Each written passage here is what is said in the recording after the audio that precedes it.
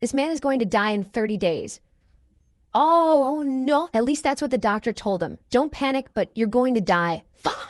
He even tried going to other hospitals, but the result was always the same. He had a terminal illness and would soon be a few feet under the ground. To pass the time, he always gamed and smoked a bucket of cigarettes a day. But the way things were going, that wasn't going to last much longer. So he decided to start a new game in the RPG Inner Lunatic. This time he decided to pick the most broken skilled and grab two at once, which resulted in a penalty: mana sensitivity genius and swordsmanship combat genius. Both skills combined gave him a terminal illness. Oh, yeah! The guy thought if he has this disease in real life, his character in the game should have it too. But that's when the spell backfired on the caster. He didn't expect that he'd suddenly end up taking over the character's role in the game. To make it worse, the character whose body he took over is a villain, tangled up with the devil and Beelzebub. Just so you get an idea of what I'm talking about, he walks through the mansion and bumps into a maid, knocks all her plates down, and instead of screaming like the original character would, he forgives her with that "I'm kind but I'm dangerous" smile, leaving all the servants panicking, thinking he's possessed. And they're not wrong. He really did possess this body. Not bad, not bad. Soon the encounter with the hot redhead is coming. This cheerful, good-looking girl was the one responsible for this character's death in the game's story. She herself accused him of walking hand in hand with Satan and drove a sword through his chest. In this timeline, the water tower-headed guy wants to avoid that whole situation, but little does he know what's actually gonna happen is a sausage sliding into a bun, gonna lie down on the green grass completely barefoot, gonna make the duck scream till it passes out. I think you guys already get it, right? Oh! So let's go back to when he hit play on the game. But in that moment, everything changes. His body reacts strangely, and he feels like his death has come early, with unbearable pain. He collapses, thinking he never had a good life, when a window opens, syncing his character to his real self and showing configuration complete. Then a white-haired person wakes up, instantly recognizing the room. He checks his reflection and realizes right away that he has become his character, Knox von Rehumfer. That boy belongs to the third family branch, tied to the Dark Families, a house deeply linked to the worst group in that world, the Lunatics. He's also the youngest of the 5 Rehumfer siblings. For generations, this family has produced great talents in magic and swordsmanship, but Knox was the one exception. That's why his whole family looked down on him for having no talent. In the game, he signs a contract with the devil to gain power, and becomes a villain. Now the protagonist wonders if this is all a dream, but then his stats appear. He immediately complains because they're terrible, especially his stamina, which is only 2. That's because of his negative trait, terminal illness, which affects the character too. He had made that character almost like a way to share his loneliness with a game. Now though, he's in real danger, and right then a message appears. It greets him by his real name. He can't understand how it knows the name his parents gave him, a name he doesn't even remember. So he wonders if it knows his past too. The sender cheerfully says it's been a long time since they last met. It says he did very well these past 2 years and deserved to be here, then welcomes him back. The protagonist understands none of it. Now living as Knox, he's told his old world wasn't real, which sounds ridiculous. Still, the computer insists it wants to help him, but can't explain more yet. Shaken, he tries to make sense of it when the machine gives him an order. Enroll in Eladon, a huge famous academy where he must grow stronger and move closer to the main story, where it promises he'll find the truth. That only rattles him more, and he tries to understand everything while looking at his reflection. The face of the final boss from Inner Lunatic, a man doomed to die in the end. That will definitely happen if he follows the main story. Still, if all this is real, it may be his only chance to get his memories back. So he decides to go straight into the main story, search for a link to his memories, and survive. Clenching his fist, he says with determination that he'll become the greatest villain. He smiles at that change, remembering how a year ago, after learning about his illness, life became a cruel countdown filled with medicine and constant fear of death. Now, in this new world, a place he knows better than his own room, he decides to begin by asking the system for the date. It shows February 4th, 1812. Relieved to know the date, he's set on avoiding his death. He confidently opens the door to leave his room, and his negative traits activate, hitting him with intense pain from that one simple move. His first problem is clear. This body is incredibly weak. Annoyed, he walks through the mansion until he bumps into a young maid, knocking her down and making her drop every plate. She and the other servants panic, worried about how Knox will react. Even while hurting, he looks down at the maid and recognizes her from the game as Lona De Niro. Embarrassed, she drops to her knees and quickly apologizes. Knox brushes her off as a minor character and a gossip, though he's surprised someone so nosy looks this cute. Leaning into his villain role, the protagonist steps closer with a wide smile, forgives her, and warns her not to let it happen again, which terrifies the whole staff and confirms he really is playing the villain. The servants mention they're shocked to see him up so early, and things get even stranger when Knox says he's going to the gym and taking Lona with him. That makes the maid feel like she's in danger. On the way, she even imagines getting hit with a wooden sword, while the protagonist thinks about how he was always close to death and how now he finally has a chance to survive. He says out loud that it's impossible, which scares the confused maid even more. He goes back to thinking, remembering he played this game 27 times, so he knows every hidden item. He stops to open the skill window thinking about the game's huge fandom. People love it because of all the possible stat builds, including categories like super gifted or genius, which let you grow fast but are limited to one. If you go over that, you get a penalty, just like he did. He's a genius in martial arts and mana detection, which boosts his magical sense, but he also has to deal with serious penalties, a lifespan of just 1 year, weakness that makes him faint often, slow stat growth, and constantly cold hands and feet. Lona De Niro stays close while he thinks through how to fix all of it, and they finally reach the training room. He pauses there looking oddly sad, which the maid notices. In the end, Nox opens the door with his first goal in mind: break free from the curse of weakness. Determined, he starts training, swinging his sword, then collapses after making fewer than 10 moves. His weakness wins for now, so he rests until he can sit up again and notice how well kept the weapons are. Weapons mean everything to the Reinheffer family, shown by their silver shield, and the house is remembered by one saying, the home of darkness and the sword. That comes from their signature skill, Vision Swordsmanship, which gives a sword the dark attributes so it can cut down enemies. Just like the legendary Black Victor, the supreme conqueror, whose sword is passed down from one chosen family member to the next. Nox knows he'll never inherit it, so he focuses on the advantage he really has: money. His family is so rich they don't care what the youngest son does or how much he spends. After all, his character is a spoiled brat who always gets what he wants. With that in mind, he stands up just as the maid comes to say his request is ready. As he steps closer with the wooden sword, the protagonist calls her over. She fears he'll hit her, but instead she only gets a whisper in her ear. That makes her react loudly, because what he asked for will cost a lot of money. Nox tries to persuade her with a kind smile, then backs it up with a threat to make sure she obeys. Frightened, she agrees and leaves. MC is left alone as he pours himself tea, thinking that if he gets everything he needs, he can end his weakness. But then he feels someone behind him calling, "Lord Nox." He recognizes him as Lord Rodwell, the butler in charge of the house, who serves his father, the family head, Theodore von Rienhofer. That presence makes him nervous, and he starts shaking while trying to think of how to handle the situation.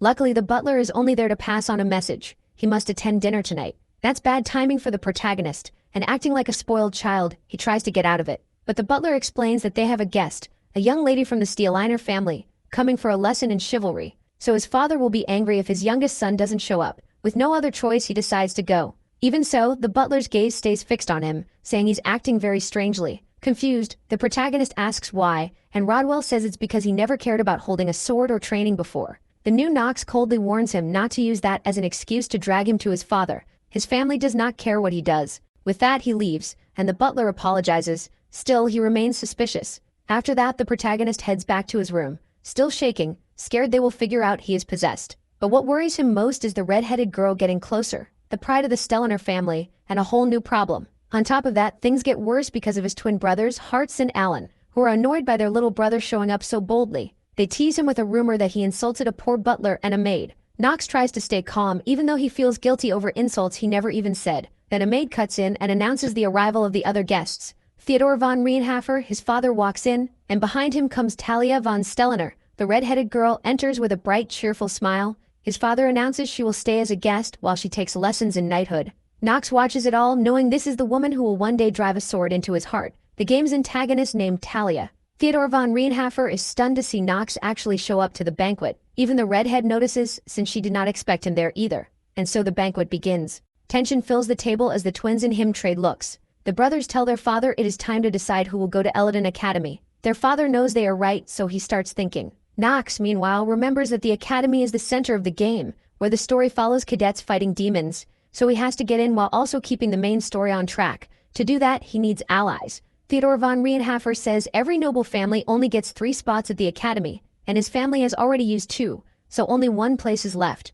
They will settle it with the family's usual method, a duel. Nox puts himself forward, shocking everyone. Seeing that, Theodore von Rienhofer sets the fight for 1 month later in the training hall. The twins push the protagonist to give up, saying his condition means he has already lost. Calm and polished, the protagonist answers that they can only say that after they actually beat him. All this happens while he drinks wine and boldly declares that he will be the one to enter the academy. That shocks his father, enrages the twins, and catches Talia's attention. She watches him with a wide smile, which scares the protagonist because getting close to her is the last thing he wants. And so night falls and Rodwell reports Nox's sudden change. The head of the house says he would not have believed it if he had not seen it himself, even wondering if MC might be possessed. Even so, true or not, he is intrigued and decides to wait and see where this leads. Meanwhile, Nox starts preparing by running while the servants watch and doubt him. He cannot understand why he keeps hearing those comments, but he keeps training and slowly raises his stamina, only to 0.1.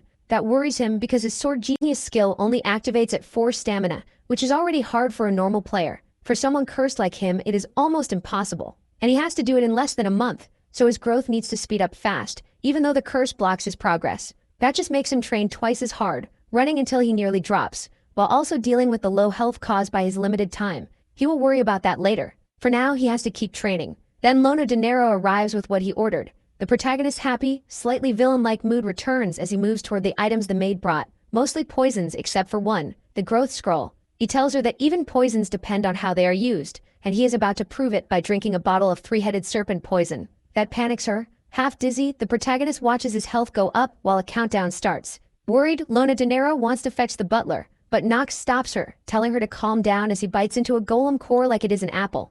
That scares the maid even more. The core works fast, which makes Nox grin because it cancels out the poison's effects, triggering hidden peace. The golem core raises the user's defense by turning their body to stone, but when it is taken with 3-headed serpent poison, the poison gets weakened, making part of his weakness fade. So he keeps experimenting in front of a worried maid who thinks her master is about to die. Instead, the opposite happens, and the protagonist starts taking off his clothes in front of her. She watches with narrowed eyes, her face turning red, as he pours fairy spring water over himself in a strangely dramatic way. That also removes the golem core's effect, giving him hidden peace again. A huge smile spreads across his face, especially when he gains the growth benefit skill, which doubles his growth speed.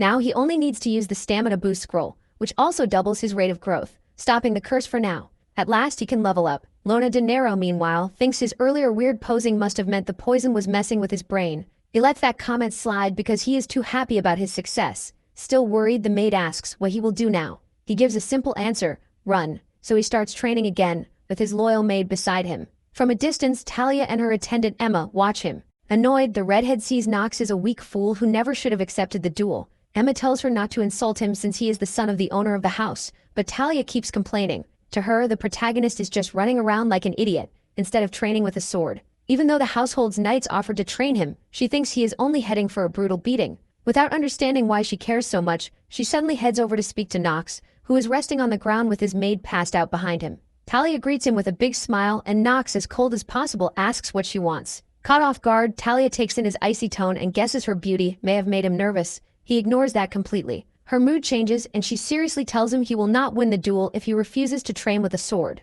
Then the redhead offers to help him beat his older brothers. The protagonist rejects her at once in a cold voice and walks away, leaving Talia furious over how he treated her when she was only trying to help. She storms off with a shove. Lona De Niro watches her master keep getting on women's bad side while Nox stands there confused and gets called a rascal by the maid. Then the protagonist decides to check Talia's stats. They are impressive. She controls fire, has high charm and strong traits like heroic admiration, honesty, and sword genius. Her neutral trait is an undeveloped inferiority complex, but the protagonist barely cares about that. He focuses on her amazing stamina of 5, higher than an ordinary grown man's, and while she is not the strongest sword genius, she is still far above the lower tier. She also has the fire attribute, which will evolve in the future into a powerful white flame that will burn Nox alive. In other words, the protagonist himself. Sadly, he cannot change that too much, because it would affect the game's story, so keeping his distance from his future killer is safer. Meanwhile, Talia walks sadly down the hall, remembering how her teachers praised how quickly she learned and called her a talent worthy of her family.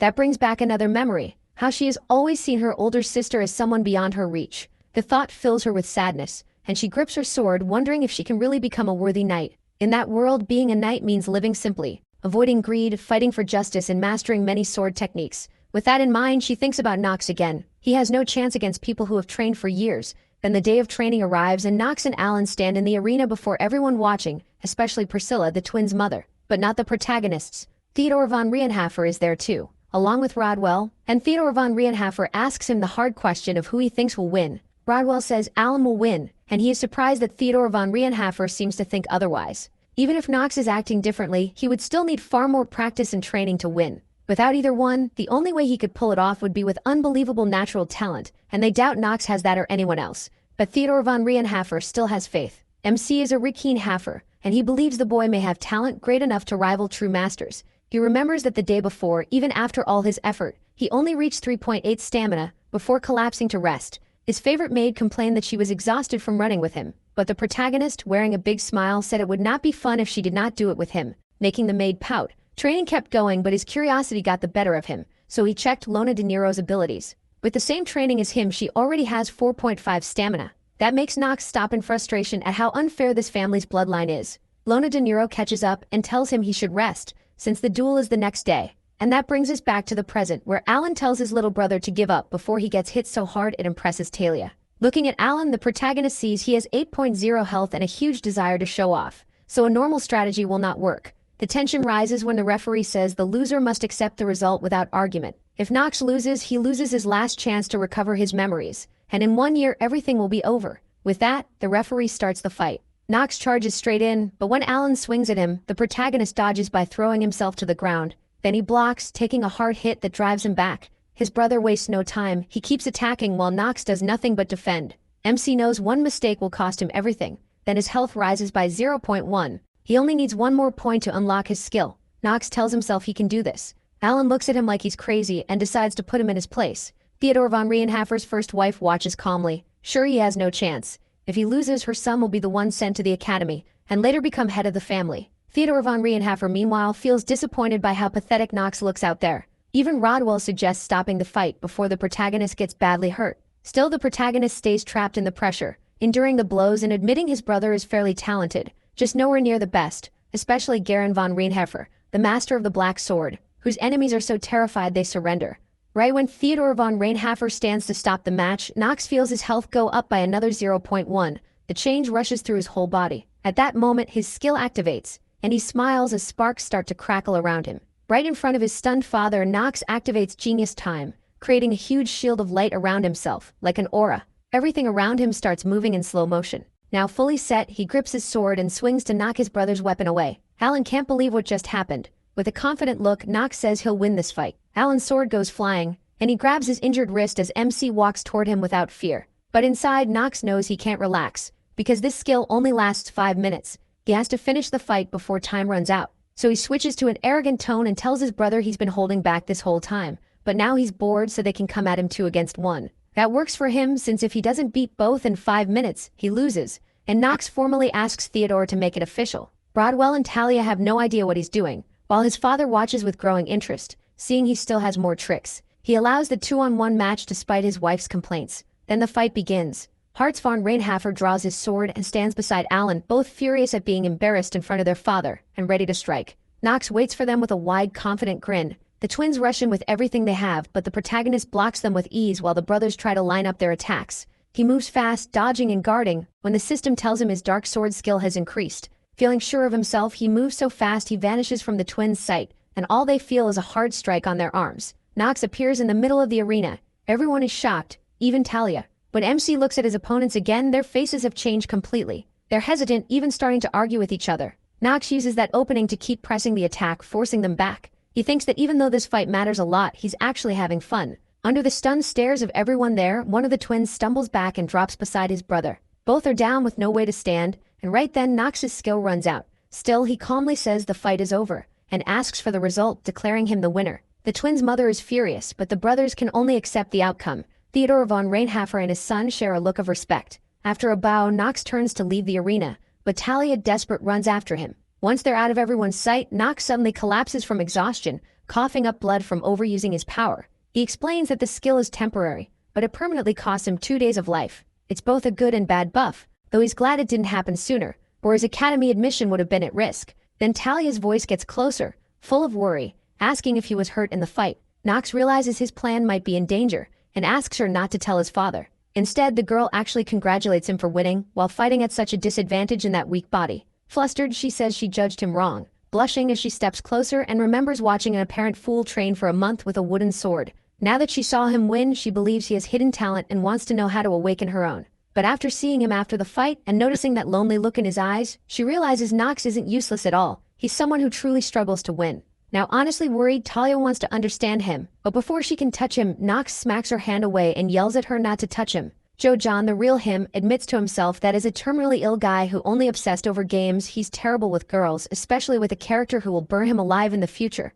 But Talia doesn't get mad. Feeling awful, she apologizes, which shocks him. He listens as she says she finally understands that all those endurance drills were meant to fight against the weakness he was born with. So she's sorry for thinking he was just acting useless. Confused, Nox doesn't know what to say. He sees her as a girl with a knight's honesty and a lot of pride, so admitting she was wrong must be hard. All he says is to keep the bleeding a secret. She agrees, watching him leave. Knox tells her it's a promise, and that only makes her blush more. Meanwhile, Theodore von Renhafer is proud of his son's talent. He talks with Rodwell, who is still confused about why the protagonist let himself get beaten early on, but he also believes that the skill the protagonist used to win would be enough to place him among the best young swordmasters. Theodore von Renhafer nods, thinking MC is still hiding things, and sends his butler to watch him without interfering. He wonders to himself whether his son could become the next heir to the Black Sword. It's a title he hopes to settle before his remaining time runs out, so he gives Rodwell the job of finding out. Back in his room, Knox realizes that even though this world is real now, the game system still works the same.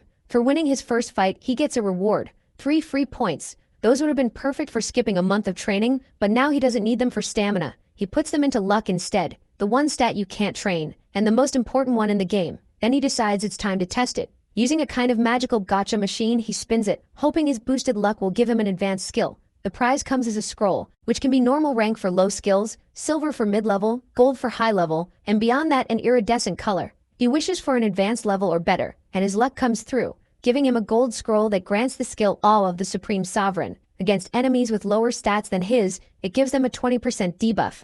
With that settled, he only needs to choose how to use his single-use skill voucher. He thinks about saving it for the gathering of all the family siblings. He figures the Eladin Academy graduation has already happened, and remembers Grion von Renhafer, the family's second son, who will also cause trouble in his search for an important family relic. The only good news is that he no longer has to worry about Talia, trusting she won't break her promise. There should be no reason for her to come near him, or so he thinks for a few hours, until she shows up again and confronts him, wanting to know how he got so strong so fast. But Knox brushes her off and walks past, saying she already saw him secretly training all month. That embarrasses her, but she still won't give up. She keeps asking him to teach her, and he remembers something from Talia's character profile. She wants recognition from her sister, so he looks at her and says that before asking him, she should think about how talented she already is. That leaves her speechless, not knowing how to comfort someone. Knox gives her a bright look and says she shouldn't compare herself to other people. That leaves her blushing. As he keeps walking, still nervous that Talia might follow, he realizes it would be bad if she saw him searching for the family relic.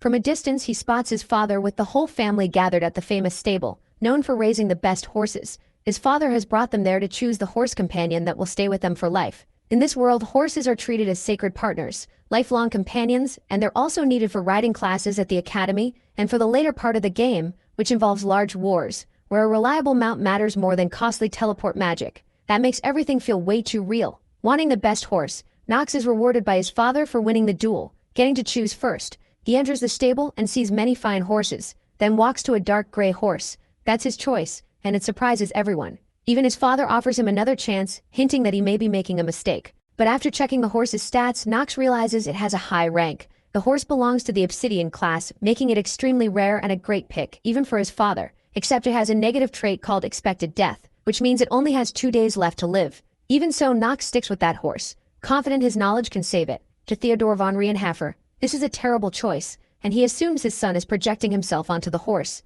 He sees it as pathetic and disappointing, warning Knox not to regret it before walking away. The twins are shocked that he doesn't stay to see their choices. Rodwell tells Knox he needs to name the horse, and he calls it Carl, the name he used when he was a player. The two of them end up in the protagonist's room, because they need to do something no one else can see. But when Knox looks into the horse's eyes, he sees that same spark, the will to live. So he starts his plan by calling for Lona, who had been secretly listening from afar. Outside his room, Lona De Niro sneaks in and clumsily ends up on the floor again. Knox is only mildly surprised, wondering why the maid is always falling over. What matters now is the horse. He tells her to look after it. She gets annoyed since cleaning his room is supposed to be her only job, but he talks her into it. In his head though, MC knows what happens next might hit her hard, especially if she gets attached to the horse. 3 days later, Lona De Niro runs in crying and yells at Knox. Carl is dead. The protagonist looks at her, feeling a little bad because she worked so hard to care for the horse. He does feel sorry for her, but still tells her to calm down because she is distracting him. She keeps sobbing that Carl is gone and Knox calmly says he will bring him back. That makes Lona De Niro think he has lost it again. He just tells her to stand behind him, while he pulls out a scroll and pours mana into it, forming a large purple rune on the floor. When the glow fades, Lona De Niro is shocked that he can use mana at all, and starts thinking this might be illegal. Knox tells her to stay quiet, unless she wants Carl to die a second time because of her. She obeys while the protagonist focuses, knowing he still has not unlocked his genius-level mana detection skill. He also remembers that this really is illegal. Anyone under 15 is banned from learning to use mana. The only exception is the Imperial family, since they become much better at magic by learning so young. Even so, Nox can only pour in as much mana as he can, until he finally adds the bonus from his one-time use skill, triggering black magic to use the book's ability, the Book of the Undead Necronomicon. With it he can revive Carl. In this world there are two kinds of undead, one's raised by black magic or dark mana, and one's revived in a special way that brings them back far stronger. Either way, the undead stay loyal to their master forever. The problem is that only the Marvas, the dark mage family, should be able to revive and control the undead. Nox's family is dark rank too, but they can only become knights, so he should not be able to use this power at all. Still, with his one-time bonus, MC manages to activate Necronomicon. Dark energy starts wrapping around them. The pressure crushes Nox and blood spills from his mouth. That terrifies Lona De Niro. He is close now, but his mana is running out. It looks like he might collapse. Then after being covered by shadows, Carl rises. He lets out a thunderous neigh, and in front of Nox stands an imposing horse, now with a fiery mane. The skill worked. Lona De Niro rushes over in worry, while Nox checks Carl's traits and sees the negative one is gone. Satisfied, he tells the horse that he is his master now. At that moment, Lona De Niro throws herself at both of them, upset at Nox for using mana so recklessly and at Carl for making her worry. That kicks off a silly argument between the maid and the zombie horse. Now pleased, Nox turns to his next move, finding the piece. A few days later, under cover of night, he goes looking for it. Using his map, he quickly finds a glowing rock and keeps moving toward his family's special item, which seems to be a ring. He needs it to fight against his time limit, so he presses on until he reaches a place he is afraid to enter. In theory, this is his real world now, not a game anymore. As he reads the warning sign, he realizes he is about to step into a cursed forest where he could die. Still, the protagonist enters the forest of the missing girl, where he must clear it or die. The place is forbidden because of its thick fog, which can confuse anyone, no matter how skilled they are. But the real danger is not the fog, it is the monsters. If an adult fights them, there is no reward, and the difficulty goes up, making the battles much harder. Nox remembers that in the game he died many times before figuring it out, rating it 2.5 stars out of 5. In his past life, he only kept doing it to learn what items the area could give. Luckily, that knowledge is perfect for dealing with his terminal illness. So he starts by lighting a huge torch, then takes his first step. He follows the smoke, or rather he heads the opposite way. That is how he begins searching deeper inside, until he senses something and tells it to stop hiding. Quick 10-second note for anyone who still is not subscribed, go subscribe. It is a tiny click that helps me a lot. From now on, I will be uploading twice as many videos as usual, so it is worth subscribing. Now back to the video. When no one answers, he swings his sword. But first we rewind a bit. Talia is still upset that her charm did not work on Nox, and she cannot stop thinking about it. Emma is seriously worried about that obsession because she could get blamed too. Talia tells her she will not lose her job, but that does not calm Emma at all. Emma then reflects that Talia is so respected she could have become the family's next archmother, if not for her sister. Even so, that is no reason to be reckless, and Emma knows there is nothing she can do.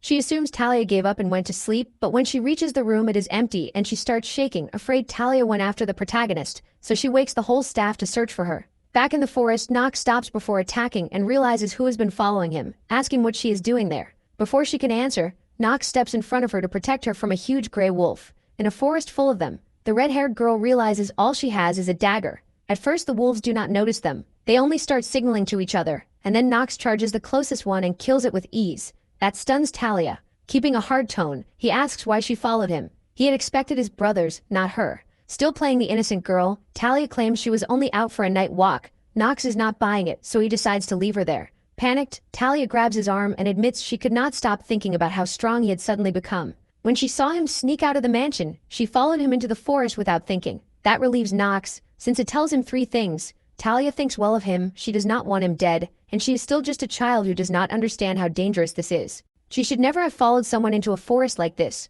but since she is a main character, he cannot leave her behind. So hiding it behind his usual arrogance, Nox tells Talia he is not helping her for her sake. He just does not want the family name stained if something happens to her. That leaves her embarrassed. He assumes that much coldness will make her back off instead, but she only looks grateful, which catches him off guard. He is about to say something important when suddenly hundreds of wolves appear and ruin the moment. Scared, Talia clings tightly to the protagonist, but he lets her stay close because he knows she will only get in the way if she panics. Even with this delay, he knows he has to stick to his plan. He also knows the main story has not started yet, so this is still part of the prologue. There is no final boss here, just an evolved gray wolf, the elite gray wolf. Even if he knows what is coming, that does not make it easy. The wolves lunge at him, but his sword meets them head on. He does not back down, fully aware they are not going to stop. He keeps telling himself he is still a pathetic weakling. Meanwhile, Talia watches in awe. After seeing how many wolves he has beaten, she starts thinking he still has not shown all the power he used in the gym fight. She can tell the protagonist sees her as a burden, since all she can do is push wolves back with fire. The fight keeps going until the elite gray wolf arrives. Back outside the forest, a search party is looking for the children and finds their tracks leading inside. The staff is horrified that they really entered the forest. Emma wants to rush in for Talia, but Rodwell stops her. Even the Rennehafer family has never cleared that forest. The butler admits that as one of the strongest dark families in the south, saying they cannot clear a forest would sound like incompetence, so they never made it public. They also never told the town that only children can enter and clear it. He cannot understand why Knox went in. He does not believe a mind-controlling monster lured him, or that he followed someone else through the barrier. Given how carefully he seems to have entered, Rodwell concludes the protagonist went in on purpose. That means Rodwell has to admit Knox is no longer the frail young master he once was. If the children are getting out alive, it will be because the young master uses all his wisdom. Hearing that, Emma drops to her knees in tears, thinking she caused Talia's death. Meanwhile, Talia is still in the forest, now holding her dagger to fight. At least seeing her stay focused helps Knox relax a little. He warns her not to attack unless she has to. Even so, the protagonist knows Talia might still be useful, since killing a gray wolf is not that hard, and she has learned to defend herself well. But he still cannot trust her to guard his back, so he needs to clear the area fast. He activates his skill Genius Hour, but a wolf wastes no time and charges straight at him, only for Knox to cut it down in one clean strike. That makes the other wolves pause, until the elite wolf sends more of its pack to surround him. Knox starts slicing through them with ease, but one slips through his blind spot and races for his back. He has no time to react. Then MC sees a dagger stab through the wolf at the last second. It is Talia, shouting for him to be careful. Perched above, she remembers Knox's warning to run if things got dangerous, something she bravely refused to do. The protagonist is left stunned. He looks up as she asks if he is all right, still shaken herself. After she saves him, Knox stares at Talia until he senses another enemy, then kills it in one clean move. He knows better than to relax, so he tells Talia he is fine. That helps her calm down, but he feels he just showed his weakest side and tries to refocus. Then his hands start shaking. The debuff is kicking in, and he still has to deal with the elite wolf. It keeps moving closer, step by step, hunting him carefully, until, with its eyes locked on him, without looking away, it bursts forward at full speed. Knox braces and faces it, head on, but the wolf suddenly changes course at the last second and slips past his side, cutting his arm before vanishing again into the thick forest. Talia gets worried, and Knox is just as tense. This is far tougher than the game ever made it seem. The wolf is smart and caught him off guard. The elite beast not only commands the others, it also uses the forest to its advantage. Now he knows he has to get serious, read its next move, and strike first. He throws out an attack, but the wolf dodges with ease. Then he realizes that was the trap. It forced an opening. He is off balance, and the pain in his body gets so bad from the debuff that he coughs up blood. He cannot react in time and watches the wolf's huge fangs rush toward him. In that moment, he knows he got too confident from clearing this game so many times before. He really thought he could handle anything, which was stupid for someone like him. Luckily, just before the wolf tears into his face, a dagger drives into its eye. Startled, Knox sees that Talia has given him the opening he needed, so he lunges and pierces the elite wolf. He kills it, but with no strength left, Knox cannot pull his sword free, and collapses to the ground, coughing blood as Talia watches in alarm. Then she quickly jumps down from the tree to help him. He looks at her with a faint smile and starts thanking her for saving him, but stops halfway when he remembers she will one day kill him, so he puts his cold mask back on. With tears in her eyes, she keeps asking if he is okay because of his wound. When he says he is fine, Talia finally relaxes, until she feels something on her arm. It is a spider, and she clearly has a huge fear of them, so she lets out a loud scream. Knox snaps alert, thinking another monster showed up, but instead he sees Talia throw herself into his arms. Terrified, she says there is a spider, clinging even tighter to an awkward Knox. He is stunned by how scared she is of spiders, and wonders why she followed him into the forest, if something that small frightens her. So he pulls her off and tells the redhead he is losing faith in her as a knight. Talia pouts and shoves him, and once she calms down, Knox coughs up blood again. He pretends he is fine because he cannot tell her the truth, but deep down he is grateful for her help in keeping him alive. While he recovers, he tells her they need to leave the forest as dawn starts to brighten outside. Emma is still crying for Talia, and Rodwell is also worried about the trouble this will cause between the families, on top of the shame he already carries for never being able to clear that forest. Then everyone is shocked when the fog starts to lift. At the same time, a huge wave of shining mana rises up in front of everyone there, making it clear the forest has been cleared. To everyone's surprise, Knox and Talia walk out of the forest. Rodwell smiles, realizing the order of succession has just shifted in his favor. Knox sees the gathered knights and assumes they were really worried about Talia, who is quickly pulled into a tight hug from Emma. Rodwell steps up too and says the protagonist's family was worried as well. That makes MC think this dark family must be softening, if they care about someone as useless as him. Emma keeps crying in Talia's arms until her mood turns from relief to anger. She lifts Talia with one hand and says she will punish her, reminding her of the family rules. From a distance, Knox notices how strong that maid is and remembers the absent-minded Lona.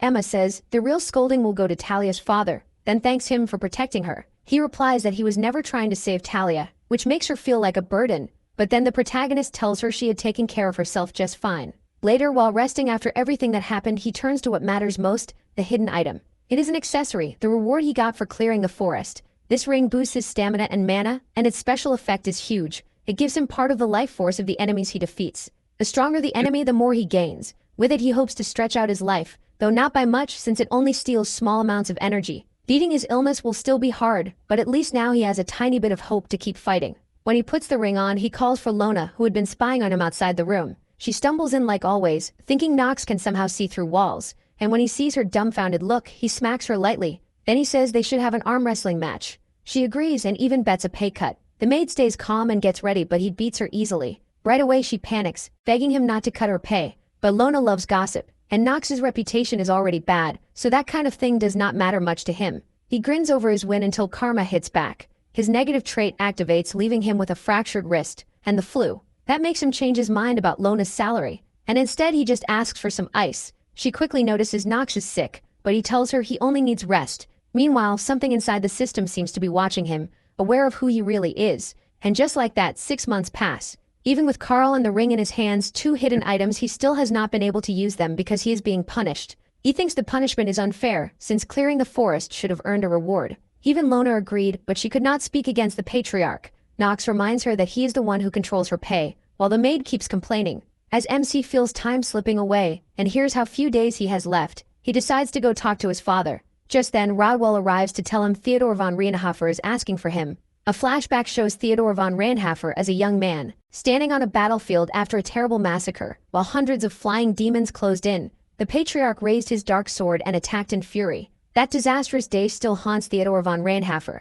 and he seems to sink deeper into darkness until he opens his eyes, remembering that someday one of his children must learn to wield the black sword. It has to be someone with pure talent, and soon, because that person will also have to send him to the next world. But those thoughts are cut off by his butler, who tells him Knox will arrive soon. The patriarch is annoyed by the delay, but he also thinks about his son's feat in clearing the forest, something even he could never figure out how to do, so it deserved a reward. Still, the vassals objected and ordered an investigation into him, which confirmed that he was the one who cleared the forest. Soon after, Knox arrives, greeting him respectfully. Without wasting time, the patriarch says the protagonist's actions were wrong. Even so, it is his duty to reward those who deserve it, so Knox may ask for one favor. MC is confused because he has never seen Theodore von Rienhofer offer a reward before, so he fears it might be a trap. Theodore makes it clear that Knox can ask for anything, though if it is too extreme, he will rethink the offer. He says he will not ask for anything strange, but he does need time to think. Theodore agrees and dismisses him. The next day, at the mansion gate, Talia says goodbye to Knox,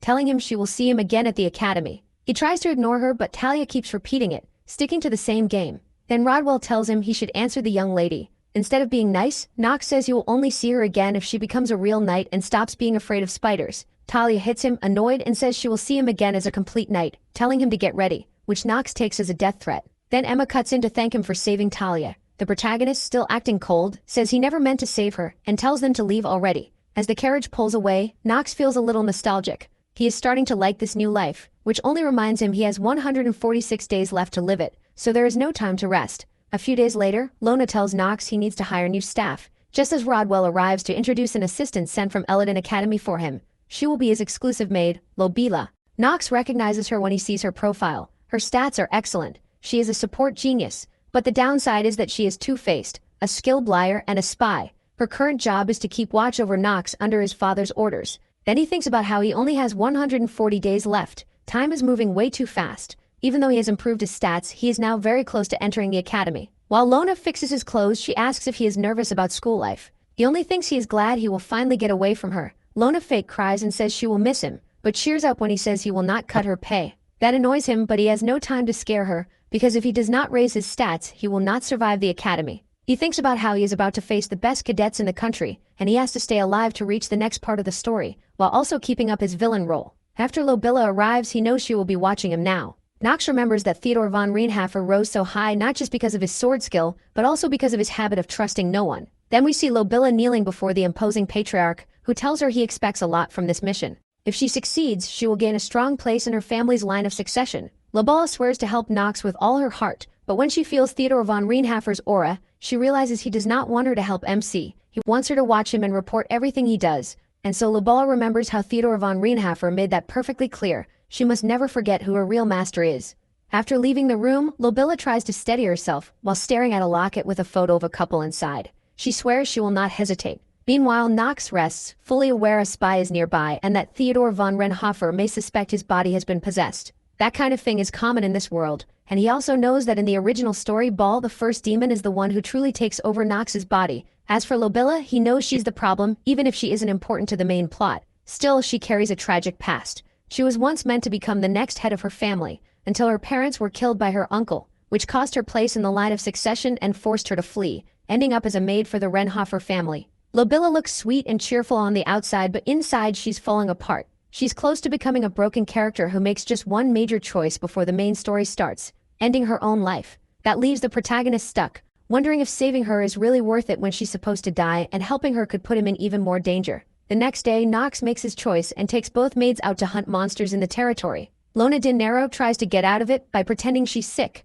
Lobella agrees right away. Lona de Nero tries to tell her not to obey so fast, but Lobella stays calm. Even though Nox knows any normal maid would be scared of hunting monsters, and the order itself is ridiculous. Even with her hands shaking, Lobella still agrees at once. He messes with Lona de Nero a little, saying fake illnesses won't save her, or he'll dock her pay. With no way out, Lona de Nero tearfully asks if she needs a bow or a sword. Nox smiles, enjoying himself, until the blonde maid cuts in to ask if she can report the trip to Rodwell. He has no choice but to allow it, since his top priority now is raising his life expectancy. So they head out and spend the next few days in the forest that has gone back to being normal. Nox spends that time killing the creatures in the area, wiping out everything there. After a long hunt, he manages to extend his life by about 2 hours, which makes him think the plan is working. Then Lobella interrupts, offering him water and asking if he's tired after just an hour of hunting. That disappoints him, because wasting that much time and failing to trigger his skill means he only gained 1 extra hour. On top of that, the number of enemies is limited, and during those hunting days he has already wiped out all the wolves, their bodies now being found by Lona de Nero, as she walks around. With that, he realizes his plan is falling apart. To him, having no monsters left is bad news, which makes the maids think he's a little weird. With no better option, he decides to go back to the mansion. Lobella quickly says she'll prepare his bath. He thanks her, and she smiles. Then Lona de Nero tries to be helpful too, but Nox isn't interested. Instead, he focuses on Lobella and asks a simple question. Who do you serve? That leaves her frozen. She doesn't know how to answer, and Nox makes it clear that no matter how great or beautiful a sword is, if he can't use it, he won't hesitate to throw it away. The maid's hesitation tells him all he needs to know. She tries to explain herself, but he has no more questions. At least she didn't lie to him. Lobella keeps trembling, but he tells her it doesn't matter who she serves. He'll still treat her as one of his people and help her if she needs it. That leaves the maid kneeling on the floor, head lowered. That night in the maid's room, Lona de Nero complains about their master. Lobella plays along, while thinking that ever since joining this family, she's heard about how much Nox changed. She can't understand how someone could change so quickly. She's also shocked by how he climbed the ranks in the family, unlike her who was thrown to the bottom even though she was the rightful heir. Gripping her locket tightly, she thinks over what Nox told her. Even so, she still doesn't understand what he meant, and she also believes she isn't worthy of serving that family. With her own relatives still hunting her to finish ruining her life, she knows they'll fire her soon. Even with all that, she keeps up her cheerful act and walks in where the rest of the staff are. They all seem to know her situation, and while she stays composed, she can feel their looks full of contempt, until Lona de Nero shows up, loud as always to get her. Lobella thinks Lona de Nero either doesn't know what's going on or just doesn't care. Either way, that noisy maid is making a mistake by acting like this around her. Lona de Nero doesn't seem to care at all. She grabs Lobella's hand and starts pulling her along. The blonde follows with a faint smile and dull eyes, thinking both Lona de Nero and Nox are just being foolish. From his room, the protagonist reads the letter accusing Lobella's father of many crimes he knows are fake. It's probably the same letter Theo already got. Knowing that, he realizes he can't help, even if he wants to, because it could trigger a butterfly effect across the rest of the game. Sometime later, Lona de Nero and Lobella hide in the bushes and watch Nox hunt wolves. Lona de Nero notices that her master has changed a lot since that day, showing absolutely no mercy, and that worries Lobella. Nox, meanwhile, is getting anxious because even after killing so many monsters, the area's random boss still hasn't shown up. It only appears when few monsters are left, and he needs to beat it to raise his stats. He thinks it won't appear again. Then something shoots past at top speed. It's exactly what he was waiting for. A giant elite hornet. It's fast but not too much for him, and he starts fighting it as the creature pushes him back. Still confident, Nox waits for the next strike. Right before it lands, Lobela throws herself in front of the huge stinger, taking the hit and ending up badly wounded. The protagonist stares in shock. He can't understand why she stepped in when the attack wasn't even going to hit him. He rushes to her, stunned by her courage, because very few people would jump in front of a monster to save someone else. He knows he has to get her back to the mansion, while Lobela lies on the ground with a deep wound in her chest, thinking Nox's concern is fake and that he's just another person trying to use her. Still, she's confused because the protagonist's voice shakes with anger. At the same time, Theo finishes reading the letter about Lobela's father's crimes, and Rodwell confirms the report. The patriarch thinks his goal with the blonde maid was always to use her to gain control of the Lobela family through her. But now his peace is about to lose everything, since the letter strips away all her rights as a direct descendant. That ruins his plan, so he asks Rodwell what they should do with her. Rodwell says sending a maid with no family name along with Nox to the academy would damage his reputation. And right then they're interrupted by a servant reporting that MC came back with a maid in critical condition from a wound and poisoning, and that he used a very expensive antidote without permission. Rodwell realizes it was Mandrake potion, which really is extremely costly. That makes Theodore von Rienhofer think his son has grown attached to the maid, and he worries about what those feelings might bring. Meanwhile, she slowly wakes up with blurry vision, hearing Lona De Niro crying and yelling nearby. The worried maid stays by her side, and the blonde, still confused, asks about Nox, remembering when she was hurt. Lona De Niro explains they brought her there, and he used a powerful antidote on her. She can't even say its name right, but he argued with the doctor and even threatened him to get it. To her, that proves their master still has a good side. Confused, Lobela wonders why he would do all that for her, if he was only using her. She gets up to find him, but Lona De Niro has been told to watch over her, so she begs her to rest. Instead, Lobela stands, pulls out her suitcase and starts packing, thinking she doesn't deserve to stay anywhere. She takes the photos of her parents from the locket and leaves them with a letter for Nox, thanking him for saving her and repaying him for the antidote he used, along with the locket.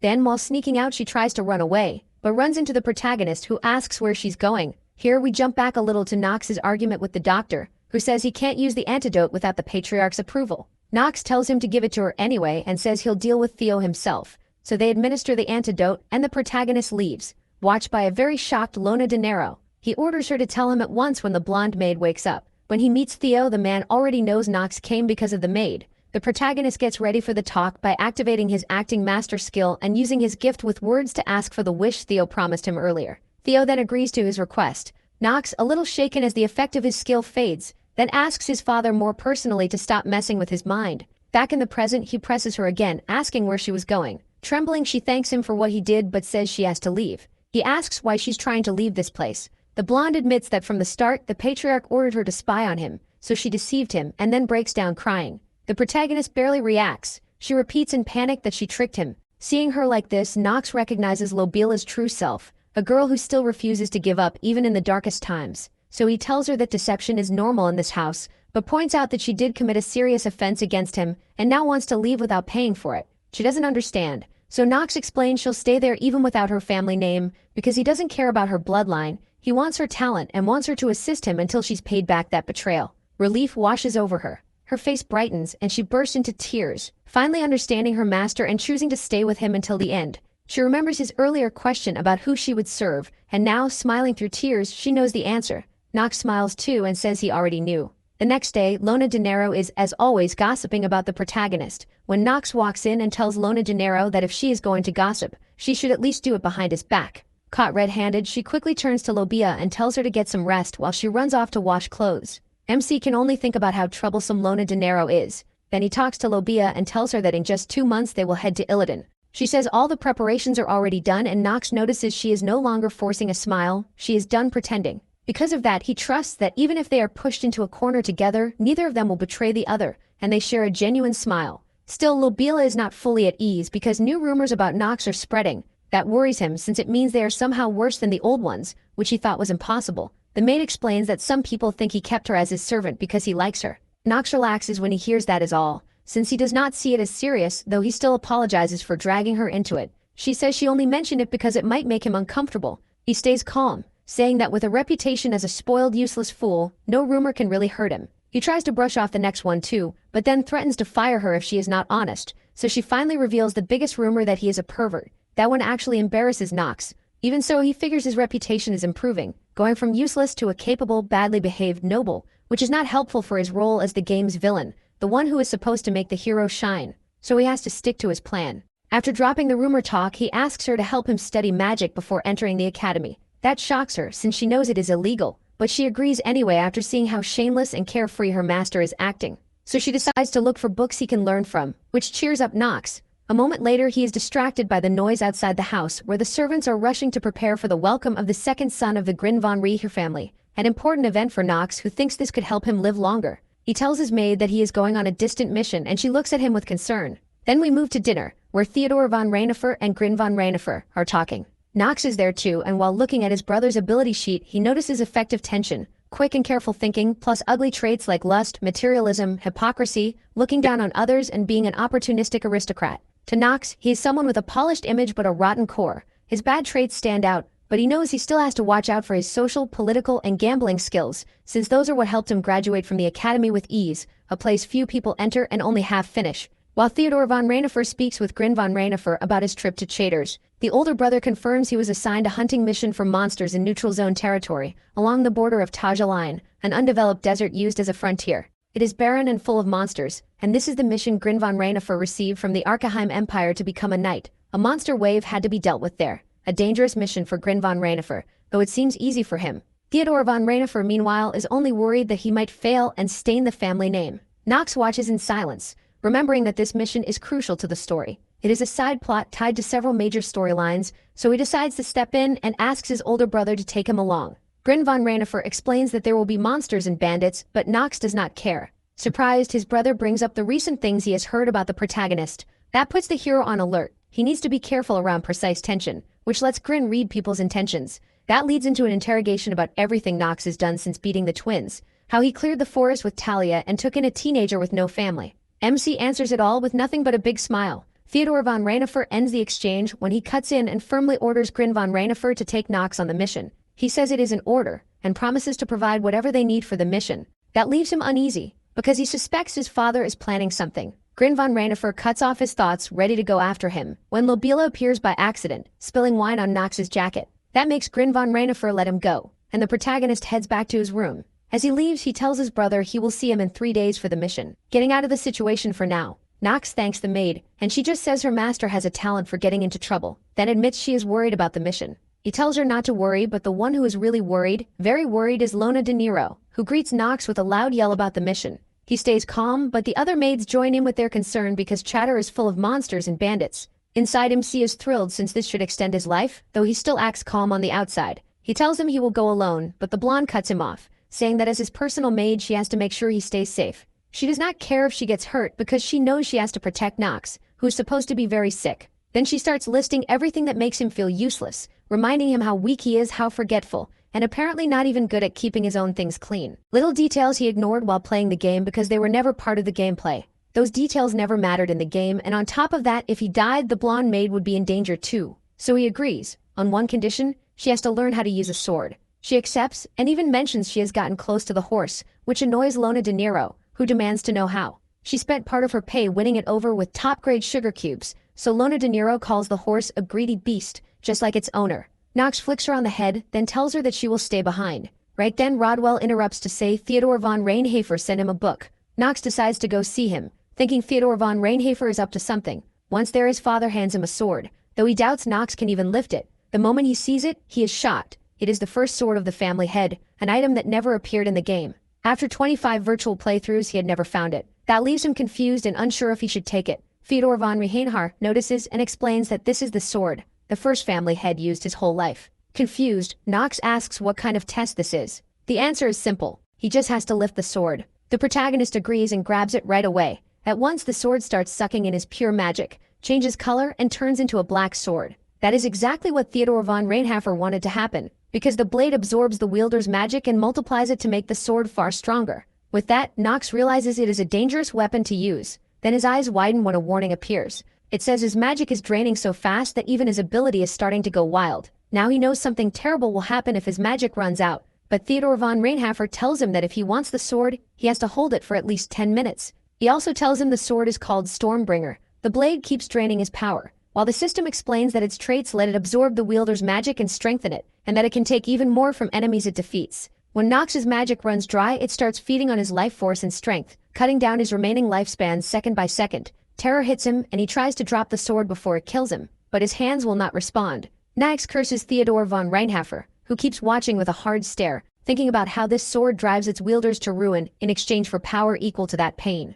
It was the weapon of the first patriarch who founded the family. Since then, none of his descendants had been able to use it. Most people collapsed just from touching it. Even Theodore himself lasted only 1 hour. So he knows that if Nox can endure 10 minutes, he can claim it, raising the chance that the family's most useless member might actually possess talent equal to the 3 emperors of the sword, making him a possible next patriarch and the one destined to end his life. As Theodore watches, Nox, full of hatred and exhaustion, drives the sword into the ground, completely drained. Theodore von Reinhofer is satisfied, acknowledging Nox's power and telling him the sword is now his. MC, however, is left weak and angry over losing more of his lifespan. Luckily, the next 3 days pass fast, and then he sets out for Chatter with a caravan of knights led by Grain riding beside Lobila, who seems happy to carry all their luggage in a subspace bag his father gave him. She is also carrying the sword, and Nox keeps watching Grain, who is hauling several items from Theodore von Reinhofer, which he assumes are payment for bringing him along.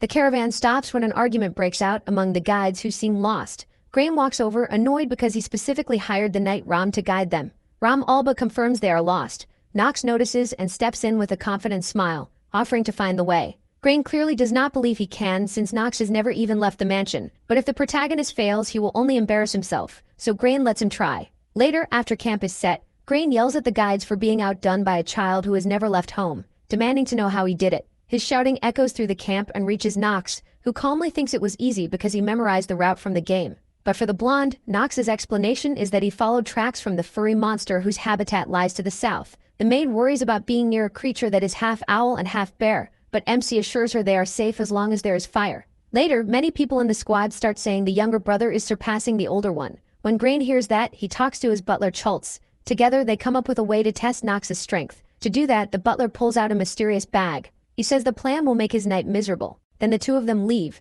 and head to their tent to sleep. But Nox stays awake instead, sitting there with his sword, listening to the sounds of the forest until he decides it's time. He leaves the blonde maid behind, and when he steps outside, he finds that 4 tents are marked with ogre pheromones mixed into the dirt. That scent of course drew the ogres in. What would scare his brother? Looks like nothing more than health bars to Nox as he charges his dark sword. The blade responds perfectly, and the ogres rush him. Moving fast, he leaps up and attacks from above, bringing down one ogre right away. The others charge too, but he cuts them down just as quickly, noticing how useful the sword is, even if he worries it might drain all his mana. Even so, he keeps going, jumps again and dives at another ogre, finishing it with 1 slash. Now fully confident, he sees only one left. Terrified, it tries to run, so Nox calls for Car. It appears at once, mane blazing, and carries Nox at full speed straight in to crush the last ogre. That fight earns him 9 more hours of life. Then she comes out of the tent, worried even though Nox had told her to stay inside. After seeing the mess, the maid suggests warning the others. The protagonist tells her no one else is in danger, because Grain used pheromones to lure the ogres here. That makes the maid guess he was trying to keep MC under control, and MC agrees. His older brother was probably testing him, but he doesn't care about dirty tricks. Instead, he collects some blood from the ogres, since that's another way to draw in more of them. They're human-like enough to come looking for revenge. Farther away, the rest of the camp sleeps peacefully, until Grain is jolted awake by the loud alarm of a mana detector that senses nearby monsters. It makes no sense to him, they haven't even entered the forest yet, so he assumes it's broken. Then his frightened butler runs in, saying they need to evacuate. Both of them rush out of the tent, only to find the camp overrun by ogres. Grain can only stare in horror until dawn finally comes. By morning, ogres are dead everywhere, and many people are hurt, so they have to regroup somewhere else. Grain keeps scolding his butler for marking the wrong tent and bringing the ogres onto them, but the man swears he made no mistake. Meanwhile, Nox calmly gets ready to eat with his maid. She says she can't eat with him because of protocol, but he talks her into it by saying she shouldn't stay far away if dozens of ogres show up like they did at Grain's camp. She looks at him like he's shameless, and Nox tells her she should get used to it. At the same time, Grain orders everyone to pack up. While eating, the protagonist notices the tents still stained with ogre blood. She sees it too and asks if he'll help when more ogres come. Nox has no plan to do that, but he can't say it out loud because he actually wants more ogres to come so he can keep raising his lifespan. When he finishes eating, he watches the sun rise with a big smile and tells his maid to look, while elsewhere an ogre walks through the forest and gets torn apart with ease by a complete stranger. That's how the second day of the journey begins. Nox rides along while tapping the ground with a stick, checking the terrain. Then his brother comes over and asks what they should do about the ogres. Nox says the best answer is to get out of the forest fast and avoid trouble. Grain doesn't seem convinced. Still, MC wins the soldiers over, and they start admiring him and speaking well of him. Then one of them asks why he keeps hitting the ground, and Nox answers with a grin. At any moment that monster will show up. Right then everything starts to shake. From the ground a huge worm bursts out, the malformed dragon Nox was expecting. This was exactly what he wanted. It has a high level, no magic, just raw power, and it's more dangerous than a dozen ogres put together, a tough enemy he wanted to face. Even so, he can't let the squad know he summoned it by hitting the ground, so his battle plan is to hide. The soldiers are shocked by that choice, but Nox would rather let his enemies fight each other, since his plan depended on the ogres following them. And right on cue they appear, trapping everyone in a terrible spot. That scares the maid, but Nox calms her down, saying the two enemy groups will clash because the worm feeds mainly on ogres, and the ogres only came for revenge. And sure enough, the worm starts devouring the ogres. They fight back and charge it while everyone else stays hidden. Grain can't understand how Nox knew all this. The maid, still shaken, then sees him start throwing rocks at the ogres. He can't really explain it, because landing even one hit on the ogres lets him steal part of the worm's kill experience and raise his stats a little. That earns him 8 more hours of life. Still, the whole thing ends so fast. Nox can hardly believe it, and neither can the rest of the group. Grain thinks that even after using the ogres they still lost, so he sees no chance of winning and starts to pull back. But Nox orders the squad to attack. The plan is simple: fire arrows and throw spears into the worm's mouth, and the soldiers obey. They distract the monster while the protagonist activates the genie hour skill and feels time slow down. He runs through the arrows, slashes the worm, circles over it, then comes back and keeps cutting again and again. He lands on the ground with a huge smile as the giant bursts apart. He gains 10 more days of life, bringing him to 122 days, and his endurance rises to 5. The weakling's curse disappears, along with his growth blessing. Suddenly, everyone starts congratulating him, and he politely thanks them for their help. They praise him again, but everything changes when the ground starts shaking again. Another worm appears, catching Nox off guard and making everyone panic as they rush back into position. Before anyone can react, someone appears at incredible speed and cuts the worm in half with one move. Nox recognizes him and wonders why he's here. The newcomer introduces himself with a bright smile, leaving everyone stunned. He's the Sword Genius, the strongest character in Inner Lunatic, one of the Sword Emperors alongside Theodore, and a student of Paracelsus. His name is Paracelsus, and with that same smile he waits for the nobles to thank him for saving them. To Nox, that attitude makes his hatred of nobles obvious. Right away Chaltz feels his master has been insulted, but the boy with the monocle only introduces himself as a mercenary. Nox keeps watching in silence, thinking he understands the man's hatred for nobles. His only concern is that they weren't supposed to meet until the academy. He has no idea how to respond to that. Even so, the journey continues with the mercenary, who turns out to be heading to Chaders too. Nox keeps some distance and listens, guessing the monocled man is on some mission before enrolling at the academy. Meanwhile, his older brother sees how confident the mercenary is and offers him a job to help with the hunt, but he isn't interested. He does admit he's curious about both brothers, since they're sons of the sword master. That sounds rude to Grain's butler, who confronts him, but Grain stops him and tells the mercenary he'll think about it. In truth, he only means to downplay Nox. Sometime later, they arrive in Chaders. To MC, the place looks far more empty than it did in the game. A small girl, dirty and starving, asks for food. Grain acts arrogant, Nox just looks away, uneasy, while Paracelsus watches her with concern. Then his face shifts to surprise when a man appears before them. It's Tikin, the town's head of security, and he welcomes the two brothers. From a distance, Paracelsus watches them with curiosity. Even if they're strong swordsmen and can handle a giant worm with skill, they're still sheltered nobles, which makes them a disappointment, especially in a city that is barely hanging on. The knights running it are clearly embezzling funds just to fill their own bellies, causing the town's famine. Tegan shows them where they'll stay for the night and says he'll give them their mission the next day. Everyone starts settling in. Then Paracelsus approaches Grain to turn down his offer and stick to his own plan, wishing him luck. That annoys the older brother, who sees him as nothing but an irritating commoner. The mercenary just says goodbye and remarks that rumors always follow the capable. Nox watches from afar, feeling sure he'll see him again very soon. When night falls, he gets ready to sleep in his room. From the window, he notices several small children gathered around a fire, so he ends up going down to bring them food. He knows he can't do much, but it feels like the kindness of his real self.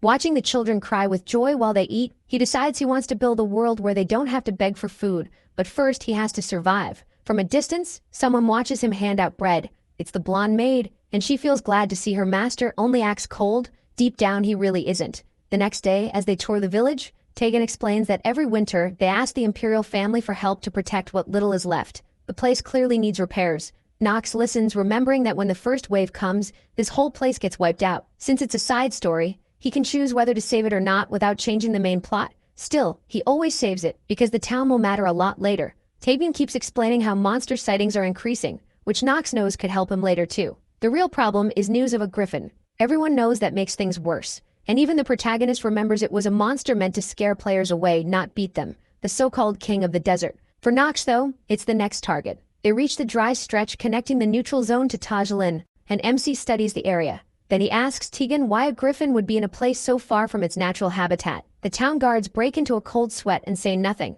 That makes Nox realize who the traitor might be. With that, a new side mission begins. Its goal is clear. Cut out the rotten part of the town. Back in the village, Schultz is furious over the humiliation Nox caused him in front of his master, and he wants payback. When he spots the maid coming closer, he steps in and blocks her path. Then he grabs her by the arm. She asks if he has a problem, and he says he does because of Nox. He lost his master's trust. Now he plans to have his fun with her. With a twisted grin, he starts groping her. She wants to fight back but stops when she remembers it could bring trouble to her master and his family. So she gives up and cries until an attack suddenly strikes. To her shock, a voice asks what problem he has with her and says he'll pay for it, however she wants. Nox is completely furious. Schultz, totally confused, tries to threaten him, saying Graham will never ignore this. That only makes him angrier. For that threat, he cuts off his arm in one move. Even then, Schultz keeps yelling that Nox won't get away with it, and the family will punish him. The protagonist stays calm and with a cruel edge says he still doesn't know his place, then drives his sword into his back.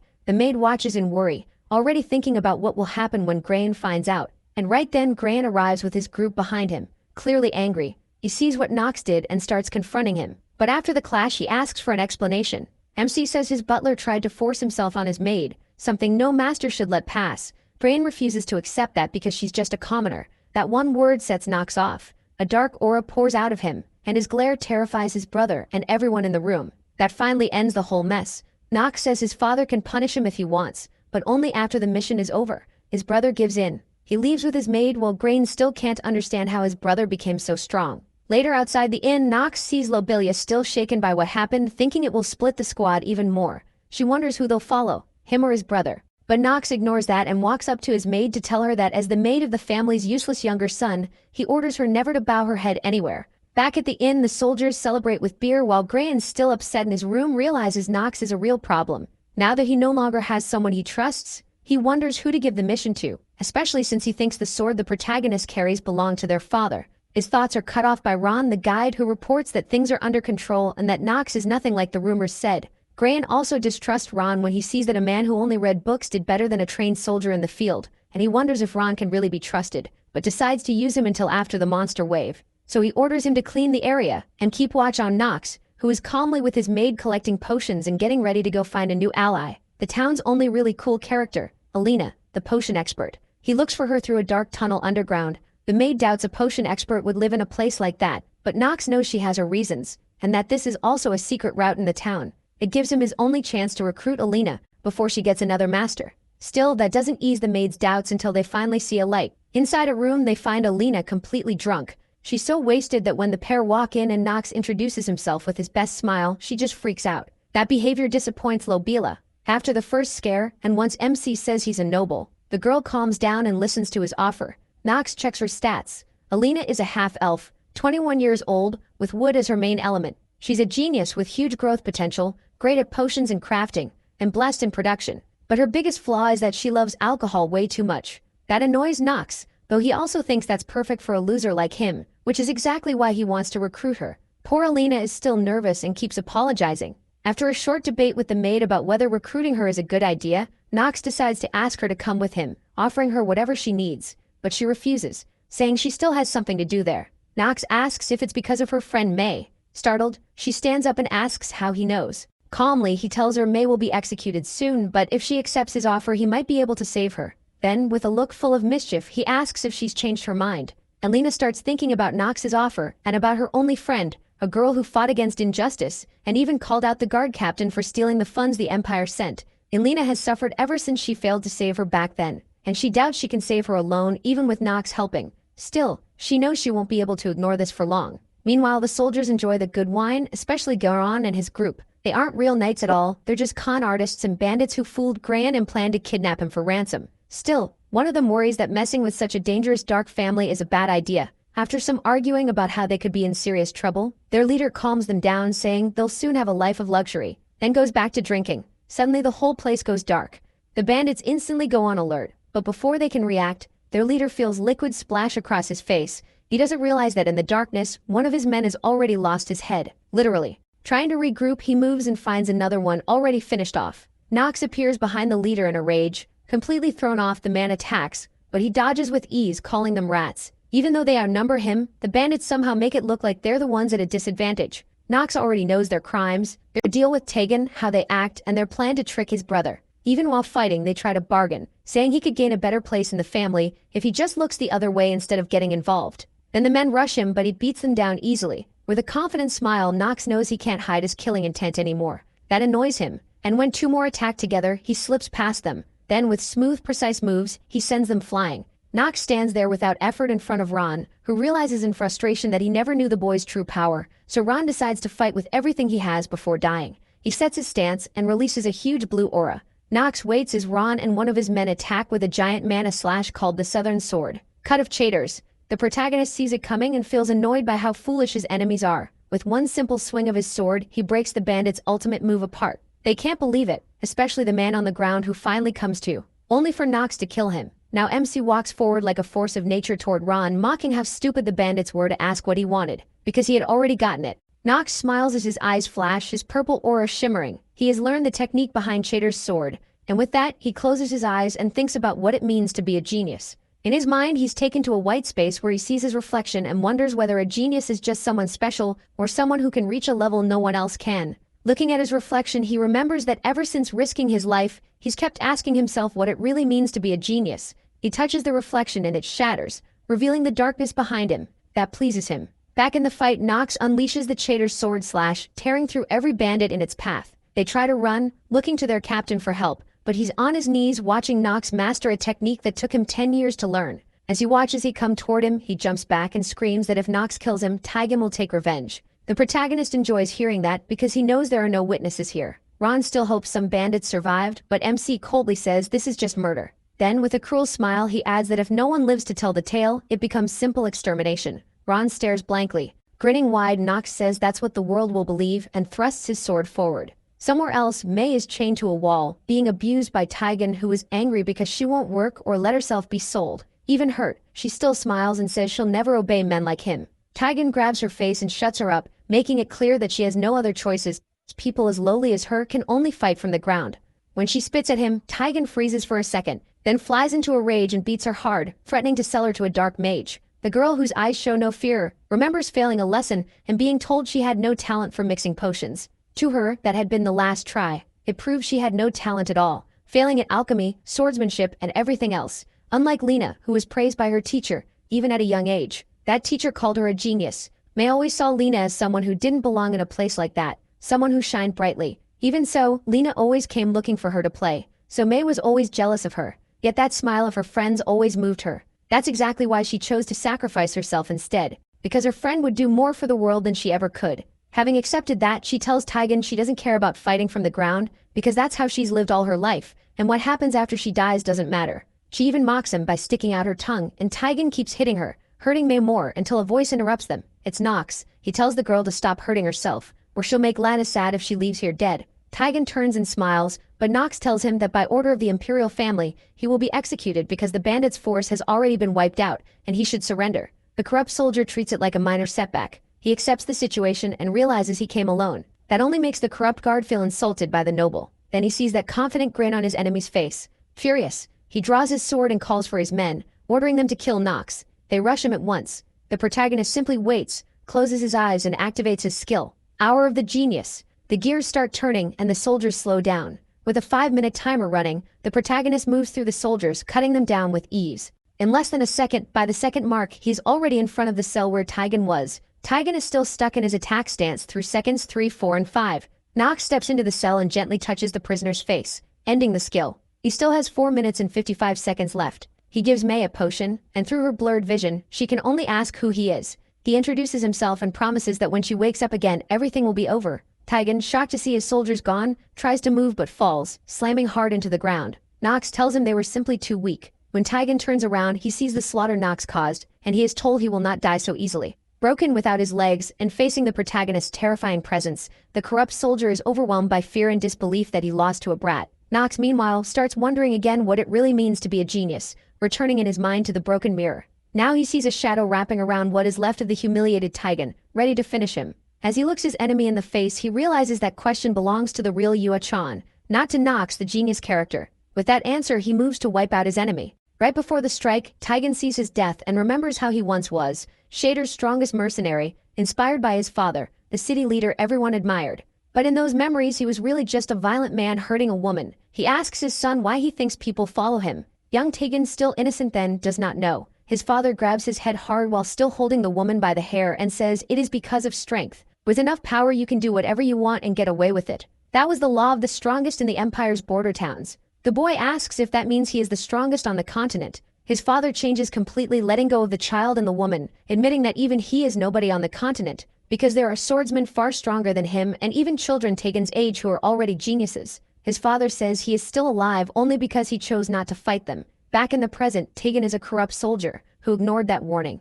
Now, seeing an unreachable genius standing before him, he finally understands why he is dying. He takes the final stab, lets out his last breath, and Nox watches with cold eyes. On the secret path, Alina feels sad until she hears Lavilla's voice. She is surprised to see May there beside her, wearing a big smile. The drunken elf bursts into tears and throws herself at her friend, who comforts her. She thinks about how selfish she was for trying to do everything alone and leaving her friend behind. Lavilla watches them happily until Elena asks where Nox is, so she can thank him. Lavilla only says that her master is busy having an honest talk with his brother, though inside she is deeply worried. She knows Nox did not want a peaceful conversation. At that moment, Grin is sitting there waiting for Ron to report in. Instead, MC arrives and asks to talk. His brother turns him down at first, but then he notices the red stains on Nox's clothes along with his look and murderous aura. So he agrees, but first the story jumps back in time. At the mansion of Rehanfer, Rodwell reads Nox's letter. In short, he asks for permission to wipe out the corruption in Shaders and requests a reward for doing it. After thinking it over, he finally admits to Rodwell that the bandits in Taigen are dangerous. Not even Graham could handle them. So Theodore von Ranhafer grants Nox authority over the area if he can remove the corruption. Still, he knows Ron's bandits are dangerous, so victory seems unlikely. That is why Nox added that if he failed, he would be willing to give up his rights as the youngest son of the Rodwell family. He asks whether his resignation would be accepted. Theodore von Ranhafer is genuinely pleased to see that confidence to cleanse the city and take it, making this the perfect chance to see what his son can do in ruling a territory. Rodwell understands and starts the paperwork so the Empire will grant them Shaders, leaving Theodore von Ranhafer to wonder what his son is really planning. Back in town, Graham hears that his own subordinates plan to betray him. Angry at the traitors and at Nox's skill, he starts to fear him. Still, he knows he has to stay calm, because if he fails this mission he will never become a knight, so he accepts the offer. Nox says he does not want much, just control of his troops. Graham agrees right away, feeling that his life depends on the protagonist anyway. In return, he asks MC to guarantee his life and give him credit for the victory. Nox agrees, and since there are 2 requests, he asks for one more thing. In the end, his brother also gives up his mine. Later, back in Lena's lab, she reads Nox's requests, including a metallizing potion and a corrosive one. Half the elves along with Miaga admit they have never made them, but it can be done. That makes Lavilla happy, though even as a maid she still asks her master why he wants to kill the griffin. The other girls feel the same. They do not want to lose their hero for nothing. He says that if it were impossible he would not try. Inside, he knows everyone would be in danger if he died, so he understands their worry. That is why he keeps quiet about what he really wants from the battle, and tells them not to ask any more questions. Lavilla and the rest agree, though they still do not look convinced. Even Nox admits to himself that beating the griffin this early in the game is something he has never done. Then he starts explaining the plan to the girls, and they listen closely to every part of it until he finishes and asks if they understood. They all say yes, and now all they can do is get ready. It will be hard, but the reward could be huge. Later, while feeding Carl, he keeps thinking that beating the griffin is the only way to survive. Then the winds change. From above, Nox sees a huge wave of monsters coming. Behind him stand all the defenders, from Lena and her friend to Grain and the soldiers. As their leader, Nox tells them to be ready. There will not be another chance. Everyone answers that they are ready to fight. Hearing that, the protagonist feels something strange, like he truly has become MC, the top strategist standing before the troops. Lavilla comes over and warns him again about the danger, but he cuts her off with total confidence, telling her to trust her master. He is not going to die. That leaves her speechless. Then he jumps off the wall. As he does, he thinks the moment he really changed was when he made that promise, one he can never keep, because he is terminally ill. Even so, he charges at the monsters and throws a small purple sphere. It hits a steel monster directly, which starts to melt, and he kills it easily. That boosts his sword skill stats. He thinks that without that promise he might have let himself die, but now a whole horde is charging straight at him. He calls them his stepping stones to gain more life and tears through them without fear. With a wide grin, he crushes them, thinking that if he wins, he can stay in this game longer than he ever could in real life. He can barely hold back his excitement when he sees a huge shape appear in the sky. To him, this is a victory. At last, that battle has come.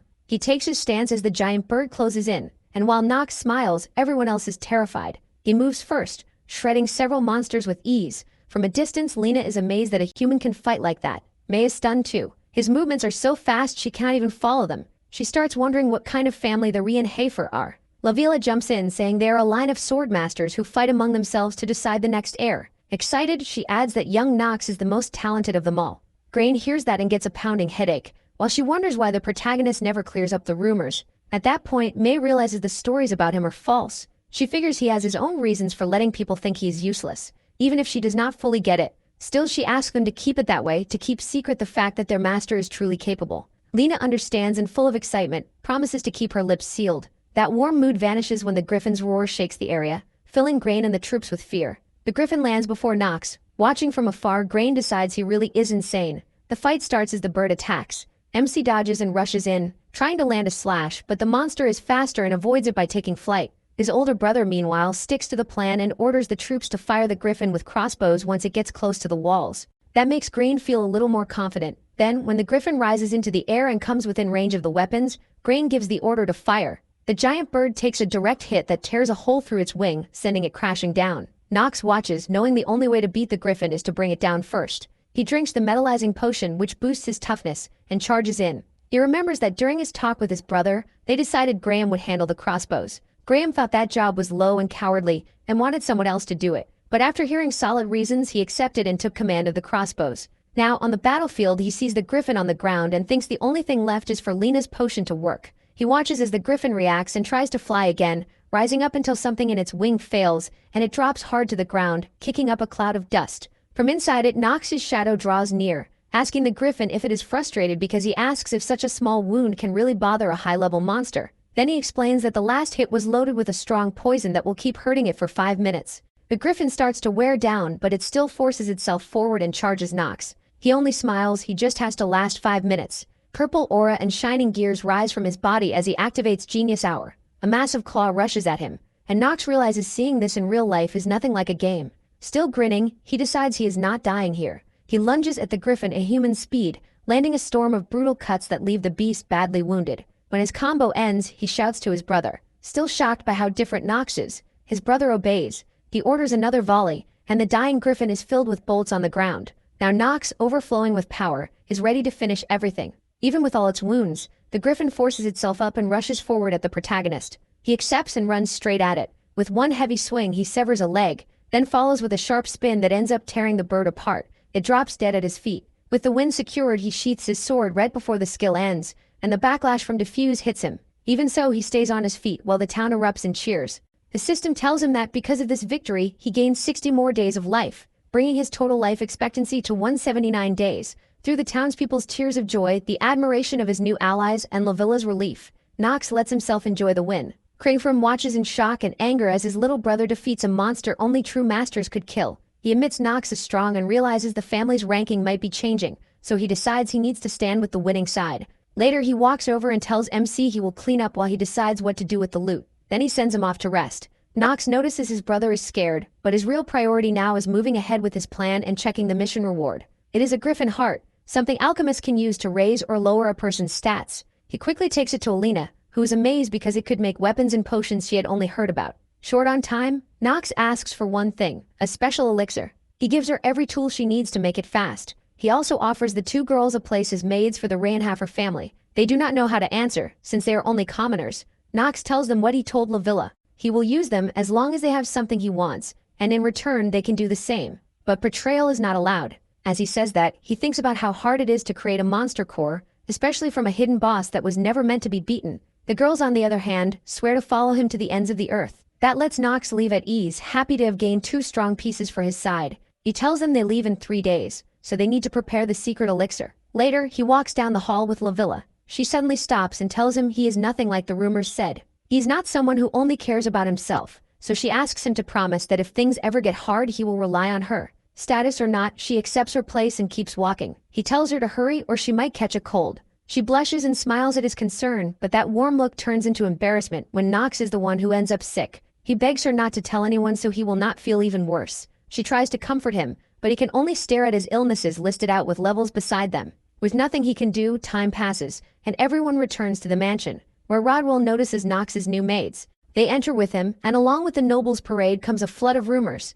People whisper about the younger brother's old perverted stories. Some are scared, while others still refuse to credit his feats. He knows he cannot fix his image, so he uses it instead. Putting on a villain's attitude, he glares at them and orders everyone gossiping back to work. They scatter at once, and Rodwell informs him that the patriarch has called him for a private meeting. Nox appears before his father, who asks if he has anything to say. Then he explains that he has heard about the protagonist's achievements, bringing everyone home safely and wiping out the corruption in the city. He even says Nox's brother admitted his skill. That catches MC off guard, and he immediately thinks Grin is plotting something. Theodore von Reinhafer quickly gets to the point. Those things do not matter to him. The important part is the nearly impossible mission he proposed and completed. So keeping their deal, he hands over the documents confirming that Chatters now belongs to him. Nox can tell Theodore von Reinhafer still has more to say, and he does. After thinking it over, the patriarch asks his youngest son if he wants to take his place. That question leaves Nox completely stunned. He cannot understand his father's sudden attitude. Far away in the desert, a strange man holds a necklace-like object that shows him several things, including Nox and the dead griffin. With that, he tells an old wise man that the Reinhafer family is starting to move. Now that Chatters is in the hands of the youngest son, the masked man tells his aide Cramsir to prepare for war. Seeing his doubts, the man says they have nothing left to lose, so this time they will go all in. Cramsir turns to a little girl and tells her this is the perfect chance to take over the country. Back at the mansion, Nox is still thrown off by his father's question, but Rodwell steps in and says it is too soon to answer. Theodore von Reinhafer still wants a reply right then, so Nox chooses to turn it down. He does not want the burden that comes with being the head of the family. His father hears him out, a little confused, but decides to respect that choice for now. He orders his son to leave and rest. After a polite farewell, Nox returns to his room, where Ludila asks if his father scolded him. He says nothing happened that he could not refuse. She moves on to the next topic. His new allies are already settled in. The protagonist thanks her, and she answers that she is only doing her duty. He knows people who simply do what they should are hard to find, so he thanks her again before getting to what matters most. Eladin Academy, where he must become the best. Meanwhile, Theodore von Reinhafer feels it was hard to bring up the subject of succession with his son. Rodwell says that is normal for someone so young and unprepared. He thinks Nox might have refused even harder if he had explained the full weight of the role. Theodore von Reinhafer bristles at that. He knows MC's eyes are not those of someone unsure about the future. He is not afraid of the title or of his father, but of something bigger and darker, as if he has stared into an abyss. Theodore believes his son may fear death itself. The butler suggests it might be tied to what happened to his mother, and Theodore von Reinhafer seems to understand, answering with a tired smile. Maybe Nox blames him for failing to protect her. After that, he turns his attention to his other son, Grin, who also seems to be making moves they need to watch closely. It brings back memories of the great massacre he once fought in. Now we shift to Talia's home, where she is stressing over her dress. Emma points out she has changed outfits 20 times, and suspects she is excited about more than that. The little redhead keeps searching for accessories while saying she is just nervous about getting into the academy. But her maid thinks the real reason is that she will finally see her fiancé again. Nox, that makes Talia blush all the way to her ears. She dodges the topic by asking about her clothes, which annoys Emma, and being ignored only makes Talia mad. Soon, the little redhead is throwing a full tantrum. Back at the mansion, the protagonist meets his new ally, Alina, asleep at a table. When she wakes up, her face shows how overworked she is. So Nox, who came for his elixir, first asks if she is okay. Michi steps in and says Alina gets like this when she is deeply focused, but she is watching over her. Then Alina happily cuts in to show them the elixir. It is glowing on the table, and Nox is stunned. He walks over slowly and takes it in his hands, revealing its effects. It boosts endurance and dexterity. Holding it carefully, he hears Alina ask what he thinks. The system reveals the elixir's effects are boosted by 200% because it was made by a genius like Alina. Nox is thrilled, since dexterity is a hidden stat that works perfectly with Genius Hour. Without hesitation, he drinks the elixir. At once, mana bursts out, forming a huge blue wing from his body before being absorbed back into him. With a wide smile, he feels all his preparations for the academy are finally done. So he heads out with Lavilla, while his current strengths are shown. Sword Genius, Mana Perception, and also Genius level Insight, Memory, Acting, and a Zero Mentality trait, along with 150 days of life and his Mana Sensitivity Genius skill active. At last, the day arrives. He appears at the academy with real presence, steps down from his carriage, and is recognized at once. The students start whispering all the rumors about Nox. He slips into villain mode and says loud enough for all of them to hear that the noise sounds like barking dogs, which instantly intimidates them. Lovia sees the welcome and grows worried when someone approaches. It is Emma, greeting him cheerfully. Nox starts to shake, but he uses his acting skill and calmly greets her back, already knowing what is coming. Right then Talia, still inside her carriage, gets nervous when she hears her fiancé's name. She fixes herself up before stepping out like a refined lady. The moment Nox sees her, he thinks that even if he knew this could happen, he never thought it was likely. He remembers that before leaving, Rodwell gave him news that completely terrified him. He had been engaged to his future enemy.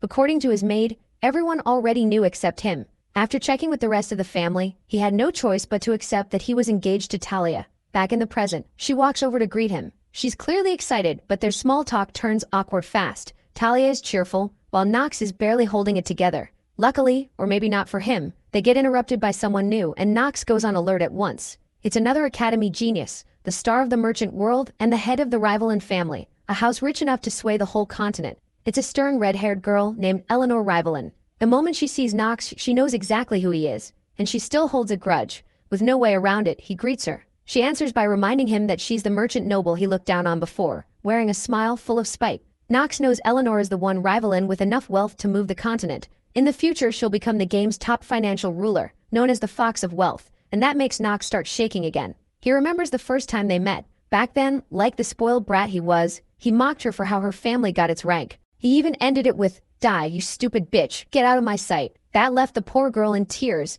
Now he realizes the old Nox's bad karma has become his own too, so all he can do is lower his eyes in defeat. Talia watches him confused while the protagonist wonders how he ended up trapped between two redheads who might stab him someday. Eleanor notices how tense he is. Nox pulls himself together and tells her to get lost. That makes her think he's acting like the old MC again. So he quickly asks if she wants some kind of acknowledgement. Her hostility flares up, and she says she expects nothing good from the shame of his family. At that point he checks her stats. Even at 15 she's a genius at calculation and acting. Her downsides are Northern Gamal sword technique plus vanity and pride, and she has an active skill called Merchant's Eye. Nox knows the Rivalan family got its noble place because her father bought the family name. Eleanor doesn't even like that truth, but she still has to use her status. That keeps her angry all the time, and Nox only made it worse. The tension stays thick as they part on bad terms, but he pulls Talia along so they can reach the opening ceremony. Once the ceremony starts, Nox thinks that if he can't get rid of Talia, since she's his fiancée, then he should at least use that to his advantage. Looking around at all the nobles' children, he starts planning how to recruit the strongest ones. So far, he only knows two for sure, Eleanor and Paracelsus. He needs allies, but he also has to keep the main story on track. Right now, though, his bigger problem is that too many nobles keep staring at him. Talia, nervous under all the hateful looks, says he's really popular. Nox can only think those hostile stares don't feel like popularity at all. Thankfully, a shaky voice cuts in. Every servant bows as a girl appears, happily licking a popsicle. She's so tiny that everyone just stares at her height, wondering why a little kid is at such an important ceremony. But Nox knows exactly who she is, a monster no one should trust by looks alone. Now Von Trinity. Her age is unknown. She uses ice and she's one of the 4 sages. Her strengths are mana detection genius and being carefree. Her flaws are an inferiority complex and laziness. The protagonist blurts out that he needs her on his side, confusing Talia. He quietly warns her not to talk about Noah if she wants to stay alive. Noah greets everyone and introduces herself in a sweet, cheerful way, then suddenly warns that anyone who mentions her height again will be sent to meet St. Peter. After that, she announces the welcome event will be a mission. Everyone is stunned because that wasn't in the contract. Noah says it's a new rule from the dean, a rule she made up that same day to filter talent. Then she opens a giant magic circle under their feet and tells all the students to survive. Nox knows this is exactly where his academy life begins. Soon after, the students start dropping unconscious onto an island. A shiny bald man watches them and yells at them not to sleep in front of him. Of course, nobody hears him because they're all out cold. He keeps grumbling until he spots the one person still awake, Nox. Even though he stayed conscious, he's still feeling the effects of forced teleportation. The bald instructor sees MC walk over, clearly trying to confirm something, whether the instructor's bald head is really as shiny as it was in the game. His name is Vernon. The story says he once had a full head of hair. He was also one of the Academy's first graduates. People jokingly call him Takoyaki Vernon because of his baldness, though he's extremely skilled in a fight. Still, when their eyes meet, Vernon can tell Nox was looking at him with pity, like he feels bad about how everyone mocks that glowing head. He immediately shifts gears and turns on his acting skill. Vernon thinks he's being mocked, but Nox smoothly changes the subject to the test. The bald instructor goes with it and tells him to cover his ears because he's about to wake the sleepers. The protagonist does, and when Vernon claps, a huge sound wave blasts out and wakes everyone up. One student is especially annoyed and curses at whoever made the noise. Unluckily for him, Vernon is standing right behind him and smacks him on the head. That gets everyone's attention on Vernon, or more accurately, on his blinding forehead, which only annoys him more. After a while, once the students who didn't wake up are moved to a safe area, he explains the entrance test. Nox sums it up simply: they have to hunt as many monsters as they can on the island. The monsters drop colored jewels, and the less mana a jewel has, the more valuable it is. That sounds backward, but the test has two goals. First, it measures how much mana each student has. That's tied to how quickly they woke up after Noah's magic. Second, it tests whether they can sense mana, even weak traces, so they can sort through the stones in this maze the dean created. Vernon finishes by saying there are more monsters here than they've ever seen in their lives, so this time he'll let them form teams of 8. The students all look around at each other as small daggers appear for each of them. With that, Vernon tells them to get moving. Many are still confused and try to ask the instructor questions, but he vanishes in an instant. Paracelsus and another boy Nox knows is among the strongest study the situation. While a pink-haired girl asks for help to protect a blonde princess, Eleanor buys herself a team,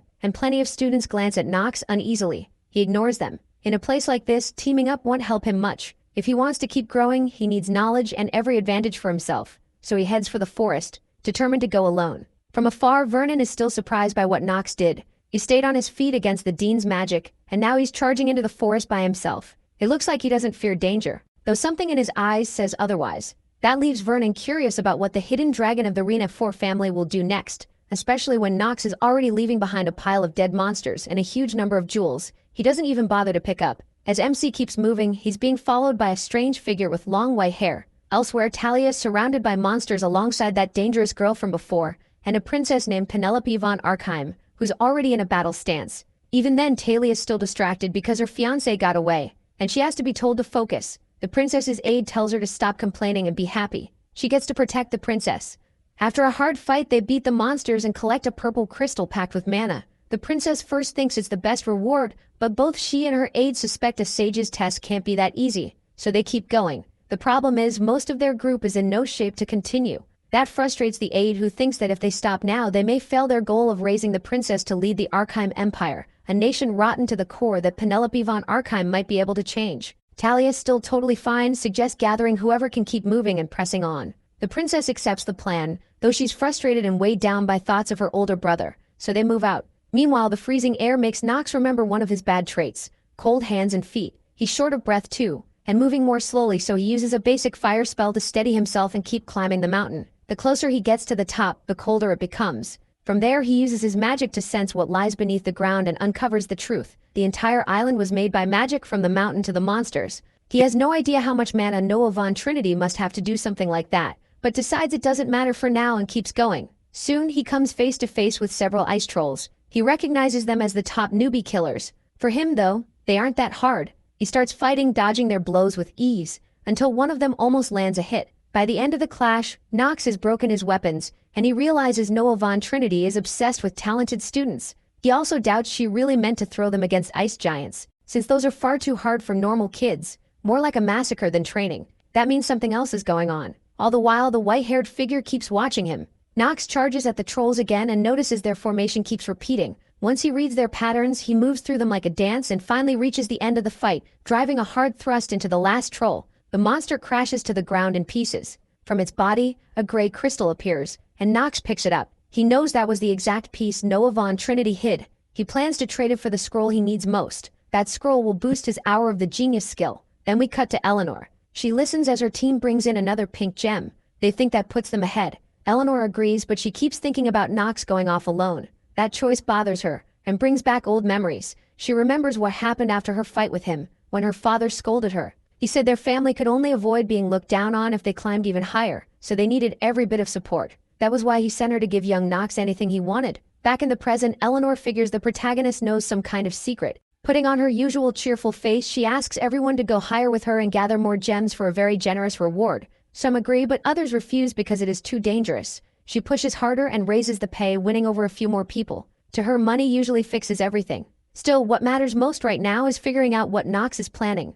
Keeping up her bright act, she moves on. Meanwhile, MC decides the risk is worth it if it helps his skill grow. Hour of the Genius is very hard to improve unless you unlock the dexterity attribute, so he sticks to the plan, even if it draws attention. Just as he gets ready to move again, he senses something coming and knocks the attack aside. His face fills with fear when he sees Paracelsus smiling wide. Paracelsus tells him he is glad to see him. Nox breaks into a cold sweat as they stare each other down, thinking this should not be happening. He checks the stats of this sword and combat genius, a medical genius too. Fiercely competitive, kind to the weak, hostile to the strong, lazy obsessive, and someone who despises nobles. Most of all, he should not be here. In the original story, at this point he should be facing the game's real protagonist, and taking interest in him after he saved Eleanor from a monster. Realizing the story is off, Nox grows even more nervous when he has to stop a knife thrown by his opponent. Paracelsus demands the gem and he activates his acting skill to keep from breaking. He defends himself as best he can against Paracelsus's heavy blows, thinking that since the real game protagonist does not exist in this timeline, he has to stop Paracelsus himself.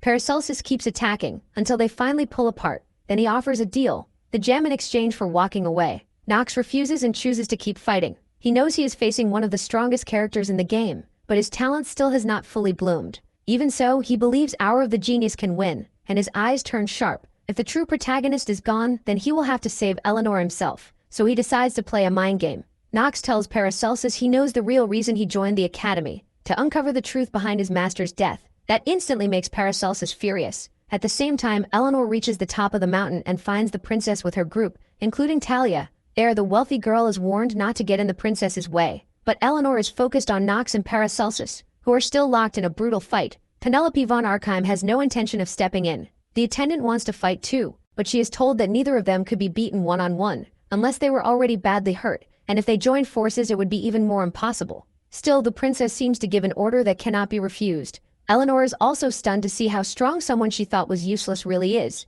Worried, Talia asks the dangerous girl who Nox is fighting, and she explains that he is known as the Destroyer of the East, the Grey Wolf, the young fighter famous for slaughtering large groups of bandits in the East, Paracelsus. What shocks the princess's aide most though is how skilled and powerful Nox looks in battle. She feels he would make an excellent knight if he were not a useless pervert. Talia tries to defend him, but she cannot really argue with that last part. Back to the fight. Paracelsus keeps attacking in a rage, but the protagonist reads him well. He is glad he threw him off balance by bringing up his master. Even so, he soon has to block stronger and stronger strikes that he can barely stop, so he digs into his rival's mind again, asking if he is acting like this because it sounds like Nox himself killed his master. That only makes his opponent even angrier. His speed rises too and he attacks wildly, but MC still dodges with ease, picking out the patterns in Paracelsus's still immature technique. After redirecting a blow, he drives a hard knee into Paracelsus's stomach, forcing him back though he recovers right away. With an angry, confident smile, he rushes in again even faster, leaving Nox to block and keep up his smug act.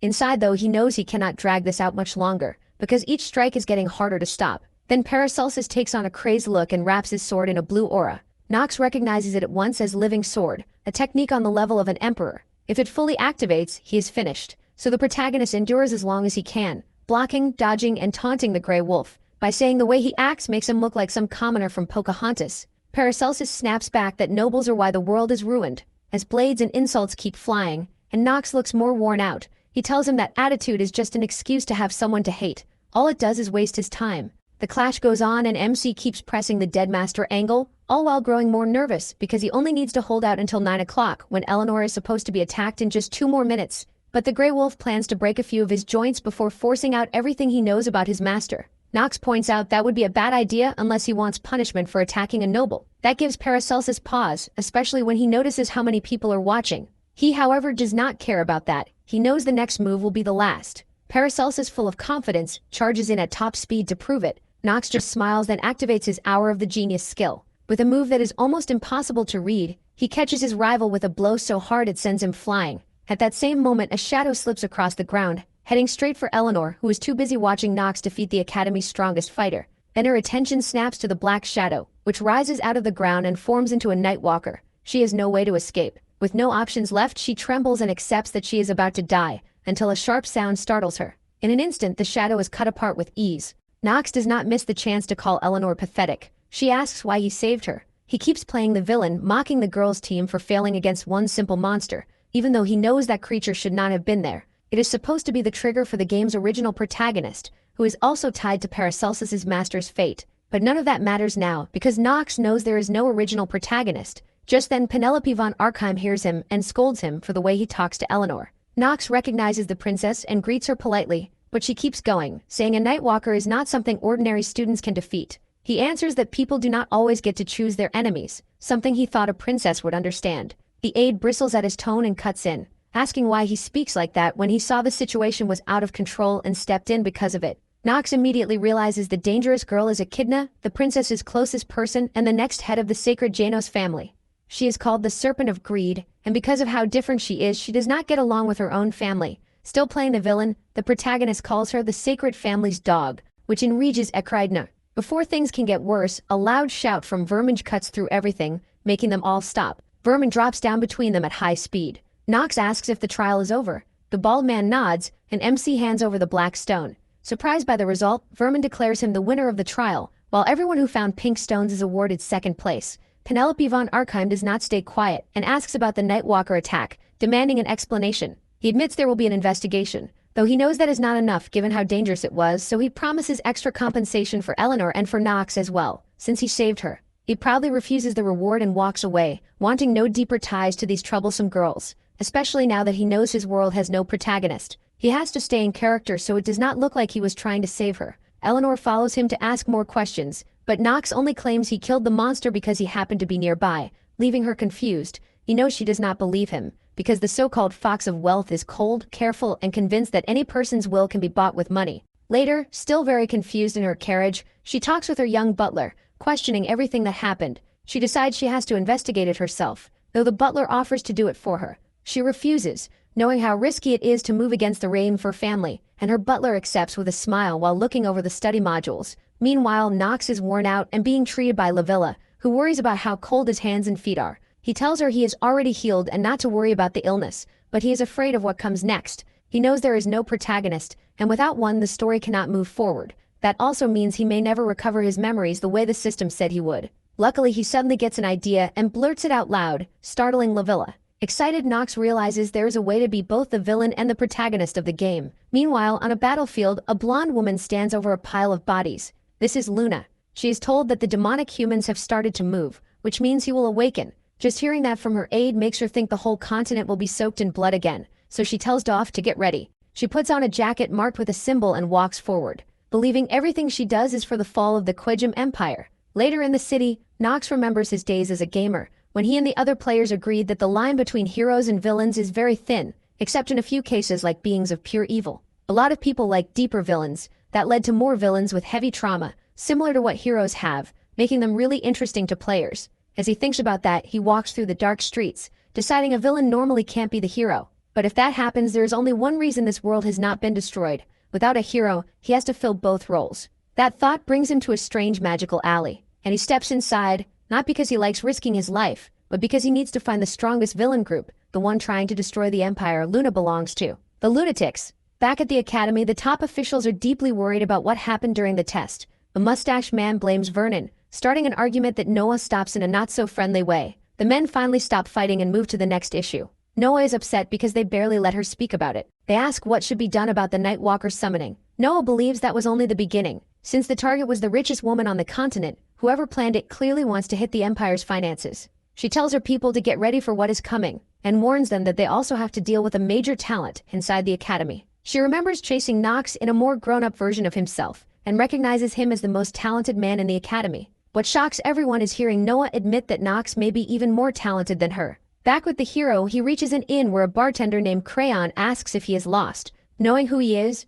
Nox ignores that and speaks a secret code. The bartender recognizes at once, letting him in without knowing how he learned it. The protagonist keeps going, shifting a few potions in a coded pattern that triggers a bright blue flash around him. It is high-level magic, and it shuts down his mana genius ability, forcing him to teleport. Dizzy, he appears in a hidden place, where he is welcomed by a sword pressed to his neck, held by Luna. The hero names her Luna, leader of the Lunatics, one of the 3 sword emperors whose face is unknown. That catches her off guard, and she asks who he belongs to. Nox introduces himself and asks to join the Lunatics. Back at the academy, Paracelsus looks out his room window, thinking about Nox, or rather how he knew his master's fate. He mocks the rumors claiming MC is a disappointment to his family, since he even matched his speed, maybe reaching his master's level. Paracelsus realizes everything he knew about Nox before the academy was twisted to make him seem weak. He cannot understand why someone so skilled was hidden. Still, that does not change his plan to crush anyone who stands in his way, and if they are a noble, even better. After that, he falls asleep and remembers his master who told him the kingdom's empress had gone mad and ruled like a tyrant, splitting the imperial family.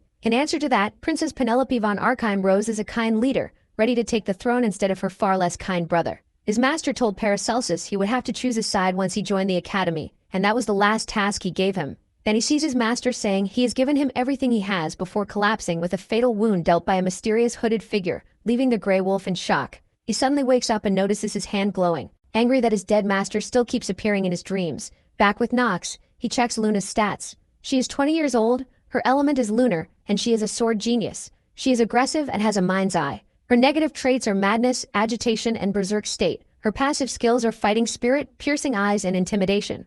Her active skills are lunar sword and mana explosion. Nox knows she is a terrifying fighter, one of the 3 sword masters despite her young age. Her skill is nearly impossible to reach. And while black sword techniques can only be learned by the patriarch, lunar sword can be learned if he earns Luna's trust. That means joining the lunatics. But Luna does not trust him. She asks why a Reinhaffer would join criminals while pressing the tip of her sword into the protagonist's neck, drawing blood and rattling him.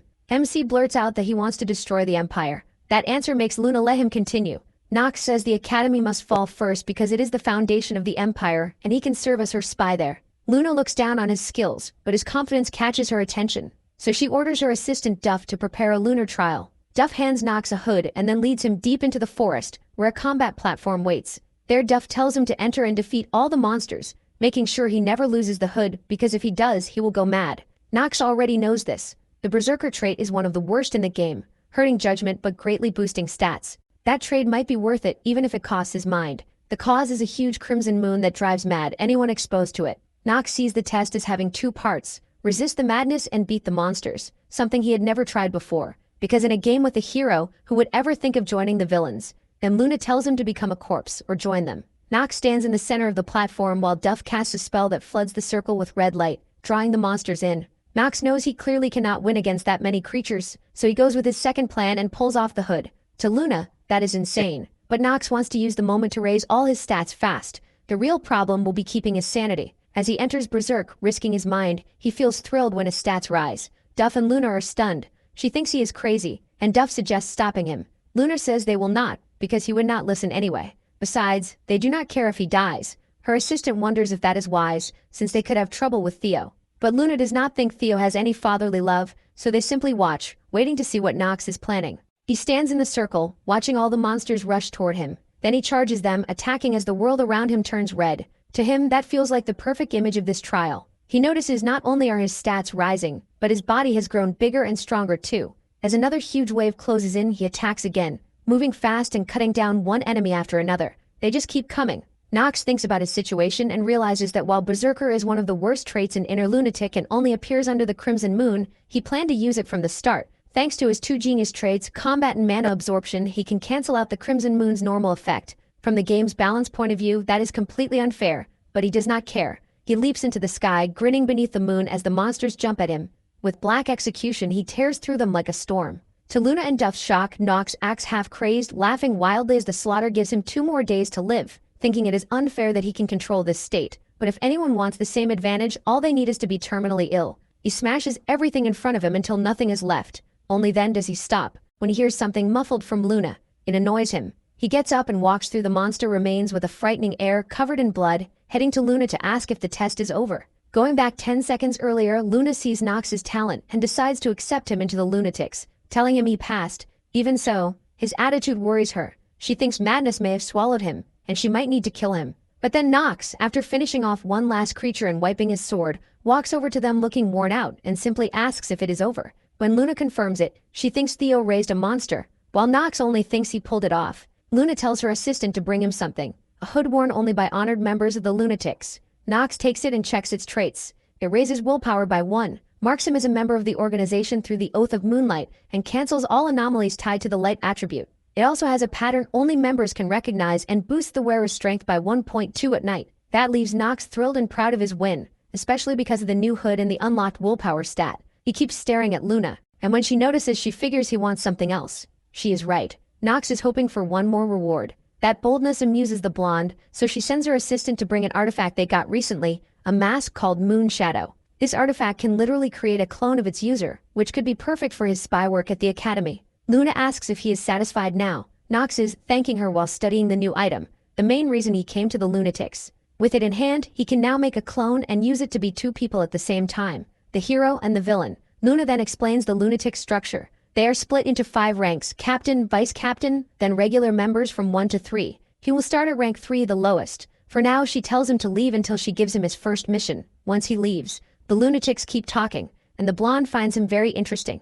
Her assistant is shocked that he endured the crimson madness. Most people who are not geniuses cannot last even 5 minutes. Since that alone is a big feat, they decide to keep watching him to see whether he stays useful and entertaining. After that, Knox heads back to the tavern. A cheerful Crane greets him and guesses he got what he wanted. At the same time, he thinks about how his talents may make him the only person who can use the Crimson Moon. As he starts heading outside, the bartender seems to have an issue with him, but it is simple enough. He already told Knox his own name, so he thinks it is only fair for the protagonist to do the same. So MC introduces himself and they part ways. Before he leaves, Crayon warns him to be careful with his academy schedule and suggests he should avoid standing out. Then Knox returns to his room. He is tired but pleased that his plan moved ahead without trouble. As soon as he enters, his maid is throwing a fit because he left without her. Caught off guard by the complaints, Knox listens as Lodila says that even with all the bad rumors around his family, he can still change. She assumes he went off to do something dirty. Still, her tantrum ends when he asks how her special classes for maids and butlers have been going. Her hands start to shake,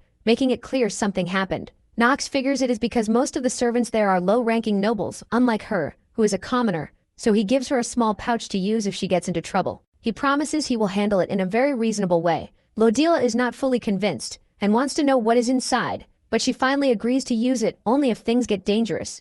Right after that, the system freezes everything to tell him that he has officially joined the voice. Knox immediately opens it and suddenly sees a faintly visible angel. The letter says it has been a long time since it saw him, and it is glad he finished his first mission. It also says the real problems are only beginning, and they will likely hurt even more. It warns him that he's the one and only person who can help Knox's family, so he should not worry. He can handle what comes next because only he can see the end of the story. It leaves him this small bit of help through the mail. Knox does not get much from the letter, but he assumes the being talking to him can change the game however it wants and contact him directly, so it is probably a game master. That makes him think about setting his sights on the main storyline, but for now he puts future problems aside and decides to check the gift instead. It turns out to be an option in the menu called View Character System. When he clicks it, every character he knows appears. That surprises him because now he can open each person's profile with the Einstein ability. Before, he could only use it when the target was right in front of him. Now he can track the progress of all characters from anywhere. That is how Knox notices Theodore von Reinhafer has grown stronger in a short time, which shocks him since Theodore is already a sword master and an old man.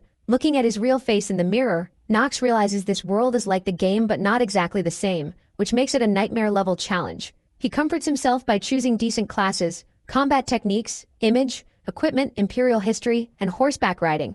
The next day, the students on the servant side are gathered together. Logella is among them, keeping her head down while she listens to the whispers around her, especially from 2 girls who mock her for being a commoner and still attending the academy. They also guess that with a pretty face she could charm anyone and use them. Then a third maid joins in and says that since she serves the useless youngest son of a family known for lust, she is probably using her looks to control him too. That is the final straw. Lodila can take any insult aimed at herself, but not one that could hurt her master, so she walks over to them and one girl steps up to face her. Iselle, the daughter of a count. Lodila tells her she should apologize, but the gossiping maid feels safe with the others backing her up. She says the rumors are not their fault, and refuses to say sorry. Lodila knows status means everything there, so she has no way to win normally. Instead, she uses the strange pouch Knox gave her. The moment she opens it, a huge cloud of smoke bursts out, and from it appears a tiny chibi version of the protagonist as a hologram. Everyone is terrified. The mini-hero starts talking, saying he does not know who is hearing this or what they did, but if his maid opened the pouch, that is enough reason for him to appear. He then declares that whoever got this message is dead, and that he will personally send their heads back to their families. It looks cute, but the whole thing leaves the blonde maid deeply disappointed by how childish her master is. Iselle, however, is filled with fear and throws herself to the ground, nervously asking his name. He gives it with a sigh. At that point, the gossiping girl is sure Knox's family could erase her in an instant if they wanted, so she drops to her knees and begs for forgiveness. That settles the problem, but to the blonde maid it feels like the worst possible outcome, since it will only spread more bad rumors about them. With no better option, she leaves in disappointment. Later, she walks with Knox. She notices the heavy dark circles under his eyes, but MC says he is fine, and explains he stayed up all night sorting out his class choices. They keep moving but are stopped by Eleanor's small servant, a boy named Rick, who greets them with a big smile. Knox is confused at first, then quickly grows uneasy and starts shaking, forcing him to activate his acting skill. That is because, despite his innocent look, Rick is a dangerous figure. Known as Deceitful Rick, he will matter a lot in the coming chapters, betraying the rival and merchants and pushing the demon plot forward. Since he serves and worships that demon, and he is also the one who stabs the rich girl in the back. That is why Nox looks at him with total distrust, thinking that an inner lunatic, the saying the enemy of my enemy is my friend means nothing, especially not with Rick, whom he sees as complete trash. He knows staying close to him would bring more harm than good. Meanwhile, the seemingly innocent boy offers him a gift from his mistress, a rare artifact. Without wasting time, Nox tells him to get lost. Rick stares at him, confused, but the protagonist repeats himself and grabs his sword as a threat. The boy backs away in fear, and Nox turns and leaves. Lodilla apologizes to Rick for her master's behavior before hurrying after MC. She worries he might hurt himself walking that fast. That annoys him, but she reminds him that he looked seriously sick not long ago, and still has a very weak body. Nox admits that and calms her down, saying he is not going to suddenly die. Even though she knows that, she still worries because he is always right in the middle of trouble. He jokes that it just means he is popular, which does nothing to ease her mind. Nox understands that, given his maid's nature, it makes sense for her to hate being away from him, especially since he is the one who saved her life. Then, as they keep walking, she asks why he got so aggressive with the little butler. Nox grabs her shoulder and seriously tells her to stay away from him. Confused but trusting him, she obeys and decides she should also stay away from Eleanor, realizing that from now on they need to be much more careful. Later, Nox is in class,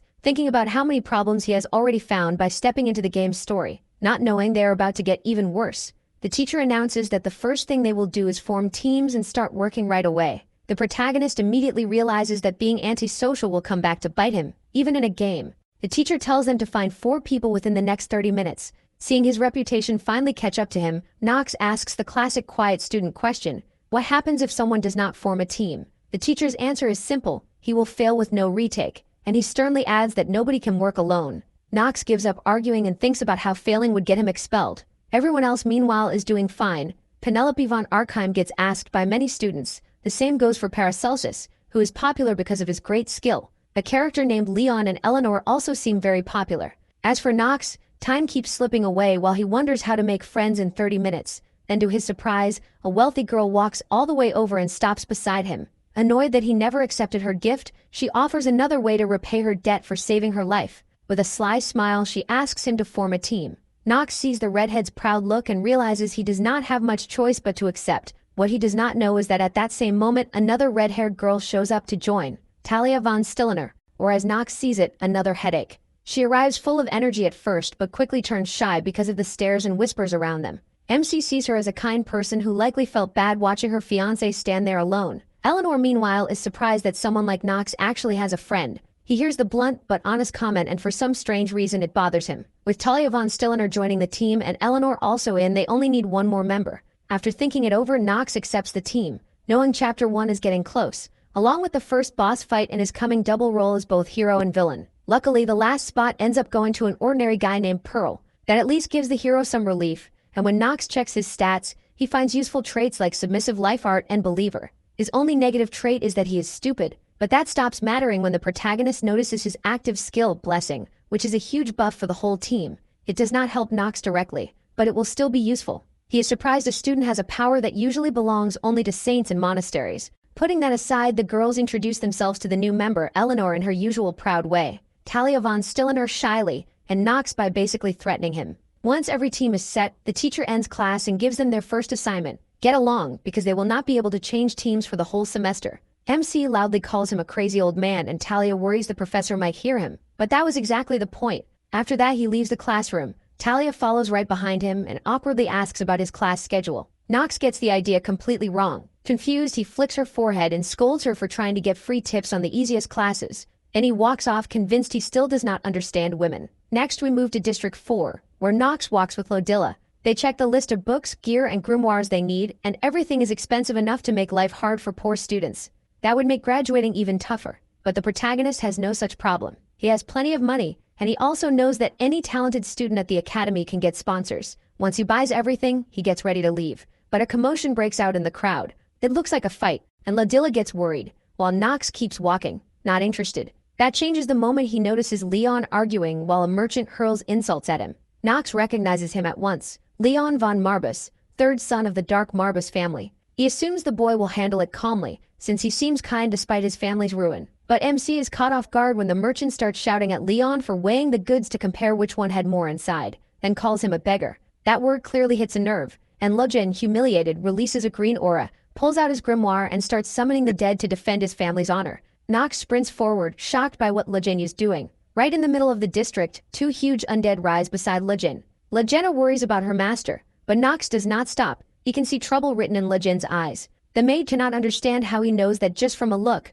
and he tells her he is simply used to trouble. Meanwhile, the merchant stands frozen in terror before Lejin's summons. Nox steps in front of him and tells him to run before one of them kills him. The merchant still acts arrogant, so the protagonist has no choice but to uncover his face, so the man understands who he is. We pause there and cut back to the academy, where Emma has to deal with Talia's love-struck complaints. Talia is sad, worried, and annoyed, even after joining Nox's side, because he still would not tell her his schedule. That makes her wonder if puberty has just made him shy. Poor Emma has no idea what to say. Talia feels crushed because even though she acts so mature and never tries to hold Nox down, he still pays her no attention. Emma starts thinking that if this keeps going, her lady will fall into depression. She even blames herself, because back when her lady worried that her fiancé was being cold, Emma suggested it was just puberty, which gave Talia way too much hope and made the current mess even worse. So she sweetens the truth again, telling Talia that Nox is only acting that way to keep his private life as her fiancé separate from his school life. That alone is enough to cheer her up, and she jumps around happily, hugging Emma and playing with her, now calling her a relationship expert and her forever advisor. Seeing her that happy, Emma cannot help thinking she has actually never dated anyone. Then the two are interrupted by a knock at the door. On the other side is Eleanor, who introduces herself as Talia's teammate in magical combat class. Emma does not care and tells her to make an appointment if she wants a meeting. But Eleanor, calm and cold, says she came to talk about Nox. Talia heads out right away. Back with the main character. Nox watches the merchant finally recognize him. Leon von Marbus stops his attack and the merchant quickly apologizes for not knowing who MC was. He tells him to get lost instead, but the man keeps insisting he is right until he sees the hatred in the protagonist's eyes, which sends him running for his life. Leon von Marbus looks confused and says he was only having a talk with the merchant. Nox answers by knocking away the skeletons, annoyed, then uses his magic to erase them, and asks, "Do you always talk with black magic like that?" He also points out that Leon is basically asking to be arrested. Leon von Marbus suddenly realizes it is illegal to learn magic before entering the academy, something he had not even thought about. He apologizes and thanks MC for the help. MC tells him that now that he gets it, he should buy what he needs and disappear, then hands him a pouch of money to help. Leon von Marbus stares at the bag confused and asks why Nox is helping him. He says he has no interest in owing him anything. He tells him that amount is nothing to him, but he does admit he has a few motives. Leon von Marbus seems to understand and accepts it, putting away his skeletons. Then he steps closer, raising that green battle aura again, money still in his hand, and says he sees the money as payment for silence. He places a coin in front of the protagonist, fills it with black magic, and says the deal is off. What he really wants to know is how the protagonist has his family's power. Back at the academy, the two redheads sit down for tea. Talia starts the talk with perfect manners, which briefly surprises Eleanor. For a second, she wonders if Nox could actually be interested in her, but throws that thought away at once. To someone like him, engagements are chains, so she chooses to be blunt and tells Talia that MC is dangerous, leaving her stunned. Eleanor goes on, listing the reasons why, from his dark family background to all the rumors around him. Talia listens and holds herself back until she finally snaps, insisting that Nox is not a bad person. Eleanor immediately goes back to the day he humiliated her, and in anger slams her cup onto the table, saying, "Most people do not agree with Talia." The talk turns tense, and Eleanor is thrown off by Talia's attitude. It does not seem to match someone tied to Nox. That makes her tone turn hostile. Talia, still polite, explains that the protagonist may seem cold and easy to misunderstand, but he is not evil. Eleanor gets even more upset and suggests that being engaged to him is no reason to defend him. Talia cuts in and says that is not why she supports him, and the two begin arguing about whether people can change. The brave redhead reminds Eleanor that Nox saved her life. That leaves the rich girl confused, and she stands up, disgusted, and walks out. Outside, she is still full of frustration when Rick appears and asks if the conversation is what upset her. She asks her butler what a merchant's greatest trait is. He answers that it is having eyes that doubt everything. That doubt, she knows, is what helped her gain her status and wealth. But now she is starting to wonder whether Nox has truly changed. The memory of how he humiliated her keeps coming back. Yet despite that, she admits he may have changed. Back with Nox, he sees Leon von Marbus getting angry, magical power flashing all around him. MC tells the townspeople to run, and they all flee in fear of the dark black mage's power. Leon then creates a huge dome of dark energy, leaving only himself and him inside. He knows this is getting serious with Leon von Marbus. Leon walks up, angry, and says that if Nox wanted to negotiate over his family's power, he should have brought something worthy of the deal. But the protagonist knows there was nothing he could offer in exchange for family honor. Leon von Marbus seems to think MC understands him, so he starts talking about the Leon von Marbus family, and how they were once one of the greatest dark houses. Hearing it in the past tense annoys the necromancer, because Nox clearly knows his family went bankrupt after the Forest faction used the territorial war to defeat the patriarch of their house. Lion assumes the protagonist will use that information to calm him down, or for revenge. But MC does not care about revenge. What he wants is for the Lion von Marbus family to rise again, with Lion von Marbus as the new patriarch who reaches the top of the continent. Stunned, Lion von Marbus admits Nox knows him well, because that is exactly his goal. Now he only has one question left. How did he get that power? He admits it was pure chance. Lion von Marbus believes him and calms down right away. The protagonist finally realizes that Lion von Marbus only wanted to know how he learned that magic. With that settled, Lion thanks him and says he will repay the debt as long as it does not involve money. Then, the next day inside a large building, Nox walks across a small bridge until he comes face to face with Noah, there to improve his skill, Hour of the Genius. Later, it was said that one of the strongest skills in the game came from an NPC you could reach only after clearing it 10 times. And earning the Inner Lunatic title. This skill only activates when 2 genius traits are active, and now MC stands before Noah, who sits on an ice throne held up by a troll. MC can only think that without that skill he would already be dead, and the thought chills him. Noah finally speaks, amazed by his results, saying the Reinhafer family must have raised a monster. The protagonist thinks that is exaggerated, but she sees no other way to explain everything he has done, especially when his family still calls him useless.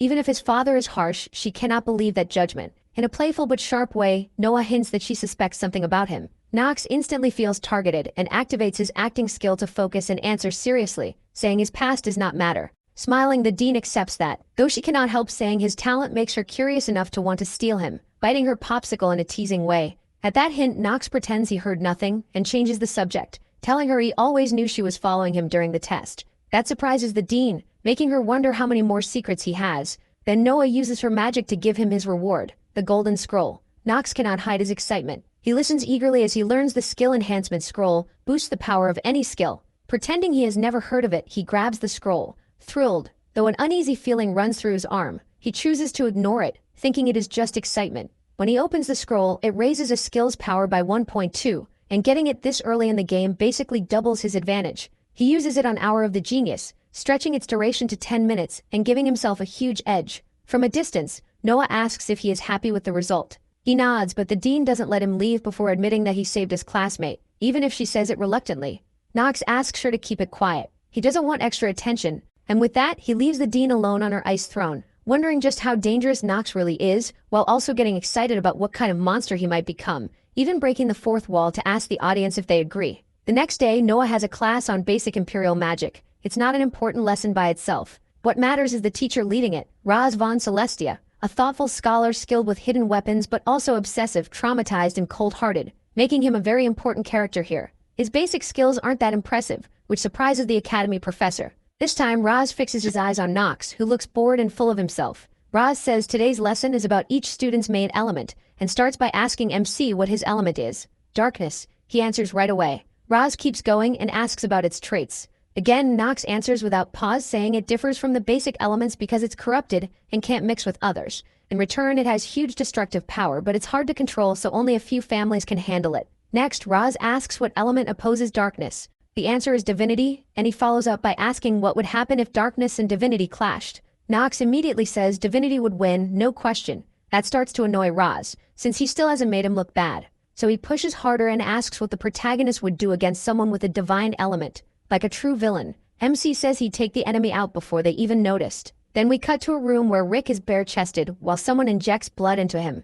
It changes his body and causes terrible pain, but he enjoys it. Smiling at the mirror, he admires the veins covering his body and the demonic tattoo on his chest. He thinks that if he pushes a little further, he could become a real demon, not just a failed attempt. Then a demonic hand reaches out from the mirror and his reflection shows a giant red demon telling him he'll soon stop being human and become a demon beyond time, life, and humanity. That only makes Rick smile wider. He drops to his knees and swears he'll find the Duke and kill him. As the demon grins, Rick gets ready to become the smiling butler again. Back in class, Nox repeats that he'd destroy a divine user before they could act. The answer shocks everyone, even Raz. Seeing his sharp gaze and complete confidence, Raz starts to understand why the dean is interested in him. Even so, he tells his assistant to prepare a magical aptitude test. The assistant doesn't get it, but Raz is clearly irritated, thinking he needs to break Nox's attitude and forge him through pressure.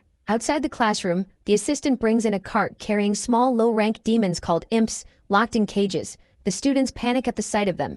They may be weak, but they're still too much for first years. Raz calmly explains that the Academy's goal isn't just to train mages or knights but to wipe demons from the world, so the students need to get used to them. They're still nervous, but they go along with it. The exercise is to pour magic into the little demons and subdue them. Before he even finishes explaining, Nox is already standing near one, staring at it, uneasy over something so simple and confused because demon lessons like this shouldn't happen until second year. Rob starts the test and gives them 15 minutes. He's sure that no matter how talented Nox is, he won't be able to handle demons and will fall for their whispers. But when Roz looks back a moment later, he sees the protagonist's demon is completely terrified. Meanwhile, others like Talia are running around crying, thinking the demon is calling to them. Some students see food hallucinations, while others are too dizzy to stand. Nox, though, just asks for another imp because his is already too scared, and he hasn't done anything. Then he starts hearing loud moans filling the holy classroom. They're coming from an overly excited professor who stares at him with shining eyes and asks how he subdued the little demon. Nox insists he did nothing, but Roz barely listens, too focused on his talent.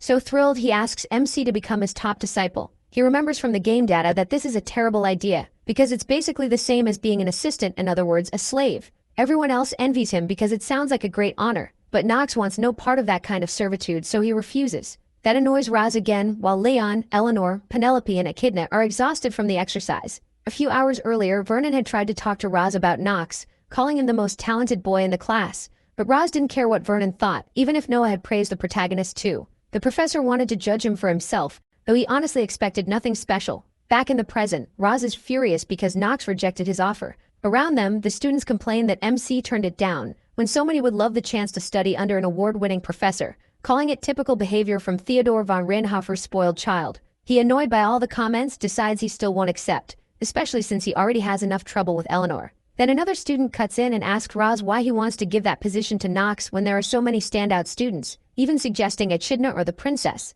The protagonist instantly reads him as a bootlicker, but also clever enough to remember for later. Even then, the professor doesn't back down. He says it's his job to decide who becomes his main disciple, and to make it clear this isn't favoritism, he stares at Nox almost lovingly, before listing the reasons he chose him. Even after being rejected, Roz goes on with his explanation. In his mind, it all comes down to how Nox subdued the demon without touching it, something even he can't explain. As a devoted student of magic, Roz believes he can recognize a true genius. When he finishes, MC rejects him again. Still not giving up, Roz says he has time to think about it and shouldn't decide too fast, all while grabbing his shoulders and drooling over him. Nox pulls away from the teacher's pursuit, which makes all his acquaintances uncomfortable, especially the princess, who's shocked by how different Nox is from the rumors. Echidna apologizes for giving her bad information, and the princess grows curious, wondering whether he will become a light for his family or a cloud of darkness. The protagonist escapes what now feels like straight-up harassment, telling himself that at least everything is clear and he has nothing to worry about. Later, in his room, completely worn out, he hears Sumai ask what happened. So he starts describing in horror how Roz kept pushing him to become the main disciple in the halls during other classes, in the middle of the cafeteria, and even in the bathroom. No matter how often Nox turned him down, coldly the professor refused to stop, always smiling. Hearing that, Lavella realizes it's the kind of thing that could easily be punished by law, and she's stunned because her professor was supposed to have a great reputation. That makes Nox think one of Raz's negative traits must be causing this. Meanwhile, at the mansion, a blood-covered sword is held by Garen, the eldest son of Theodore von Rienhofer. Cold and empty-eyed, he cuts down several guards trying to stop him. They invoke the Patriarch's orders, but he ignores them. With a polished yet brutal air, he uses black aura to force his way through. In front of everyone, he acts wounded that his father won't let him pass, and finally reaches Theodore von Rienhofer's office, where Rodwell is waiting beside him. Rodwell freezes at the sight of Garen. Theodore von Rienhofer is surprised to see him back, while his son acts completely at home. Garen tells his father that his time is over. Behind Theodore looms a giant black shadow called the Grand Duke, wrapping around the Patriarch like it could consume him at any second. Theodore von Rienhofer thinks his son has been waiting for this moment, but to him this whole talk is nonsense. The only thing Garen wants is the sword his father hid, the blade of the first Patriarch, Stormbringer. Hearing that, Theodore von Rienhofer flies into a rage, but Garen doesn't care. All he wants is to make the family stronger, which Theodore von Rienhofer hates hearing. His son doubts he even understands what matters, since he couldn't stop that woman from dying. Rodwell is shocked, knowing no one should mention her in front of the Patriarch. Offended, Theodore von Rienhofer asks if that's really how he speaks about his mother, but Garen answers that he only recognizes Priscilla Bonarel as his mother. The other woman, to him, was his father's mistake and an infiltrator in the family. Theodore von Rienhofer orders him out of the mansion, but Garen keeps pushing, which makes the Patriarch release a wicked aura and warn him to leave before he loses his head. Garen finally turns away, throwing out one last threat. After he leaves, Theodore von Renhaffer realizes he let his dark side show. Rodwell tells him that while his loyalty is firm, if the others learn about the demon, it will bring serious trouble to the family, so he suggests choosing a successor. Then he reveals that Knox was the top student in the entrance exam. Theodore von Renhaffer is surprised because he knows the dean is Noah, one of the four sages, and she recognized Knox's talent. With that, plus what he has seen himself, he starts to consider that his youngest son might be able to take his place. Rodwell agrees, already picturing Knox sitting in that chair soon. Back at the academy, a cheerful Raz keeps trying to win MC over, and MC keeps refusing. Even when Raz offers money and fame, though he already has at least the money, and he's famous for other reasons. Raz talks so much that Knox feels like his ears might bleed. He remembers what Lavella said, Raz usually only chased strong people, so if he found out the protagonist was supposedly useless, he should back off. Now MC isn't so sure, so he finally asks why Raz wants him as an apprentice. Raz answers that it's because he stands out. Sweating, Knox asks him to tell the truth, and then Raz asks if he has time to hear it. He knows everyone sees him as the academy's useless kid, so of course Rob's had plenty of time. He poured him some herbal tea and said he wanted an exceptional student to help finish his research, work meant to help weak people who can't use mana. With a serious face, he asks for Knox's help to stop people from dying in battle just because they have no power. That happened to his own son, and Rob starts telling his story. He entered the academy as the eldest son of the Celestial Viscount, heir to the family, but had no physical talent and only stood out in theory. Because of that, other students looked down on him, so he buried himself in research. In time, he became an academy professor and got married. Even then, people still treated him with contempt, and he even had to publish his work through someone else. Still, he had a son who overcame every hardship and made it into the academy. Rob smiles as he remembers his son promising to work hard and restore his father's family name. He joined a squad under the Emperor hoping to stand out, but right at the start of battle he was hit by an arrow carrying only a little mana. Knox doesn't think that alone explains Rob's obsession. In that world, stories like this are everywhere. Even so, seeing the professor's sadness in person hits harder than watching it on a screen. He can feel how lonely the man is. Even so, Knox turns him down again and tells him to find someone else who connects with that story. Then he walks away. Left behind, the professor looks at a picture of his son and notices he looks a little like the protagonist. When the protagonist gets back to his room, he hears that Garen returned and tore through the mansion guards. His brother, the king's heir, is one of the biggest reasons the game's worst endings happen. That puts Knox on edge because his maid went back to the mansion on Rodwell's orders. Now he's seriously worried, thinking Garen hates Theodore von Renhaffer for taking a second wife. He has no idea if Garen hates him too, and starts worrying about Ladilla, so he asks whether Garen did anything to her. She admits he did. In her memory, Garen walks past Ladilla and Lona De Niro, but only the blonde catches his eye. The moment he sees her, he calls her an exceptional maid, steps closer and greets her. She introduces herself as Knox's head maid, but Garen cuts right to it and asks her to become his personal maid. He says she looks ambitious and more than capable of pleasing him. She rejects him right away. Garen reminds her how powerful he is, but Lodilla doesn't back down. Even when he offers a huge amount of money, she says she already chose to serve Knox. Annoyed, Garen says servants don't get to choose. Lodilla only smiles and says that's exactly why. Because MC treated her with respect, she decided to stay by his side for the rest of her life. At the academy though, she gives Knox a much shorter version. She simply says Garen tried to hire her for triple her pay. That alone is enough for Knox to panic about losing his maid. Since he doesn't have that kind of money, he gives up, accepts defeat, and offers to triple her salary with a shaking hand. She smiles, but that smile soon turns into a look of pity. He assumes she already took the other job, but she tells him she isn't leaving and doesn't need a raise either. Knox asks why she even brought it up, and she acts like she just remembered something funny. That makes him think she's teasing him, while Lodilla keeps that satisfied smile. Knox comforts himself by saying at least he didn't lose her, then blurts out that he'll take down Garen once he gets stronger. Later at the training field, the protagonist explains that the academy has 5 required classes. The first is the history of the Arkaheim Empire, covering its creator god and the United Kingdom. People have forgotten. The second is riding. The third is knightly code and academy etiquette. The fourth is imperial magic. And the fifth, the one he struggles with most, is endurance training. In that class, Knox nearly dies trying to keep up. He looks pathetic both while jogging and doing pull-ups, then drops to the ground exhausted. The instructor walks over, confused by how weak he looks. Embarrassed, Knox asks what he means. The man says MC has good short bursts, but his stamina is so awful, it's like he's fighting an invisible wall. He has to admit that's a sharp observation for an academy instructor, since his terminal illness trait leaves his stamina stuck at 15, half the normal character limit. Out of pride, he acts offended and says those words could crush a student's spirit. The instructor apologizes and tells him to improve, or he might cut his life even shorter. Knox already knows that. His death clock keeps speeding up every moment, and it irritates him. From a distance, Paracelsus watches him, surprised that someone who shined in the entrance exam would hide his true endurance. He assumes it's all part of Knox's useless act. Meanwhile, the protagonist, barely able to breathe, feels that stare and decides he'll crush him again in their next clash. Later, while moving through town, MC slips through the crowd until he's spotted by two-faced Rick, who seems to be stalking him. Rick recognizes him by his real name, Schultz de Nefer, the Demon Boy, a master of causing bad endings on the level of Prince Louis von Archeheim. The boy called Rick is 15 and his strength includes smooth talking and skill with weapons. His bad side is worse. He's a manipulative traitor. On paper he's weak and only has one passive skill, negotiation. Even so, he's enough to make a cold shiver run across Nox's face, as he remembers that this little monster will soon attack Patriarch Rivalin and betray Eleanor. He's one of the top people he needs to avoid. The nerves almost ruin his act when he asks if Rick is the same person who tried to give him a gift before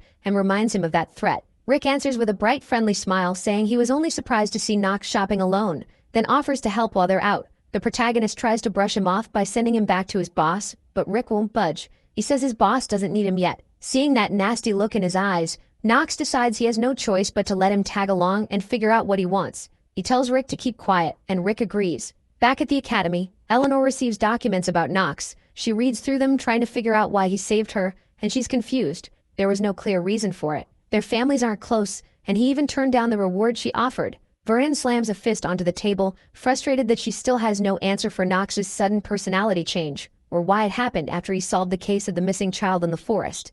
She also notices something strange about her butler Rick's recent movements and his meetings with people in the merchandise. Even though she doubts she'll find anything, she stands up, resigned, and looks out the window. At once, a feeling pulls her back to when her father scolded her over what happened with Nox, harshly telling her to hand over whatever she valued most, just to keep the boy satisfied. That left her deeply shaken. Then the memory shifts, taking us to a church where young Eleanor is at her mother's funeral. The memory stirs her up and leaves her sad. She stares at the sunset. Back with Nox, he's dealing with Rick's shopping advice. Rick stops him from buying an expensive orb, saying he'll get one for free later. He also tells him not to buy a very costly alchemy pot, and suggests a store linked to the Rivalin family that gives a discount. Watching from the side, Nox can't deny Rick's talent as a swindler and negotiator. He even thinks Rick would make an amazing ally if he weren't such a demonic human. At last, they seem done. Rick cheerfully says they finished all the shopping. Nox nods, but there's still one problem. He grabs Rick by the neck, slams him against a wall, and asks plainly why he came looking for him. Rick tries not to answer, but Nox tightens his grip. In the end, Rick gives in and suggests a quick talk. A massive demonic aura wraps around them, forming a barrier that blocks outside sound. Grabbing Nox by the arm, Rick offers him a deal: betray the Reinhafer family and serve the first prince with him. MC tries to pull free, but the grip suddenly gets stronger. Rick's body starts changing, veins bulging as a dark core opens in his chest. He tells him he knows Rick doesn't serve the prince at all. He serves a demon. That wipes the smile off Rick's face, and after a clash of dark energy, the irritated butler, angry that Nox knows too much, releases a huge demonic aura. Two giant eyes appear behind him as he says his master probably won't like how much the protagonist knows. Nox recognizes the demon as BL and asks Rick if he really thinks that creature will grant his wish. With that demonic shadow looming behind him, Rick says yes. MC lets him go and says he hopes Rick won't regret it. He gives one last warning: if Rick insults his family again, he'll kill him. Back at the academy, it's Vernon's class day, and he gathers everyone for training. The students recognize him as the crazy bald teacher from the first test. A boy with glasses jokes that it's rude to call a bald man bald. That only makes the professor angrier. He tries to calm himself so he doesn't wipe the students out. Once he regains control, he explains they're in the plains of Clary, a place the academy is known for because of its many trees and plants. This is where they'll learn the basics of riding. First, they need to mount a horse, or choose one. A lot of students are confused, especially since some have never ridden before. One blonde girl gulps while her friend complains about having to learn, but they have no choice. Fail this, and they're expelled. Nox, meanwhile, calls for Carl, who comes right away. For him, this part is easy. The others struggle just to get on their horses, except for Paracelsus, who already knows how from living in the East. Still, most of the students keep staring at Nox because of his horse, an obsidian one they think is way too fine for a useless Reinhafer. He feels proud, knowing he got lucky thanks to his knowledge from the game. By the end, many of them manage to mount their horses, but Vernon doesn't give them time to adjust before starting the race. Even though many are beginners, and some merely fall off, everyone assumes the instructor is acting this harsh because of the bald comment. He smacks the student who said it out loud on the head, then starts explaining the simple rules. They have to ride to the edge of the nameless forest, then come back. The winner gets extra points. Nox thinks it sounds easy, but he knows that part doesn't really matter. Off in the distance, Talia hears something, but the protagonist ignores it, focused on how this part of the story will be his first clash with a demonic human. Normally that enemy would be driven out by the game's real hero during the Wreck-Gear incident. In the original story, the true protagonist beats the demonic human, with help from the cadets. But now, with no hero here, It's just him and a group of important characters. Without a leader, everything could fall apart. His thoughts stop when Talia, looking embarrassed, asks if they can go together. She says it's not because she's scared, just to be safe. That seems to annoy Eleanor, who mocks them for teaming up in a race, starting a tense stare-down with Knox before moving on. Even more embarrassed now, Talia tells him he should go ahead since she's not very good at riding. Knox tells her the race isn't what matters, then rides off, leaving her confused. Vernon starts the race and the horses bolt forward. Knox tries to get ahead until his horse suddenly neighs after sensing something. Thanks to his genius-level mana sensitivity, Knox notices a huge red circle under them. Everyone is confused, but he quickly tells them it's transport magic, and their best chance to live is to stay still. The circle starts glowing and takes all of them away right before a giant red-horned demon appears. A few seconds earlier, Knox had told everyone not to move while sending Carl out of the circle. Then, after they were transported, everyone arrives somewhere else, still confused and scared, thinking this might be another test. Knox is confused too, checking the traces of mana left by the teleportation and realizing it was unstable. Penelope notices and comes over to ask what happened. Knox keeps a lot to himself, but makes it clear an outside force brought them there. Echidna gets annoyed and pushes for more answers, but MC coldly reminds her she isn't the princess and he doesn't have to answer to her. Before Echidna can snap back, she's cut off by Eleanor, who doubts they were teleported by an outside source. Talia seems to share that doubt. Knox is irritated by how relaxed and trusting these rich kids are, especially in a situation straight out of one of the hardest games. So he starts explaining that the circle's magic was terribly made. Leon backs him up, saying the way it was cast could put every child of an important family at risk, with Leon agreeing. Penelope has to admit Knox is right, and even wonders if this could be one of her brother's plans. Lion suggests they all move out of the circle. Echidna raises her voice, upset because the Dark families wanted to take charge, but the irritated princess says they are right, and supports getting out before the circle is destroyed. With that, everyone sides with the princess, while Paracelsus draws his sword after sensing cold blood nearby. He recognizes the presence of a monster of intermediate rank or higher. At that moment, a giant bird appears above them, and Knox jumps up to strike it, cutting off a wing. After landing, he tells everyone he's taking command of the battle. His classmates are stunned, since they still see him as useless. The princess is shocked that she didn't detect the monster, and even more shocked that the so-called useless Rienhofer boy was the first to notice it, leaving her unable to understand his sudden change. As she watches him finish off the bird, Vernon, meanwhile, is thinking this generation is terrible at riding, since no one has come back yet. Raz suddenly cuts in, asking where the students are. The bald instructor doesn't get it at first, then a bad feeling hits. Raz tells him someone using demonic magic was spotted nearby and activated a transport circle on the plane. Angry and tense, Vernon hates that this had to happen while the dean is away. Then he notices a horse. It is Carl, carrying a note from Knox that says they are in the nameless forest and need help.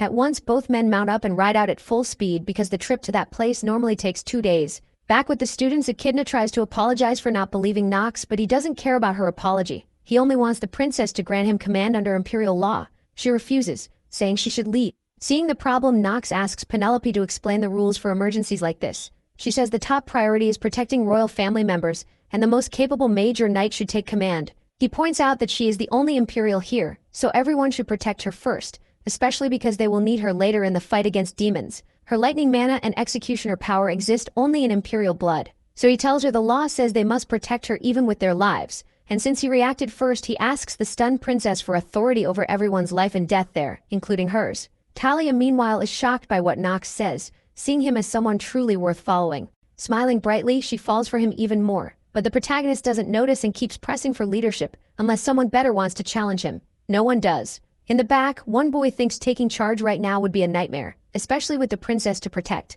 This could go badly, and to him, Knox is drinking from a poisoned holy grail. He says out loud that MC can do whatever he wants, only to get a sharp look from him that leaves him shaken. Once it's settled, Knox warns that anyone who disobeys him will be punished under the law. His first order is to move out. Eleanor refuses to follow unless he tells them where they're going, but he tells them to stay close instead. He can't explain it well, though he's cleared this mission many times before. Elsewhere, inside a crystal bag, students can be seen hunting a boar. This is being watched by Dirkers with a grin, until he is interrupted by a black stone, from which a shadow appears. The shadow tells him to devour the Eden students. It opens hundreds of eyes as the demon kneels in respect, and when he reaches out, he hears the demon say that if he completes the mission, he will be given part of its power, even if he is considered unworthy. Dirkers gladly accepts it, and the mark spreads across his body. He thanks his master, then happily looks at the order with his new power, thinking the academy mission is perfect for him. A perfect chance for revenge, especially against Raz. Back with the students, they seem to be gathering what is left of the boars.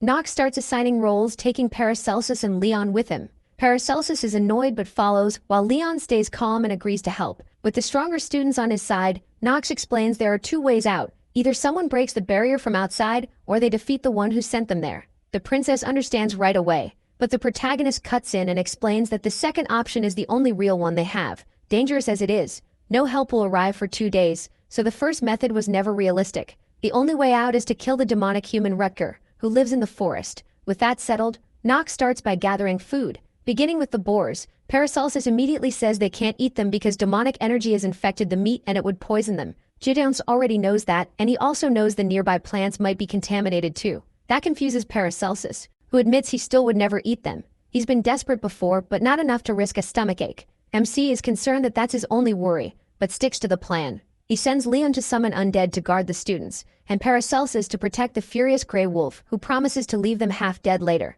Then he gets to work, placing thick cuts of boar meat over a fire he makes in no time. The others think the meat is a one-way trip to the grave until he tosses in leaves from a small plant. The color changes and the meat becomes safe to eat. He explains it's a crimson rake plant, useful for removing weak to medium poison. That shocks everyone, and they finally believe him. So Knox asks the princess how she wants her meat cooked, but for some reason she seems to blush while looking at him. Later, the teachers contact Novia Von Trinity through a device and inform her about the situation. They think if these were second-year students it would be fine, but first-years need rescuing. Then they go silent when they hear chewing, unable to believe their boss is eating during an emergency. Raz asks just to be sure, and she calmly says yes. She's enjoying snacks and everything will be fine. Vernon doesn't share that confidence in those useless first-years who barely know basic magic. Bored, Noah Von Trinity hangs up. With no other choice, Vernon pushes his horse faster to save his students. Raz stays close behind, thinking he won't let his best student end up in a place like that, like he did. Back at camp, Leon von Marbus doesn't get why Knox is pouring out boar blood.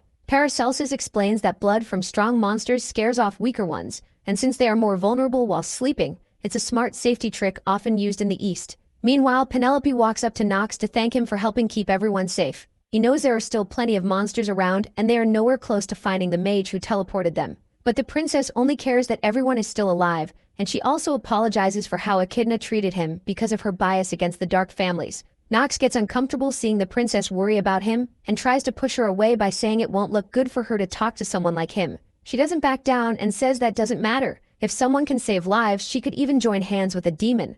Knox says that's dangerous. She quickly pretends she was joking. The protagonist studies her, remembering her character notes. Penelope von Arckheim, the famous princess of kindness with one major flaw: extreme utilitarianism. That makes her dangerous. Someone who would die for her beliefs. That is why her title, the Princess of Kindness, can turn in a matter of seconds into the Princess of Cold Blood. Later, he pulls out what they need from his dimensional bag so they can set up the tents in groups of 4. Everyone is shocked that he has something like that, guessing it comes from the harsh training of dark families, who are rumored to throw their children off cliffs at age 5. Knox thinks that rumor is way over the top, and once everything is done, he quietly says they need to stay alert. Talia hears him and asks why, but he refuses to explain. Instead, he moves on to picking guards, though that is really just an excuse to keep everyone moving fast because of something he has not told them. If they do not deal with the mage soon, he will not be able to clear the stage. So, after everyone falls asleep, the protagonist heads toward the forest, determined to finish the mission. Sometime later, he wakes up on edge, looking for Penelope to warn her that Mana is getting close.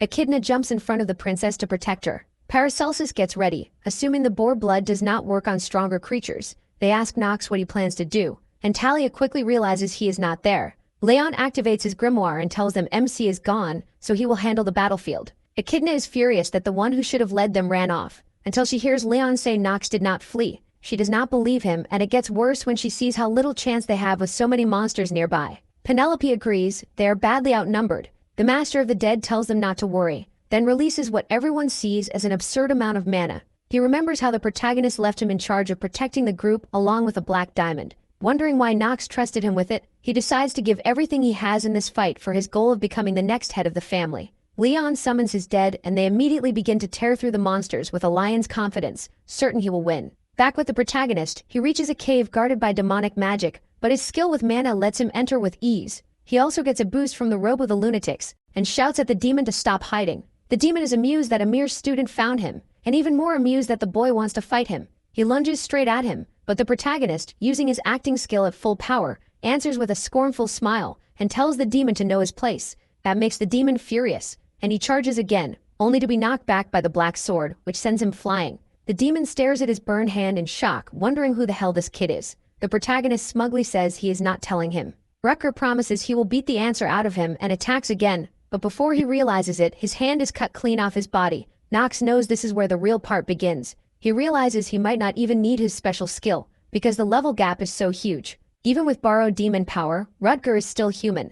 Robber uses his energy to regrow his arm, warning Nox not to think he has won. His arm stretches out to strike, but the protagonist blocks it calmly, then activates his attack skills, steps in, and pours his energy into the demon's arm, pinning him down. The demon realizes he got careless with that useless Lord Reinhardt and cannot stand being humiliated. Even while carrying the Archduke's power, all his whining does is annoy the protagonist, who is ready to finish him. But before he can make the final thrust, Raz arrives nearly out of breath and stops him, begging him not to do it because that man is his student. Nox does not believe him, but the professor pleads for trust. Hearing that, the demon cannot take it anymore, and asks if Raz really ever saw him as a student when he threw him out of the academy after he lost his arm in the war, leaving him alone and worthless. Those words hit Raz hard. He admits he abandoned him, but says he did it out of fear for him. He did not want the same fate that happened to his son. Knowing he could not stop him from going back to the battlefield, he thought expulsion was the only way. That only angers the demon more. He says everyone chooses for themselves, and Raz's choice turned him into the academy's discarded trash, forcing him to hide in the forest.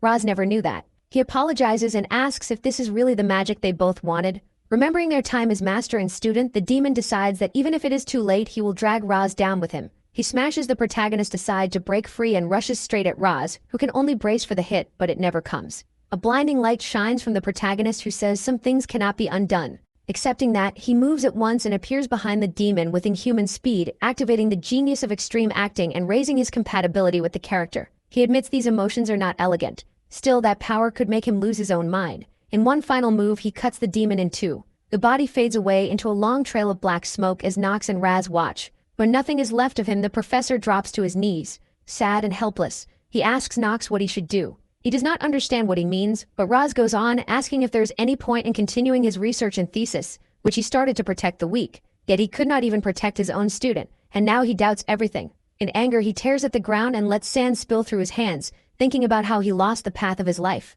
Nox watches coldly and changes tactics. Covering his mouth, he says he does not understand Raz's bond with that demonized human. That gets Raz's attention. The protagonist only thinks that what he is about to do is the lesser evil, because he needs Raz to keep working on his thesis to unlock artifact crafting and the strengthening system in the game. But before he can continue, Jo Chan's emotions begin to clash with the original character. As rain falls, Nox thinks that even though he knew exactly what he was doing and did not mind using Professor Raz for that, he still tells him his research is not useless. Shaken, the professor fires back that everyone just saw how helpless he is. Nox agrees it was pathetic, but deep down he cannot stop thinking that every word is making Raz question everything, so he realizes he has reached his heart. Then he says Raz's natural state is laziness, so he does not expect him to do much. He does not like tea, he prefers coffee. He does not want money or fame. That leaves Raz confused. Then Nox tells him his research matters while thinking how jealous he really is, because the professor helps spread love in that world. Still on his knees, face to face with the professor, Nox says he will become his #1 student and promises to stay by his side. Meanwhile, he is crying inside as Raz starts talking about his son. With that, we return to the battlefield, where the students are surrounded by dead monsters. Paracelsus looks exhausted and thinks there is another lunatic here besides Nox. He means Lane and his undead, who are on a level beyond anything he has seen before. From a distance, Penelope and Echidna also talk about how terrifying an undead army can be, stunned by the power of the Dark family. They start to believe the rumors that the Marbus line has become strong again, and they make a point to keep an eye on Leon from now on. Leon, meanwhile, holds that black crystal, which seems filled with high-grade mana. Without it, he doubts they could have won, and he wonders how the protagonists seem to see the future and prepare for this. Then through the rain, a voice cuts across the path as Vernon steps out of the brush, his shiny bald head leading the way, asking if everyone is safe. He grabs one poor student and shakes him, asking if anyone died. Penelope tells him no, and the professor beams with relief. She explains that someone left the battlefield, Nox, but they know he is safe because he helped them survive and the crystal he gave Leon helped in the fight. Paracelsus adds that the protagonist also organized the camp, basically doing everything, which shocks Vernon. After that, the class starts seeing Nox as useful but still troublesome, with rumors about women being rough with servants and more. As for the bald professor, he is startled when he notices the barrier has disappeared. He doubts weak Raz did it and assumes Nox was responsible. After the incident, the protagonist ends up as the strange professor's assistant. Now he is in that office, writing. While his acting trait is maxed out, it gets even worse when the professor walks in, grabs his wrist to test a bracelet on him, leaning in with shaky breathing and a flushed face. Even the acting trait cannot take that, so Knox drives an elbow into him, then apologizes and says it was instinct. The professor knows he did it on purpose, but he does not mind and keeps smiling. MC is shocked that Roz expected that reaction and still came closer. He reminds him there are laws against sexual harassment, which Roz says is pretty smart for the family's so-called failure. Still, he does not care as long as Knox does not report him, which gives the protagonist intense secondhand embarrassment. Raz says he recommended him and Leon to go to the Empire's treasure vault and claim an item. That stuns the protagonist. Raz says he used his gift for persuasion, and it worked. The pressure instantly leaves Knox, replaced by joy and wild excitement, which confuses even creepily pushy Raz. The protagonist simply cannot hold back after getting such an unexpected reward. Almost right away, he arrives at the Empire's vault, shared with the Rivalan family, where countless useful items are stored. But he is after one thing in particular, something that will help him grow faster on his path. Eleanor appears and congratulates him on gaining enough influence to come here.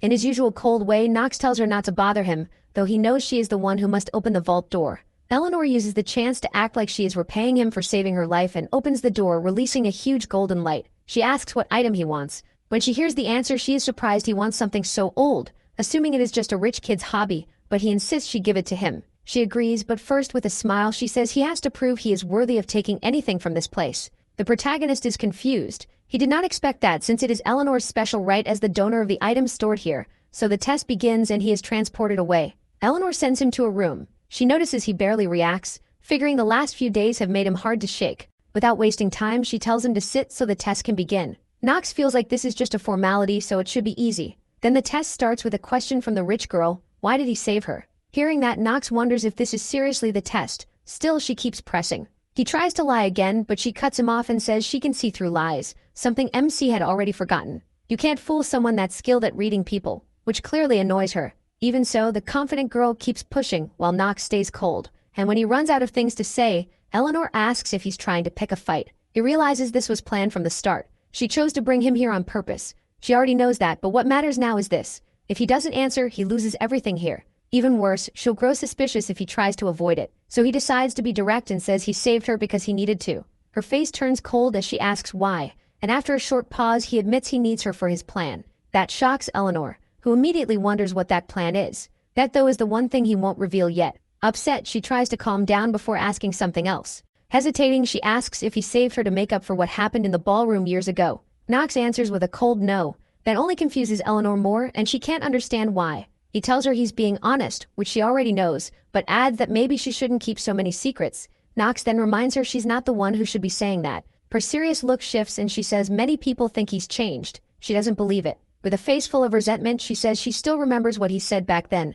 staring at him with disgust. The protagonist tells her to do whatever she wants, which throws her off. He says she can hate him, blame him for anything she wants. She has every right. After all, those feelings must still be there. With that, he leaves, and Eleanor is left deeply confused. She finally admits he really has changed. Later, while drinking tea, Eleanor talks with Rick about why Knox picked such a plain artifact when there were far better ones. Her ever-cheerful butler doesn't get it either. Out of everything available, he chose an orb. In her mind, the redhead keeps wondering how, with weapons, armor, and elixirs of top quality right there, he still went with an old-looking orb. She just can't make sense of it. Her butler tells her to stop worrying about it. After all, it caused no trouble. Not fully convinced, she lets it go and asks about business. Rick says things are going great, with Revelin's shop products selling in huge amounts. He says it's all thanks to her. She simply thanks him and tells him to keep watching Knox. Rick accepts the task with a sly smile. Elsewhere, MC enjoys the orb he got with his maid nearby, smiling as he looks at it. Checking its traits, he sees it's a high-grade Great Sage item. Once its conditions are met, it can rise to the highest grade, boost his mana and stamina by 2, and grant the passive skill Magic Autocorrection, which improves mid-level and higher magic. Knox is thrilled, thinking Eleanor had no idea how valuable his choice really was. It can become even better if he raises it with his mana, but the item says the conditions still haven't been met. He already knows that. To upgrade it to the top grade, he has to say the name of its original owner, a very powerful orange-haired woman from the Four Sages, and also Joe Chan's favorite teacher when he used to play the game. Still, he has no plan to activate it yet, because that would reveal her identity far too early, so for now he'll stick with the base effect. Watching him, Lobila decides to ask why he chose the orb when there were so many items better suited for knights. Knox says he also plans to become a mage, so he needed something like this, then realizes he forgot to tell her that. He brushes it off. But Lobila looks worried. She wonders what to do with her master, doubting he can handle both paths. Knox doesn't care. If he fails, he'll just live off his family's money. That disappoints his maid, who had been bragging about how hard her master works even though he told her not to. That annoys Labizia, and she tells him he can be unpleasant sometimes. Nox doesn't mind that, but he does object when she says he likes messing with women. Labizia then brings up the story of womanizer Teo, who was a Casanova when he was young, and says people still repeat that story today. He didn't know that, but he doesn't care, and decides to get some rest instead. But he can't, because his maid hands him a letter from the imperial family, saying he needs to read it himself. That already makes Nox uneasy, and it gets worse when he learns Echidna von Zenos delivered it. He worries about drawing the princess's attention, and is tired of creating new unknown changes in the game. Then he starts reading the shining letter, fit for a princess. She thanks him for keeping her alive, and by imperial law offers him a reward by inviting him to the capital, Talonfeather. They'll leave in 3 days. Nox is stunned by the invitation to the capital. Since he belongs to a dark family, Lobila is scared. With tensions between the divine and dark families, this could easily be a trap. Worried, she grabs his sleeve and begs him not to go. Nox quickly pulls away and orders his maid to stay where she is. He remembers that the capital is the Emperor's base, controlled by the divine family of the East, which makes it dangerous for dark families. He still doesn't understand why Penelope von Archheim invited him, but he's going anyway. Thinking back to his time as a player, he recalls how important a character's main stats were, along with skill choices. If someone picked a sword genius, the smart move was to focus on combat. Another major system was the camps, where players had to choose different factions and take missions from there. While riding in a carriage with Penelope von Archheim sitting across from him, she asks what business they could possibly have together. He quickly says someone as insignificant as him couldn't have business with her, but with a bright smile, she says talk like that might hurt her feelings. Nox remembers the strongest factions, the Imperial faction, led by the princess, the Radical faction led by the Dark families, and the Merchant faction rich enough to shift the whole continent's balance. Each one works differently, and the worst relationship of all is between the Renhofer family and the Imperial family. The princess stares at him, and that's when Nox realizes he's walking straight into the wolf's mouth. So he sticks to his useless noble act and admits he's not happy about being here. She claims she only brought him for his reward, but Nox knows that's a lie. She eventually admits it as they enter the capital. The protagonist asks what she really wants from him, and with a big smile she says it's simple. She wants just one thing. Once they step out of the carriage, both of them grow tense when Prince Louis von Archheim is there to greet them. He looks delighted to see the last sword of the Renhofer family. Worried, Penelope von Archheim asks if he shouldn't be at the war in the north. Louis von Archheim cheerfully says it was somehow cancelled, so now he'll be their host. Looking at Nox, he says he hopes to see him often. MC politely says he'd be honored, while inwardly thinking how awful it is to meet that lunatic. At that moment he feels the prince's gaze pressing down on him, and remembers that Louis is the only heir ranked above Penelope von Archheim in the line of succession, and the one most known for causing the game's bad endings. Louis leaves, and the princess is clearly shaken. Echidna helps her until she regains her composure and tells Nox they should talk inside. He already knows the relationship between the royal siblings is like heaven and hell, so he decides to use that somehow, if he wants to make it back alive. Night eventually falls and he assumes he'll have to wait until tomorrow for his reward. He tries to rest, though the thought that a mercenary might attack him crosses his mind. He closes his eyes, but then a sound makes him jump for his sword. It's just the princess knocking at his door. She asks to come in, and with no real choice, he gets up and opens it, asking what she's doing there. Without waiting for permission, she says it's not good for anyone to see her in the hallway, then walks in. Echidna meanwhile promises to give them privacy and guard the area from the imperial family's eyes. The princess sits down and tells Nox to do the same, but he stays standing and listens. She says she came to ask him one question, and depending on his answer, he may never return to the Renhofer family. Her request is simple. She wants him to become her shadow. Nox understands at once. She needs a shadow to beat the prince and cut her ties to darkness more easily, seeing him as a useful piece, just another pawn in the game. Sitting down, he says there's one problem, which catches the princess off guard. She stares at him as he smiles and makes it clear he doesn't think he has no other options. Later, Nox is brought before the king of the empire, who looks close to death, barely able to make strange sounds. This broken emperor is Esteban von Archheim, once a mighty knight of divine thunder energy and founder of the empire, praised as a great warrior. But now he's lost that glory and is mocked as Esteban the Clumsy, staggering around beside his son Prince Louis. His other daughter greets Nox too and asks for a favor. Louis asks what favor he wants from their father, stressing that it should be a reward worthy of saving the princess. The protagonist, nervous because he's basically dealing with Esteban's top heir now, answers carefully and admits he feels intimidated. Louis accepts that and tells him not to worry. He can ask for anything he wants for saving his sister, so without hesitating, Nox asks to immerse himself in the Arxir. That request angers the prince and shocks the other nobles too. MC understands why the Arxir is a hidden river, reserved only for the imperial family and the sacred families, and its waters grant an absurd boost in power. By asking that, Nox makes the prince see him as a reckless troublemaker with nothing to lose. Louis forces a smile, but he's furious, and already judging him like any other member of a dark family. The other nobles are upset too and reject the request at once, saying those waters are meant for the sacred families. They do not care that he saved the princess. Hearing all that, Knox realizes the heavy pushback means they will never allow it. This is just a polite way to deny his reward. Penelope von Archheim suddenly snaps and speaks up before His Majesty, arguing that no law forbids the protagonist from entering the Archer. Even with everyone against her, she does not back down. Knox is surprised by her support, but figures she just wants the final say. He remembers how the night before, after he turned down her offer, the princess stepped close and whispered that one day he would have to choose a side. Knox already knew that and had decided to side with the princess instead of the obvious bad ending. Trying not to make that choice too obvious, he asks again whether they will grant his request.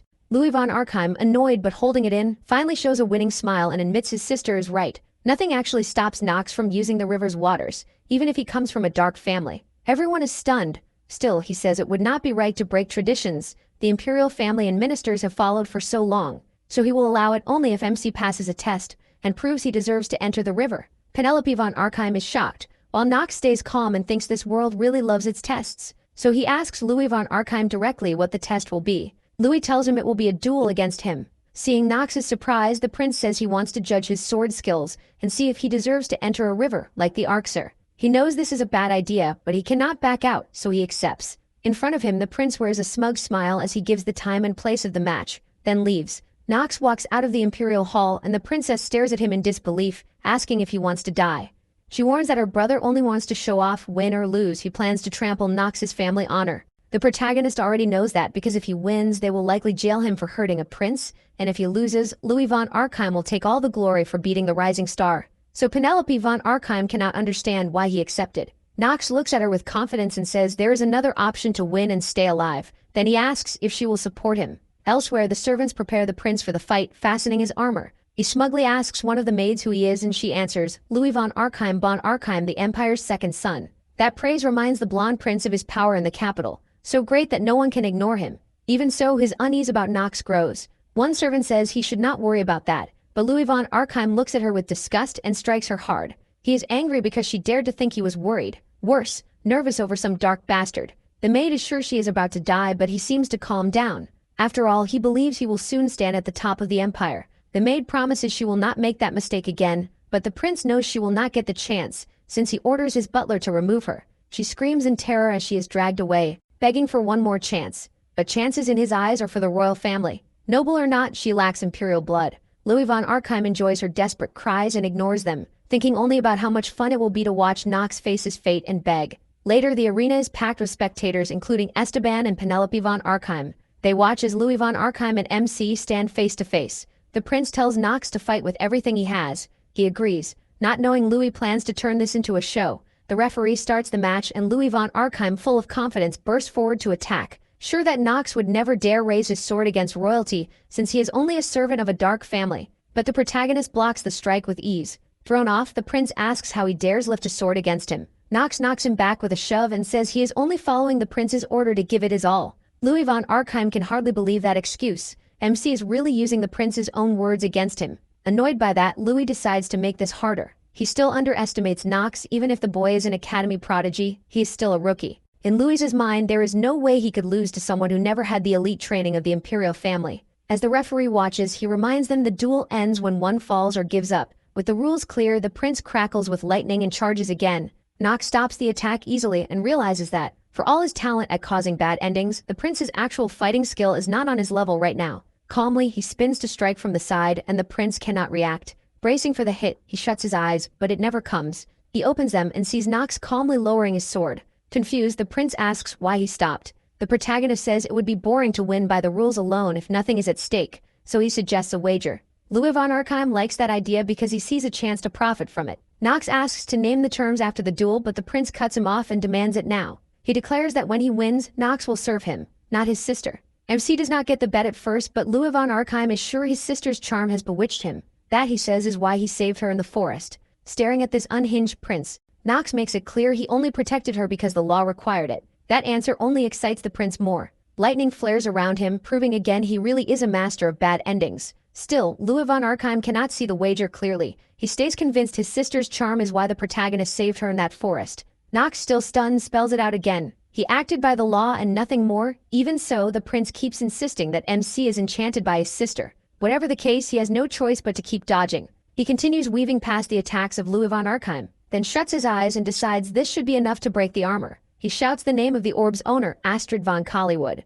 At once, the orb begins to glow, registering Nox as a second owner. His mana rises, spilling into the orb and building so much power that the wind slams into the prince. Louis is left confused, and Nox asks whether this duel ever banned magic. The prince is speechless as he realizes a Renheffer is not only a sword specialist but also a user of extremely strong magic. Nox explains that what Louis is looking at is a magic missile. Then the orb's power erupts into the sky and tears open a giant black hole, from which lightning starts pouring straight at the prince. With heavy sarcasm, Nox tells him to please survive. Terrified, Louis dodges and keeps backing away, using his sword to deflect an attack while wondering how the famous Renhofer sword family now has a magic talent too. Then a bolt strikes him in the back. After that hit, he thinks he is cheating. He answers with a look, there is no trick, while he keeps forming magic crystals and firing them like lightning arrows. He adds that Louis's own huge armor is no different from his so-called tricks. Feeling insulted, Louis von Arkheim tries to answer, but Nox fires back that the prince threw the first insult when he dragged him into an unfair fight to attack the dark families, erase their achievements, and shame them.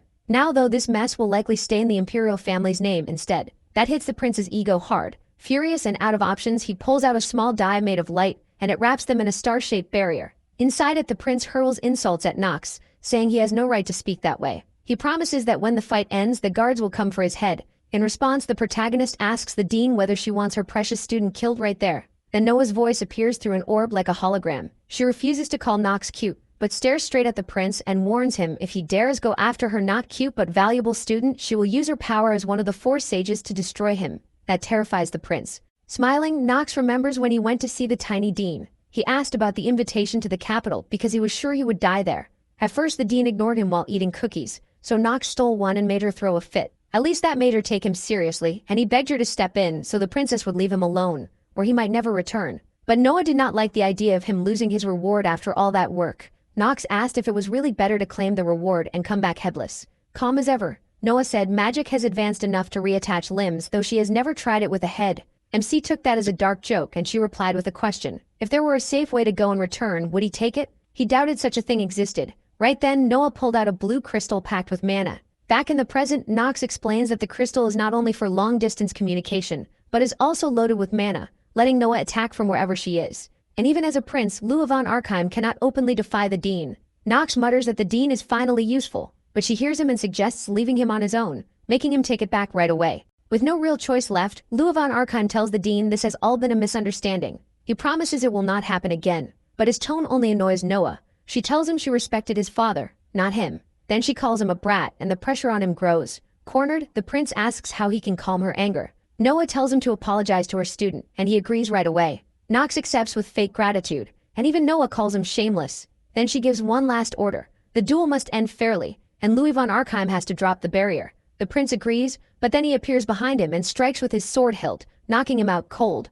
Everyone is stunned and furious that someone from a dark family attacked the prince, including Penelope von Arkheim and Echidna. Even she wonders if Nox really thinks he cannot die. Penelope von Arkheim doubts anyone would do that on courage alone, especially knowing dark family authority means nothing there. She figures he must have a hidden card, and admires it enough to decide she wants Nox for herself. Even Echidna, who does not like him, admits his skills are impressive from what they saw in the forest during the first test, and now this proves it again. They also know he will not follow Louis von Arkheim. So Penelope von Arkheim, wearing a wide smile, walks over and whispers something to Echidna. In the arena, the frightened staff rushes to help the prince. Knights and maids carry him to the infirmary. The butler orders everyone to stay quiet about what happened and make sure Louis von Arkheim suffers no lasting harm. Meanwhile, Penelope von Arkheim happily watches Nox leave while everyone else fusses over Louis von Arkheim. Later that night, the protagonist is just glad he made it out alive. Thinking back, he remembers how insane the prince was and gets why he becomes a final villain. He replays parts of their fight, but the good part is seeing how strong the orb really is, an item that will be useful through the middle of the game, and was key to dealing with the prince. Just as he starts to relax, he is interrupted by a knock at his door. He thinks the prince came for revenge, so he gets ready to fight, but it is Echidna and the princess who wants to speak with him alone. That immediately worries him. He can feel trouble coming, and Penelope von Arkheim does not hesitate. She walks right in. Nox asks if this is about the prince, but she says that is not why she came. Set on doing what she came for, she sits down while Nox suggests they talk another time. Her smile makes it clear she thinks this is the perfect moment, which only makes him more uneasy. He is sure a late-night visit like this will cause more trouble and rumors. Penelope von Arkham notices his concern about a scandal, and that is exactly what Knox is thinking. The princess cheerfully admits that is why she came, which terrifies him. He has no idea what this crazy princess means, though he asks much more politely. She does not drag it out. With a serious look and a bright smile, she asks Knox to marry her. MC asks why he would ever do that. She says it is because of her place in the imperial family, which oddly reassures him at least she did not fall for his charm. The princess explains that the family is split into two factions, and with rumors that King Esteban may step down, Loy's side will soon stand as the stronger one. Her own side is much weaker than his. Since he is her older brother and has better ties with the nobles, he has already promised rewards for when he takes the throne, so Penelope von Arkham is at a huge disadvantage. That is why she needs Knox's power, but he rejects the proposal at once. The princess responds with a sad look as she glances at the sky and tells him to stop making excuses. She will not believe claims that he is not strong enough or that his past engagement matters. Resigned, Knox realizes she will not change her mind and warns that everyone knows his terrible reputation. She does not care if he is known as a womanizer. Pleased with herself, she starts laying out her plan, making up a story about how their love began, saying it started when he saved her in the dark forest. She even takes his hand, while a nervous Knox just listens. Then she asks who should have fallen in love first, her or him. He can only ask if she is serious, and she answers with a shining smile. According to imperial law, she can choose her husband, so they need a believable story. She also says she would not rule out truly falling for him someday. Meanwhile, in a hidden room, someone asks if it is true. Their new recruit is heading toward the Arca River. The answer is yes. Apparently the imperial family has approached him. Another person does not get it. Was he not afraid of the humiliation he might face there? The blue-haired Marine agrees, saying kids were trouble. She knew her captain had reasons to take him in, but she still was not fully convinced. Then someone challenges her. Did she really think the captain needed anyone's approval to recruit someone? That was Kyle, though he denies meaning it that way. An argument starts, but their captain stops it. Still, someone with a hook says he agrees with Marine. That was Craig Oil, and he points out that Lunatic had not taken any new recruits for a long time, so why accept someone like this now? When told it was because he caught the captain's interest, someone protests. There was no way she had romantic feelings for someone that young, so was it connected to his house instead? She denies it. It has nothing to do with House Rainhafer. Yes, Theodore von Rainhafer once worked with a lunatic, but this new recruit seems to hate his own family. Kyle says that only makes it stranger and asks if they should not investigate more. He cannot see why a member of House Rainhafer would help a criminal group. After hearing them out, she agrees. Their point makes sense, so they should test him by giving him a mission. That way they can see whether he performs amazingly or betrays them. The blue-haired girl is jealous because she did not get a mission at all in her first year, but she accepts that there is no other choice, so everyone in the room starts to agree, and once everything is settled, the mission is assigned to Marine. The mission involves the hidden floor under the academy. They received a report that an Edian executive hid a secret there, the demonic essence stone of Paimon, one of the 72 demons. While the new recruit buys them time, they will steal the essence stone. Marine is told to support the recruit and she agrees. Then a tall woman named Isel congratulates her for finally no longer being last in rank and tells her to do her best. That is how she feels, while Knox seems completely calm. But she wants answers, because news travels fast and the papers are already saying Penelope von Arkham fell for a knight from the opposite side and plans to marry him. Knox is shocked by how quickly the princess can make things happen, but that still does not answer her question. So he explains that the princess is basically using him to gain help in the War of Succession. She wants the throne badly enough to take it from Louis von Arkham. That makes sense to her, since rumors say the prince is gathering allies. Even so, she is surprised the princess chose to work with a dark family. With a blank, serious look, Knox says that is exactly why he is useful. He is a troublesome outcast the dark family ignores, so his presence works in her favor. Hearing that, she cannot help feeling sorry for him while the protagonist grows even angrier at being used by the princess, just because he is the family's black sheep. But that quickly stops mattering when he suddenly jumps off the bed and grabs his weapon, putting his mate on alert too. Looking out the window, he spots a figure wrapped in a red aura. Its glow reflects in his eyes, and he smiles as he realizes the time has finally come for his first mission, which starts with meeting Marine in the library. Still confused, she stares out the window while Knox looks tense. Far away, Marine watches them through binoculars and confirms the rumors. MC is very handsome. Still, she reminds herself he is just a kid and looks way too sickly to explain Luna's interest, so she will have to find out for herself why he caught attention. With that, she smiles and gets ready to test whether he deserves a place in Lunatic. Sometime later, Raz is searching through piles of books with his assistant Knox and Echidna, when suddenly the professor slips away, leaving the whole job of sorting the books to Knox.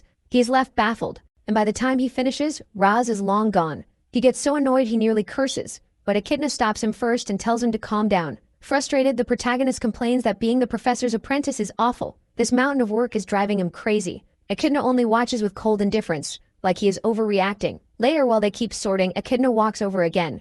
Nox clearly does not want to talk, but she says it anyway. They do not get along. It is an awkward way to start, but what she really wants is to apologize for how the princess dragged him into her plans, including changing his previous engagement. She also insists Penelope von Archheim never meant to make him miserable. Nox understands what she means, but he does not get why she is the one apologizing. Trying to sound detached, Echidna says she just does not want him to think badly of the princess. Nox looks at her for a moment, then turns his eyes away, uneasy at how much he dislikes this. Once again, a character has turned out completely different from what he knew in the game. Frustrated, he tries to push down that strange sense of sympathy as he clenches his fist. A little harshly, he says he understands the princess and goes back to sorting. Even with his cold tone, Echidna understands and thanks him, which makes Nox wish they would just go back to getting along badly, instead of hearing that from her. Right then, one of the books gives off a red aura, catching his attention. When he picks it up, he sees Marine's name on it, officially marking the start of his first mission. He still does not fully understand what is happening, but he has no choice except keep moving forward.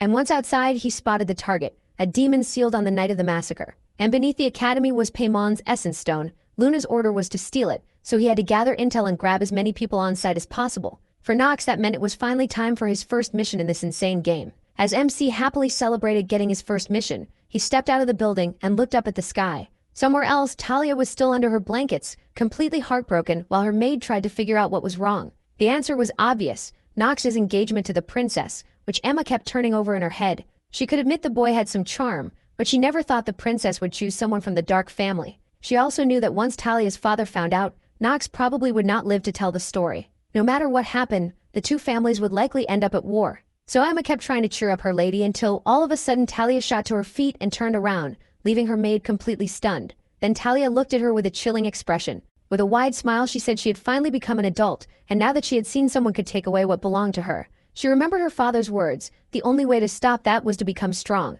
Her eyes looked distant, and that cold smile showed she was ready to make sure it never happened. Then she looked at her maid and asked if she would help. Shaken by her lady's new attitude, Emma could only hope Nox got a chance to run. Meanwhile, he was dealing with an even crueler demon, the Archduke Paimon, the one behind the night of the massacre, when his mother died, and also the one who twisted Noah's time and trapped her in a child's body. He knew there was no way to beat Paimon with his current strength. Still, he remembered the reward he had used, diving into the Arca River, whose effect randomly raised 2 stat points. This time, the boost had gone straight to his mana, but that was not all. Then, speaking in a strange language, he activated another hidden piece, the Dragon Tongue, which gave him even more power. Back in the present, he looked over the situation and thought the trip would have been perfect, if not for everything else. Then his thoughts were cut off by Marine, who congratulated him for not getting lost. Nox addressed her simply as Marine, which she took as rude. Still cheerful, she declared herself his superior, though he did not care at all. He remembered her as a tricky game character, a 17-year-old girl with an affinity for water.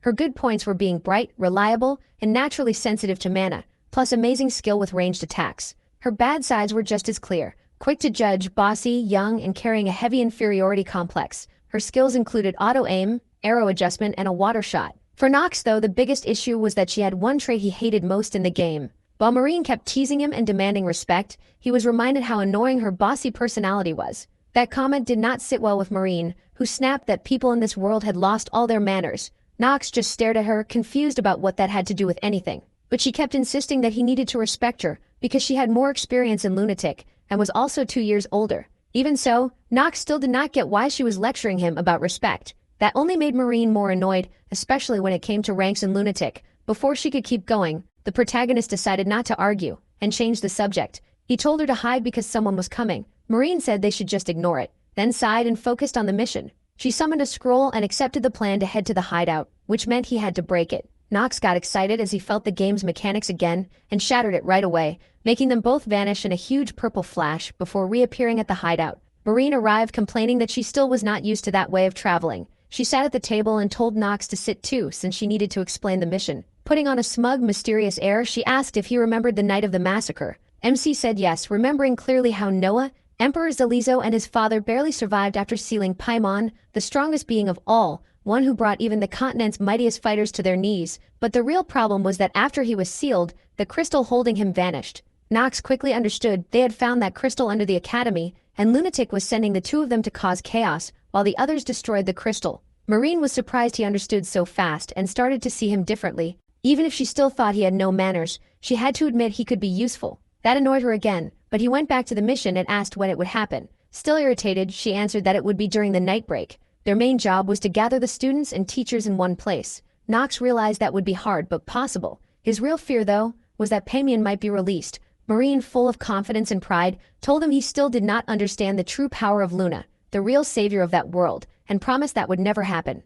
She bragged with total certainty. Nox was not nearly as sure. He wanted her to be right, but he knew she was wrong because this was the exact episode where Payman's resurrection began. He would not return at full strength, but even then, one small mistake would be enough for him to wipe out the academy. The protagonist knew it because the episode title said it all. The Rookie Killer, the Night of the Labyrinth and the Massacre. In it, he would have to play both hero and villain, so he knew he needed a plan, and said he had everything needed for the operation. Meanwhile, in an abandoned hideout, a huge red flash lit up the place as Rick arrived, full of confidence. With a satisfied grin, he announced that the preparations for the Archduke's resurrection were complete. Soon, he said, the Archduke would ravage the land just like in the past. The demon was thrilled by the news, and even knowing he would not recover all his power at once, he praised his servant and told Rick that if everything went as planned, he would be promoted to a demon and leave behind his half-demonic human state. He warned him not to fail. Rick answered with complete confidence that he would not. Meanwhile, Nox found himself in an even more dangerous situation, a meeting where Eleanor was present, watching the awkward first face-to-face between Talia and Princess Penelope von Arkheim, who was backed up by Echidna.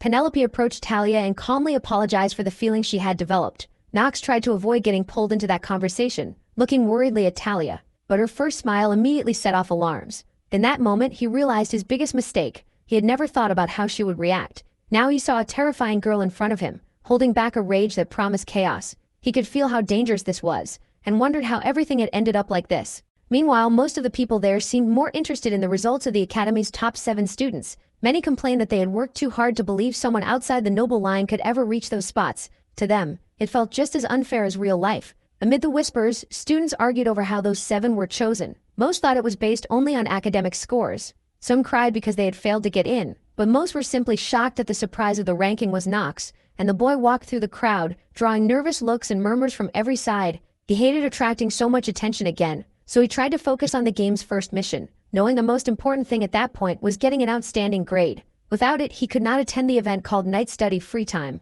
where he needed to hold the other students and teachers in place. Meanwhile, from a distance, a group of boys watched him with resentment. They hated him for being special, for being good-looking, and for coming from a powerful family. One boy with glasses clearly did not care much about any of it, which only angered Nox's biggest hater, until a third student walked over and told them to stop talking, because rumor had it MC was now the princess's fiancé, and if he heard them they could end up in deadly trouble. Even though Nox had heard everything, he had no time for petty nonsense. Right now his priority was keeping his place in Lunatic, since it was the only way to escape the Reinhaffer family and stop payment. So he just looked at his grades and confirmed he had taken first place, beating Leon von Marbus. But when he returned to his relationship problems, he realized he should have paid more attention to the rest of the rankings. Without noticing, he had fallen into a full-blown Korean drama, watching the creepy showdown between what was basically his current girlfriend and his ex, so all he could do was sigh, hating that he was stuck in the middle of this mess. Worst of all, it was not even his fault. Then Talia broke the silence with a cruel smile, saying she understood the princess and why she had fallen for Nox. Penelope was happy to hear that,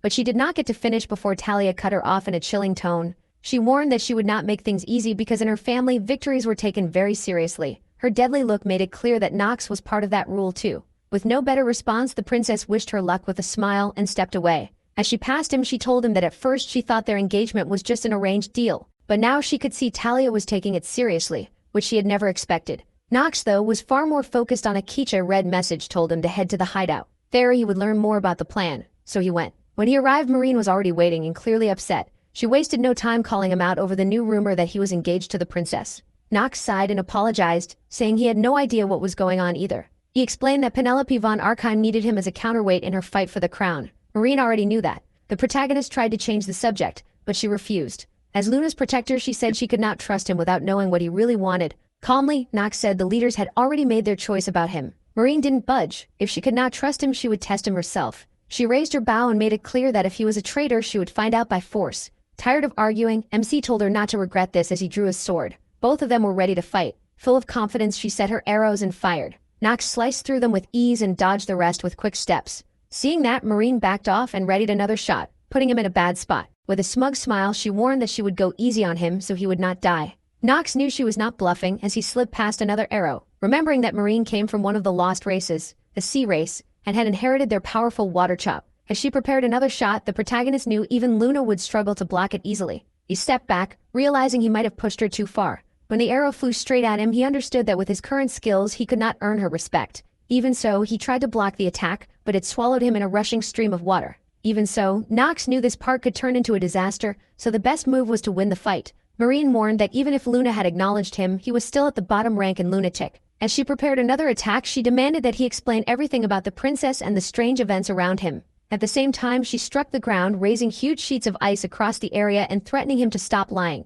Nox insisted he had nothing else to say, which only made Marine angrier. She wanted to know how long he planned to keep acting so arrogant. Then she attacked again, and the water whirlwinds grew stronger until one of them finally trapped him inside. Annoyed, Nox got irritated seeing that Marine thought a trick like that would work on him. He slashed with his sword, cutting through the water and throwing the technique off balance until it collapsed. In the middle of the chaos, Marine moved with confidence. She had never expected that attack to work. Her real goal was to make an opening for her next arrow. That ugly drill-like shot came in so fast that with no way to dodge, he had to rely on his skill. Genius time, slowing time just enough to avoid the arrow at the last second. Even then, he did not want to reveal that trick so openly. Shocked, Marine could not understand how he dodged at such close range, but she had no time to think when she saw Nox raise his sword and unleash a huge slash that sent out a wave of dark energy. Her only choice was to block it with the battlefield's water, barely holding on against the impact. She formed a whirlpool of water and dark energy, turning the attack aside at the last moment, and when the mist cleared, Marine was unharmed, but confused. She could not believe a 15-year-old boy had that much power, so she demanded he reveal what he really wanted with Lunatic. Nox refused to answer and kept fighting. She shot back that if he would not talk, she would find out on her own. Raising her bow again, she gathered her power to create more water whirlwinds. Nox avoided the technique, then channeled his dark energy into arrows and fired them back at her. For the first time, Marine saw a real threat. The two traded blows, their weapons and powers crashing together. As the fight went on, she realized Nox was far too strong. If he ever betrayed Lunatic, he would become a real danger. Still, she could not understand why he kept holding back against her, though she guessed it was because they were both part of Lunatic. She watched her with annoyance because she still was not taking the fight seriously. Tired of holding back, he raised his intensity. That childish reaction from Marine showed at once. She now saw him as someone clearly above her, an enemy she could not beat, and feared that he might even defeat her teammates. So she made a choice, calling out his name as she poured in all her energy. By Lunatic's rules, if she could not understand his intentions, she would have to kill him, and she prepared to use her strongest move, the sea race's secret art, Water Chop. Nox simply watched the attack come at him. He had no way to block or dodge it, so he accepted that he would have to take it head-on. But suddenly, a sword appeared out of nowhere, completely wiping out Marine's shot. It was their captain. She was furious about the fight, and both of them were stunned to see her. Luna looked disgusted and angry at Marine for trying to kill her junior, and at Nox for not stopping the fight. Without wasting another second, she glared at both of them and demanded a real explanation before announcing the punishment they would get, repeating that she wanted answers. She jumped between them and reminded them that their job was to distract the academy students, not kill each other. Nervous, Marine apologized and said she only wanted to confirm whether Nox was loyal to Lunatic. Luna reminded her that was the captain's job. Then, after seeing the damage from her weapon, Luna realized the shot had truly been meant to kill him. She understood Marine's distrust, but sending someone to the grave was punishment reserved only for high treason. Ashamed, Marine lowered her gaze, and Luna warned her not to make that mistake again. She gave Nox the same warning, though he did not seem to take it seriously. Once Marine had been scolded, the captain asked to speak with the hero in private. So, as they walked under the moonlight, she apologized for having to reprimand him, saying she needed to keep order. Nox did not seem worried. He believed that even with his recklessness, he would still make it out alive. Luna doubted that, and then he pointed out that while he had no issue with Marine, she clearly did not trust him. Luna explained that Marine did not usually act like that, apologized for her, then added one thing: officially, he owed her his life. She was sure that if she had not deflected that shot, he would not still be alive. With his usual arrogance, Nox replied that in his line of work he was always one step from death, which made Luna uneasy. She understood at once that this arrogant attitude was exactly what Marine could not stand. Still, Luna explained that one arrow alone had been enough for Marine to join Lunatic, and even if she was not the best archer, a fully charged shot had so much destructive power that even Luna was not sure she could endure it. Nox understood after seeing the damage to her dagger, which only made him wonder even more why someone that strong never appeared in the main game. So he asked Luna about Marine's ancestry, and Luna confirmed that Marine belonged to the sea race, a people who could control water however they wished. The protagonist remembered that the game only made one brief reference to that race, but they never truly appeared. Even so, the only lesson he took from all this was simple: never let her finish charging an arrow. Luna smiled at his arrogance, seeing him as a fool, and gave him a light tap on the forehead to remind him not to fight like that when he had almost died. Nox knew that but ignored her and looked out at the night, When he tried to leave, Luna stopped him. Even with all his recklessness, she still considered him strong and clear-headed, someone who would not hesitate when it mattered. To Nox, that sounded like too much praise, but it was not. It was only the lead into a mission. Luna made it clear that if Marine lost control during the operation, his job would be to kill her. And before facing that possibility, the hero still had to deal with his problems with women. While he was sitting beside the princess, he could feel Talia's murderous stare. It was awkward to be dragged back into that mess again when he had done nothing to cause it. Then the princess brought up her problems, and after trading looks with the fiery-tailed girl, Nox remembered how he had ended up in this situation. The princess had basically forced him to sit next to her so they would look like a couple, and he had no plan to agree until she reminded him of the benefits, like the fact that Louis von Archheim would not have him killed just yet, so now he had to put up with both girls. Still, what surprised him most at that moment was the arrival of another girl, Lana Bonsaber. She seemed shy, which completely clashed with what he knew about her. She was supposed to be the next leader of the Tsukubo Saber family, a clan that used beauty and charm to lure men in and drain their life force. Nox chose to look away, while Leon von Marbus grew uncomfortable and class continued, with Echidna watching in resignation because many lessons were still left. Mimshi was already sick of all this when suddenly, the ground began to shake. Everyone panicked at once and tried to understand what was happening. Nox knew right away. The first episode had just begun. The release of Paimon, who was being freed by Rick, declaring that this was only the beginning. Sometime earlier, Marine and Nox had decided that she would set up barriers so the students could explore the labyrinths and buy them as much time as possible. Now, with everything breaking loose and everyone terrified, Nox watched with relief as the plan worked, and Marine's barrier held firm. Then Leon took charge, quickly reading the situation and deciding they were trapped by two spells. The first was a barrier cutting them off from contact, and the second was a seal on the stairs. Nox felt uneasy at how fast he figured it out, so he stepped in too and suggested that the first thing they had to do was break the seal on the stairs. Penelope von Archheim agreed, and Lana shyly did too. Then she spoke up about construction areas, which made Nox pause because she should not have been involved in this chapter. Yet there she was, changing the game's timeline once again. With no better option, he chose to follow Lion's idea and break the spell, carefully explaining how to do it. Meanwhile, Talia grew even more confused and got a pounding headache from his explanation, until Leon boiled it down. Break the spell, then we're free. With that settled, the group split up to investigate and planned to meet again in an hour. Meanwhile, Marine stayed hidden and used the time to watch. She saw that Nox was not only stronger than her but also far more useful, since everyone seemed to trust him. That started phase 2 of the plan, the dream labyrinth powered by illusion magic. Using Im's blood, Marine planned to drag everyone into sweet dreams. She chose the highest spot she could find, a statue, certain it would take them a long time to wake up. Once everything was ready, the blood essence spread through the area and reached the boys. Marine was sure Nox would resist, but he didn't. He fell into a deep sleep just like the others. That left her confused because now she had to step in herself. Meanwhile, from above, Luna and the lunatics watched their target, ready to begin the plan. Her assistant asked if it would really be okay if Noah Von Trinity showed up, but Luna stayed confident and kept moving toward her destination. This was the resting place of the fallen, guarded by a massive seal, which Luna without hesitation shattered with ease and passed through without effort. Inside, Noah Von Trinity was already waiting. She looked at the newcomer and recognized the youngest of the Sword Emperors, Luna, the last heir of Moonlight. Luna warned her and told her to step aside, saying the demonic essence stone could bring chaos to the world. But Noah Von Trinity, as arrogant as ever, didn't even think about moving. So Luna wrapped her sword in red energy and unleashed a fast slash. But Noah Von Trinity vanished, putting the lunatics on guard, and a moment later, huge magic snowflakes surrounded them, trapping them inside Noah Von Trinity's power. Luna reacted at once and cut through the trap in a single strike. Before she could relax, Noah Von Trinity appeared behind her in her adult form, smirking as she admitted she loved fighting strong opponents, and that the strongest one so far had been Paimon. Luna then understood that Noah was willing to let him awaken just to prove her own strength, and when she asked if that was true, Noah Von Trinity answered with a shrug that maybe it was. That was all Luna needed to hear. She decided to kill her. Noah Von Trinity wasn't worried at all. She found the challenge amusing and couldn't see how Luna would do it. Still, the blonde declared she would kill her with her own hands and charged forward, starting a massive clash of power that sent destructive shockwaves everywhere. Meanwhile, near the chaos, Rick watched Paimon's crystal crack more and more. At the same time, Nox woke up on a bright beach, and far away he saw a winged figure, overcome with emotion. He ran after it, begging that angel-like being to give back what he had lost.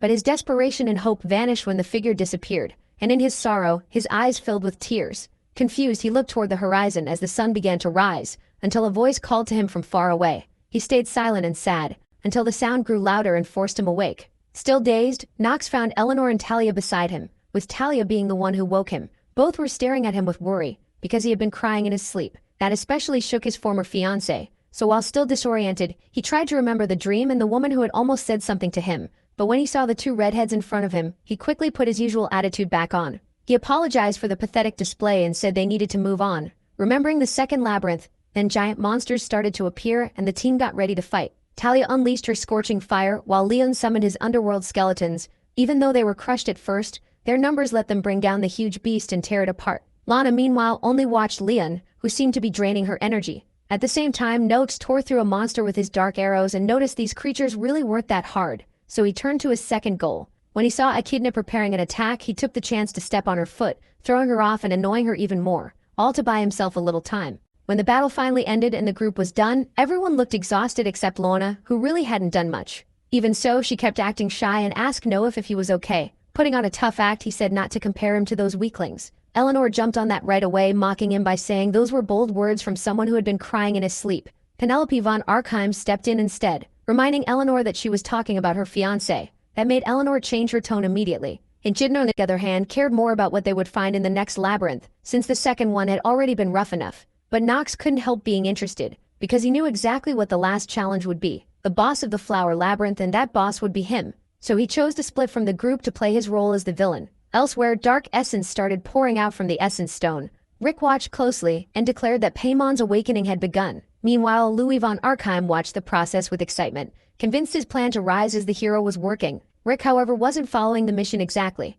He actually found it funny that idiot prince believed he could face a revived Paymon just to boost his image. But that meant nothing to him, and without warning, he released the essence, finally freeing the towering demon. Paymon, however, looked disappointed with the power he had come back with, though he still admitted that simply returning at all was a miracle. Then he looked at Rick and asked if what he was sensing was real. More specifically, he felt the presence of one of the beings responsible for sealing him, along with the energy of Luna and Noah von Trinity's battle. Rick confirmed it, and Paymon unleashed his rage. Meanwhile, Nox finally activated Moon Shadow. It copied his form to create a shadow he could shape however he wanted. At the same time, his companions were getting closer and closer to the final labyrinth, before the last boss fight, a boss that didn't even exist anymore. As he adjusted his shadow, Nox remembered one of his goals was to claim the boss rewards after defeating the monster. After beating it, he gained 0.3 stat points. When he checked his status, he saw that thanks to the creature, his lifespan had gone up to 147 days, and his mana and stamina had improved too. Still, he had one more job for the lunatics: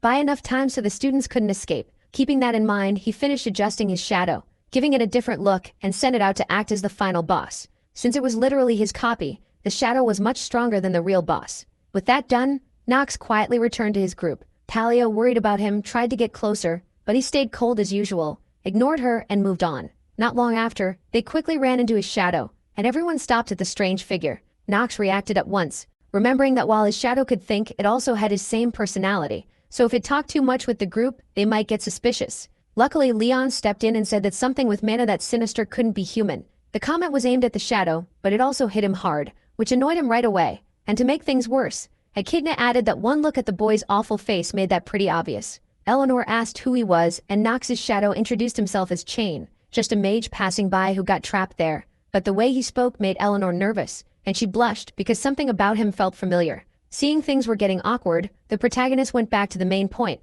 reminding everyone that this was the monster they had to defeat, since if Chain kept talking, he might give himself away. So Nox struck first at his own shadow, but it dodged every attack and backed away. MC said Chain was really strong, and Eleanor activated a magic circle to fire a huge beam at him. She told Nox that she knew he was holding back, and then Lion, along with his skeletons and Talia, joined the attack. Chain dodged both of them, forced to keep falling back until he found a chance to shred the necromancer's skeletons, but that left him open to an attack from the fiery redhead. He barely dodged, only to get smashed by a brutal knee strike that made Nox cry out in pain. Everyone looked at him in concern, but he tried to play it off. That was when he remembered the two important things about his shadow. First, it only had half his stats. Second, and more important, every time Shane got hit, Nox would feel the pain too. And right then, another slash from Talia hurt them both again. Seeing the fight getting worse and worse, with Chain even attacking him, Nox started wondering how much longer he could hold out. Elsewhere, the clash between Noah and Luna shocked them both, and then Luna looked up in surprise as they saw Paimon approaching.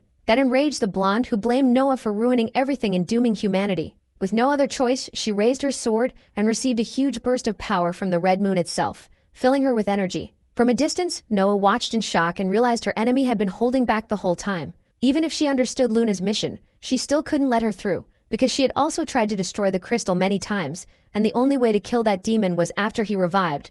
She just hadn't expected it to happen this soon, and once she realized how strong Luna really was, she decided there was no point in holding back anymore. Luna unleashed all her power in one massive slash, and Noah answered with an icy blizzard. The two attacks worked together, one pinning him down while the other struck Paimon, but he barely reacted. They only managed to cut his arm. That small hit triggered a huge explosion, yet the girls' faces made it obvious they had failed. Paimon rose through the blast with crushing pressure. To him, they were just a girl who had lost her power and a brat, and now he was ready to go all out. Without hesitation, he declared he would kill them both, and before they could react, he swallowed the area in a massive explosion. Back at the academy, Chain was still dealing with Talia's attacks and Leonie's skeletons, which were starting to box him in. Leonie, getting more excited by the second, looked set on questioning him.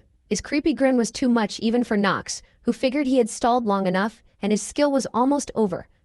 Right then, a violent quake shattered the ground, opening a giant hole that Eleanor fell into before anyone could stop it. But a figure shot forward at full speed and dove after her, catching her in his arms. It was Chain, and just hearing his voice left the redhead flustered and completely smitten. After climbing out of the hole, he gently set her down and, still holding her hand, asked if she was okay. That made her blush even more. Nox watched in total discomfort and chose to blame his old self outside the game. Chain was supposed to be just part of his ego, yet he acted nothing like him. Still, instead of dwelling on it, he focused on the destruction, which could only mean Paimon had been unleashed. Terrified, he ran toward that awful presence, leaving everyone else confused. He ignored the others because he knew everything was going wrong, and he had to face Paimon before this turned into a bad ending. Meanwhile, in the fight against the demon, Luna pushed herself back up, drained after the explosion, only to freeze in horror when she saw her assistant pinned under a rock. Even so, the assistant told her to keep going with the mission. Worried and upset, Luna listened and teamed up with Noah. She told her not to lose focus as they both got ready to fight again. Even then, Luna couldn't shake the feeling that something was wrong, while Noah kept acting proud even though she was almost out of magic, and Luna had burned through too much energy too. Now it was hard for her even to hold her sword after using the moon sword twice, so she had no idea how much longer she could last. Paimon noticed that and watched them with amusement, calling them weak, though at least they entertained him. With a cruel smile, he pointed toward the academy and mockingly asked if the presences he felt were their students. Both of them panicked at once, but Noah tried to stay steady even as chills ran through her. They were already losing, and now the demon seemed even stronger, meaner and more merciless than the last time. Laughing at them, Paimon wrapped himself in flames and prepared to strike those fragile humans. In seconds, his body turned into a fiery whirlwind, and Luna tried to track him, but before she could react, Paimon appeared at her side and attacked. She barely blocked it. At the same time, Noah, fully locked into the fight, spread a shield of ice around herself. But with one move, Paimon shattered it and reached her, landing a brutal hit that sent her flying. As she fell, an old memory came rushing back. The day men, women, and children ran in terror through a place covered in flames, and she saw her parents lying dead right in front of her. The weight in her chest made her break down, crying in despair. That pain, that loss, it was why the Noah of today refused to watch more people she cared about die. But her thoughts were cut short when she slammed into a wall and dropped to the ground, crushed by frustration. After chasing more power for so long, she still wasn't strong enough to even stand against the demon. Helplessness aided her, while in the distance, Luna, also exhausted, rushed straight at the monster. But Noah, swallowed by despair, looked ready to give up. Luna still tried to face Paimon again, but before she could get close, 3 huge attacks suddenly burst in, made of darkness and water. They caused a massive shockwave, leaving Noah and Luna stunned. Then Nox stepped out from the forest behind them and asked the director if she was really going to give up again. He reminded her that after losing her family, if she lost her students too, she would be completely alone. After saying that, he walked forward without wavering, gripping his sword, and swore that for his family and the tradition of the Black Sword, he would kill Paimon. But a little earlier, while Noah was running after getting his shadow back and storing it away, he passed through the forest and joined Marine, who was deeply worried and unsure they could beat the demon. She thought the smartest move was to protect her junior by retreating, hoping he would not get hurt. That only made Nox angry. He had no plan to run and made it clear that fleeing was not in the blood of the Rheinhafer. Marine insisted that even if they kept going, they could not do anything, and that pushed him even further. Firmly, he asked if she would really let Luna die. His words shook Marine, reminding her how much her resolve depended on Luna. Nox used that feeling to get into her head, asking if she would really leave the person who had told her that not even 3 great masters could defeat Paimon.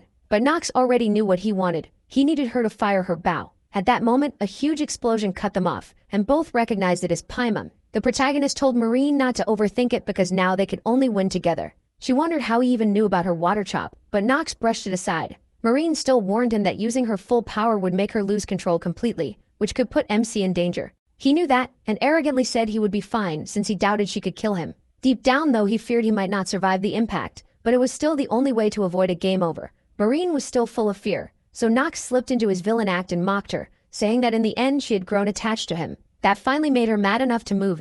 She told him not to regret this later, then started firing. Nox also raised his sword without hesitation. Marine saw him as a reckless rookie, or at least that was the name Luna had given him, a trait Marine personally hated. Even so, the two of them poured in everything they had, Marine charging Water Chop, and Nox preparing Thornbringer with all his mana. When they finally released both attacks, the clash caused a gigantic explosion. After that though, a worn-out Nox had to deal with a Marine who had lost control, dodging arrows she fired with clear killing intent. He tried to talk her down while at the same time calling out to the spy hiding nearby. That spy was Lana, who acting shy was startled that he had found her. Luckily Nox remembered she was among the strongest, so he gave her a job, hold Marine back. Lana tried to dodge the responsibility, saying she did not want that risk, but she finally agreed on one condition. She wanted a favor from Nox. With a sly smile she made him promise to restore her dark energy. Even though the succubus way of doing that did not appeal to him at all, he had no choice and agreed, leaving her to handle Marine. Right after dodging another arrow, Lana released her sinister charm. Meanwhile, Nox ran to the battlefield against the demon, where he found Noah with defeat written all over her face. At once he remembered what the game had said. Paimon had killed her family and friends before her eyes. What she needed now was a push, so he rushed to her and reminded her that if she lost her students too, she would have nothing left. To fire her back up, he promised he would beat Paimon and ask for her help. That was enough to snap Noah out of it. But now the protagonist had to face a shocked Paimon, who stared in surprise after realizing the boy was behind that attack. At the same time he sensed something familiar in him, a heavy darkness coming from his sword. When Nox released that power onto the battlefield, it filled everyone with the status effect of negative fear, leaving both Noah and Luna terrified. Paimon narrowed his eyes and recognized the protagonist as the son of Tiwi. But Nox showed no fear at all, thanks to his master of acting skill, and he did not waste a second before launching a huge attack, which Paimon blocked without any concern. That told the protagonist what he needed to know. So he decided to mess with the demon's head and firmly said that in front of him stood just another weak demon, one his father had sealed. To Paimon that sounded absurdly arrogant, coming from a rookie. Still, Nox confirmed the demon was easy to provoke and that would help. Using his eyes he checked Paimon's traits. Fire element, magical genius, high resistance, pure evil, cruel, insane, a survivor, and skills like Rising Flame, Disaster Flame, and Judgment. To Nox, those skills were manageable. Rising Flame was the one he had just blocked, a fire shot that drained life. Disaster Flame dealt damage over time, but the most dangerous move was Judgment, a deadly fire sword. As he got ready to carry out his plan, he had to put up with his captain scolding him for following her. Nox did not waste the chance to study the situation, though he had to admit to himself that if he were as strong as the girls, this fight would be much easier. But with things as they were, he had no choice but to improvise, so he asked Luna to help him take down the demon. She only wanted to know where her supervisor was. The protagonist assured her she was still alive, just as he had promised. Paimon got angry at being ignored, and created a huge whip of fire which Nox barely managed to block. The flames were strong enough to knock him down. The flames hit him hard, body and mind, and even his master of deception started to break. Panicked, he told Luna the plan needed Marine. She had to get past her trauma and make one perfect shot. Luna moved in, charging straight at Paimon to keep him busy. She went along with Nox's plan, even if she still doubted it would work. The protagonist then asked Noah to use her last two large-scale spells to raise a barrier and stop anyone else from getting in. Noah was glad Nox wanted to protect the others, something clearly at odds with his usual villain act, but she let that slide. As she built the barrier, she also told him to be more honest with himself. Even so, that only made him seem cuter. Meanwhile, Paimon, angry at their cheap tricks, attacked again. He drew his huge sword and rushed Nox, who barely held on with Strongbringer, using everything he had just to stay up, then flashed the demon a mocking smile as if his power meant nothing. Paimon found that confidence amusing. Just blocking one hit made this boy think he was as strong as his father, and his fear aura grew even stronger, making it clear Nox was nothing like his father, who had been far more powerful. He pressed harder, boasting that even MC's father couldn't kill him and had only managed to seal him, while he claimed ending the MC would be easy. But he refused to bend. Instead, he wiped away every trace of fear with his skill, and with a challenging grin, told Paimon to try it. Then his sword drained all his magic, and with one clean swing, blasted the power back hard enough to shove the demon away. But the cost was brutal. His life force started draining, and he coughed up blood from the strain. Nearby, Noah finished raising the barrier, completing her part of the plan. Once Nox saw it standing, he set his only remaining plan in motion, as Paimon fought Luna. At the same time, the protagonist desperately waited for Marine to wake up, but she was still trapped in her madness, fighting against the charm of Lana, who was trying to bind her inside the ritual. From a distance, Nox couldn't stop thinking that even if Marine had been just a side character in the game, someone who should have already died, he didn't want that to be her end. It was selfish and maybe ridiculous, but he wanted her to live. That thought kept pushing him closer to the edge, and his sword began taking the last days of life he had left. All he could think was that Marine deserved to live and choose her own fate. With that, he threw himself at Paimon again in another huge clash, wishing she would finally wake up. Meanwhile, Marine, still insane and trapped by Lana, cried deep inside. The reason was buried in her memories, where she remembered being born inside a lab, the same place where she first opened her eyes. That was her beginning, her first breath of fake air, surrounded by scientists and other test tanks holding more experiments. As time passed, they started using tools that terrified her just by looking at them. Through those experiments, Marine, forced to carry knowledge she never wanted, learned the truth. She had been created in that lab, and if she wanted to live, she had to prove she was a success. So she accepted that as her only way of living. The name they gave her was H210, and she learned to answer to it, empty inside, following orders in the lab. Even so, she became one of the few test subjects who could copy the power of the extinct race, unlike the failed results who turned into twisted monsters. Day after day, she lived beside those failed experiments, seeing them as the final fate of many war orphans. Meanwhile, she had to satisfy the scientists' tests, pretending to smile and trying to stay useful. Her only choice was to prove she was the best by mastering the ancient blood of the water race,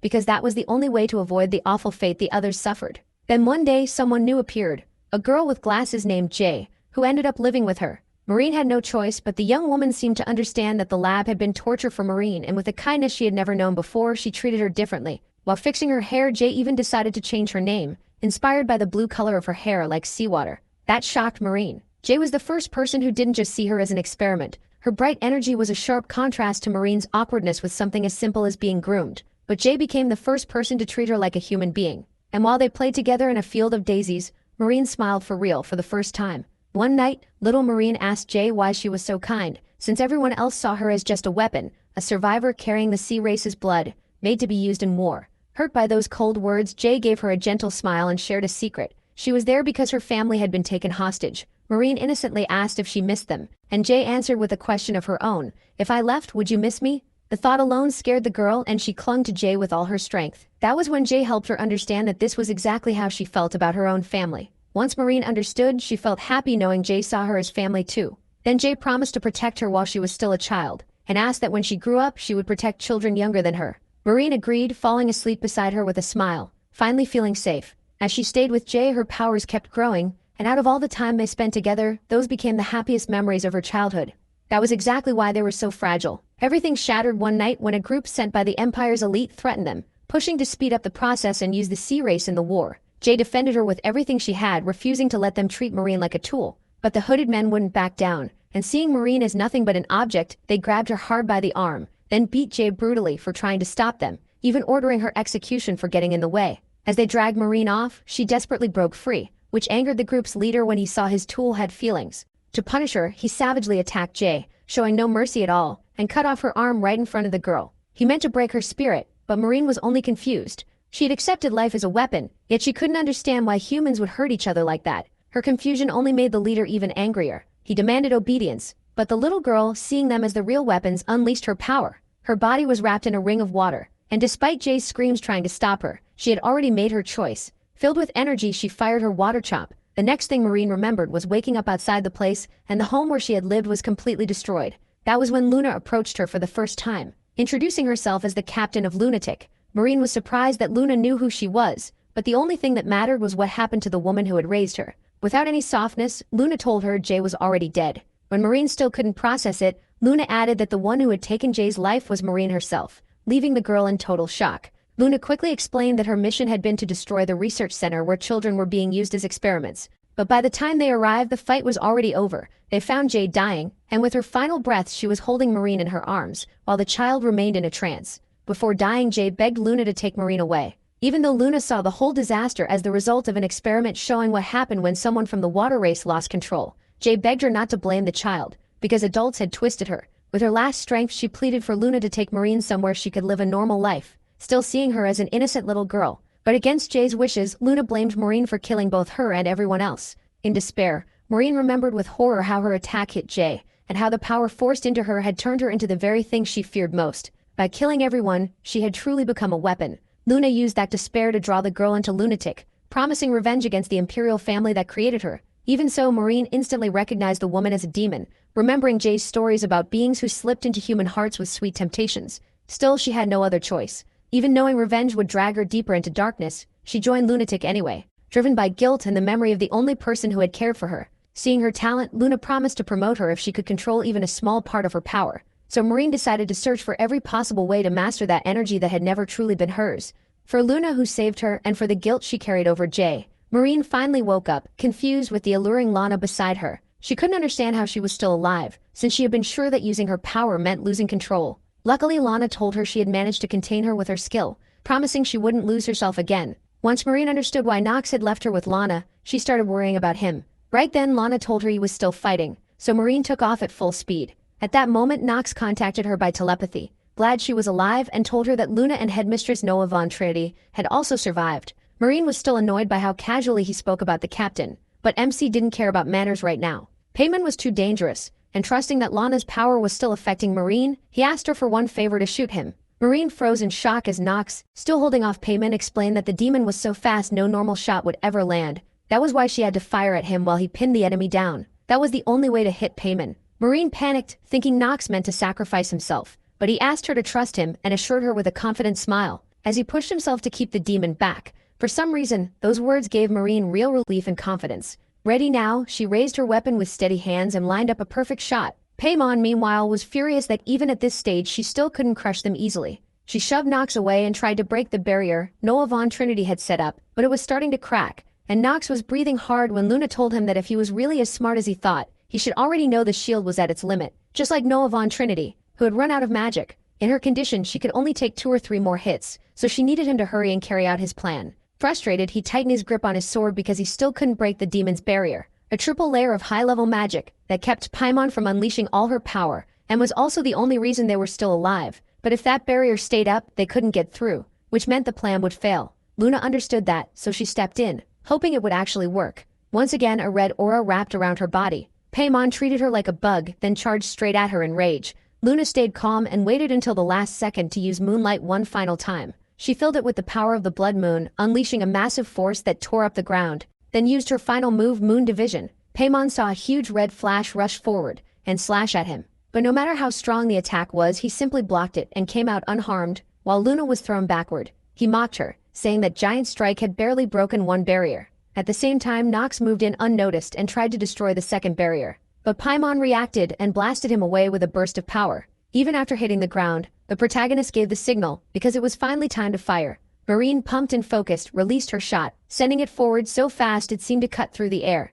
Nox, meanwhile, got ready for his only way to survive: his genius timing. He remembered that Marine's arrows could reach 400 kilometers per hour, so he guessed he needed to wait exactly 3 seconds, though he admitted he wasn't totally sure since he knew nothing about math, only how badly he wanted to live. He counted to 3 and moved just enough to let the arrow pass by him. It kept flying at full speed, piercing Paimon's barriers until it struck him square in the chest, but Nox knew it still wasn't over. The shot was starting to lose power because Marine had burned through too much mana, and while Paimon hadn't lost his final barrier yet, the hero made it clear this wasn't the end. He activated the Lunatic Member Robe, and together with Strongbringer, it drained his life force. Using the robe's buff, he triggered the skill Limitless Destruction. At that moment, the system sent an alert. The life energy needed to defeat the enemy would leave him in critical condition. It also warned that after using that skill, he wouldn't be able to absorb energy with the Black Flame Ring. Then the system gave one last warning, asking if he really wanted to activate it. Without hesitation and full of confidence, Nox said yes. In front of Paimon, who stared in shock at the power MC was releasing,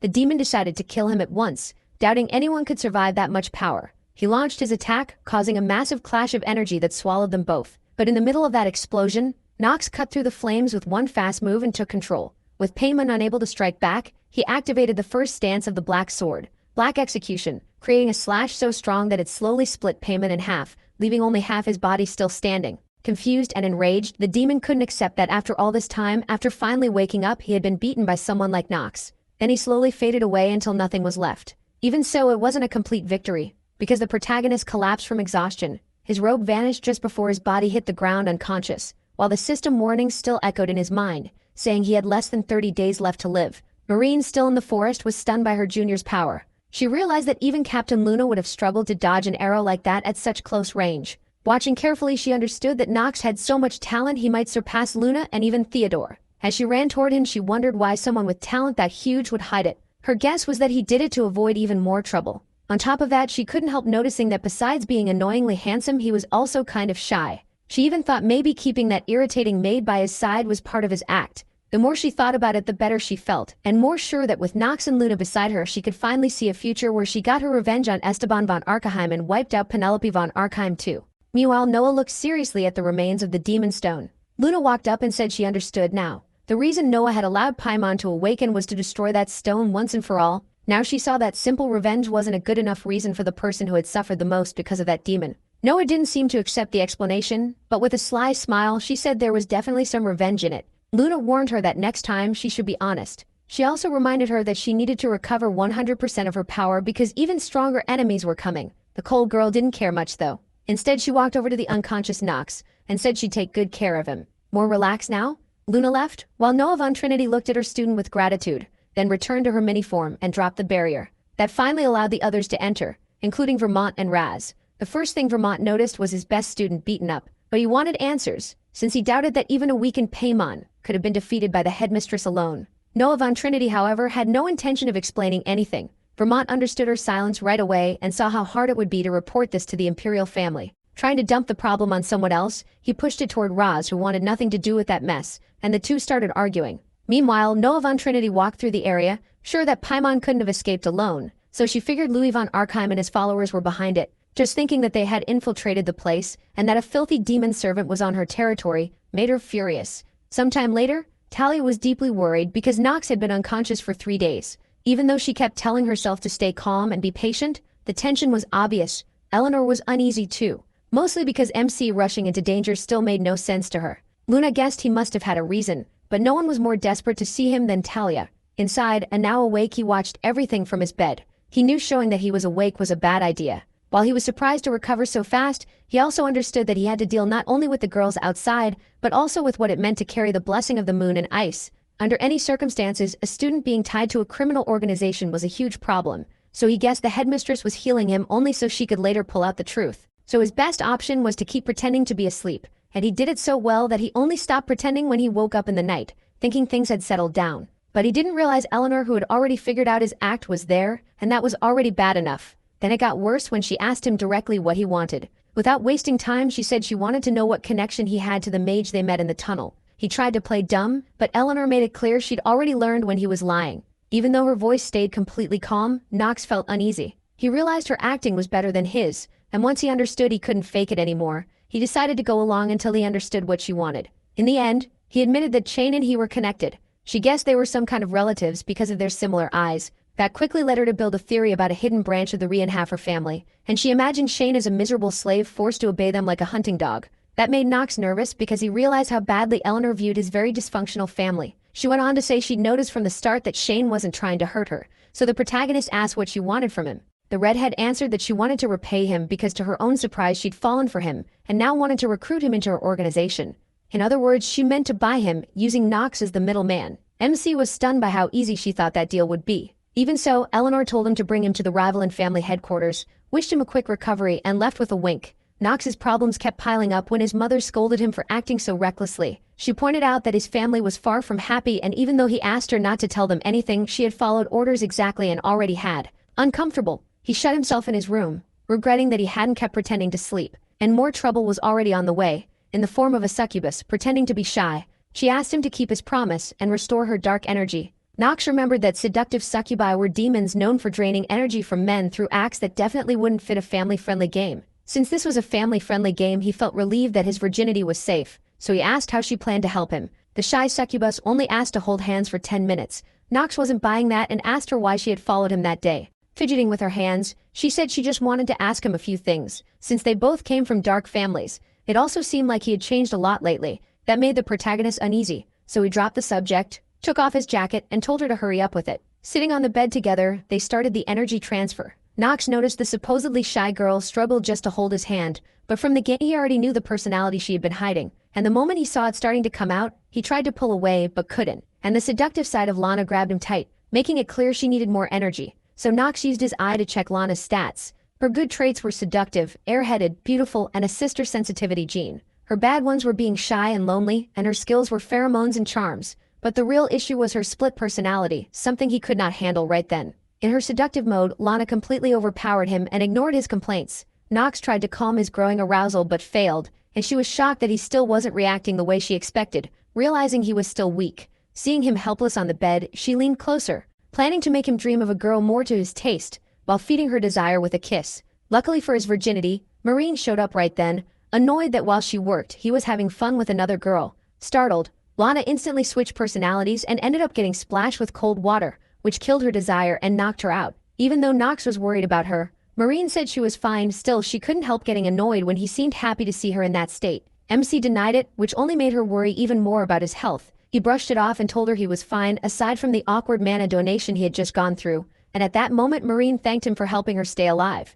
Nox casually replied that he only did it because he wanted to survive too, then pulled away with that arrogant attitude of his, which irritated her. Even so, she couldn't stop herself from feeling happy to have that dynamic with him again, though she still complained and tried to make him call her senior. Meanwhile, at the Renhafer house, Luna stood before Theodore von Renhafer and his butler to tell them that Nox was the one who defeated Paimon. The butler was left stunned by the news, and when he saw his master's satisfied look, he couldn't help wondering how much more trouble this would bring to the family. Theodore von Renhafer said he had no idea why Nox had acted that way, though deep down he guessed it all came back to the day of the sacrifice, when that brutal monster attacked and killed many people, including Nox's mother, right in front of him. That trauma changed him. It was what gave him that cold, difficult personality he used to push everyone away. But now Theodore von Renhafer believed that, driven by revenge, his son had finally struck back with his own hands, and that brought him some joy. Luna didn't believe him and asked again, unable to understand Theodore von Renhafer's real plan. To herself, she thought dark manifestation could only be gained when the body was pushed to its limit, so she doubted what his true goal for Nox was, now that he was in lunatic.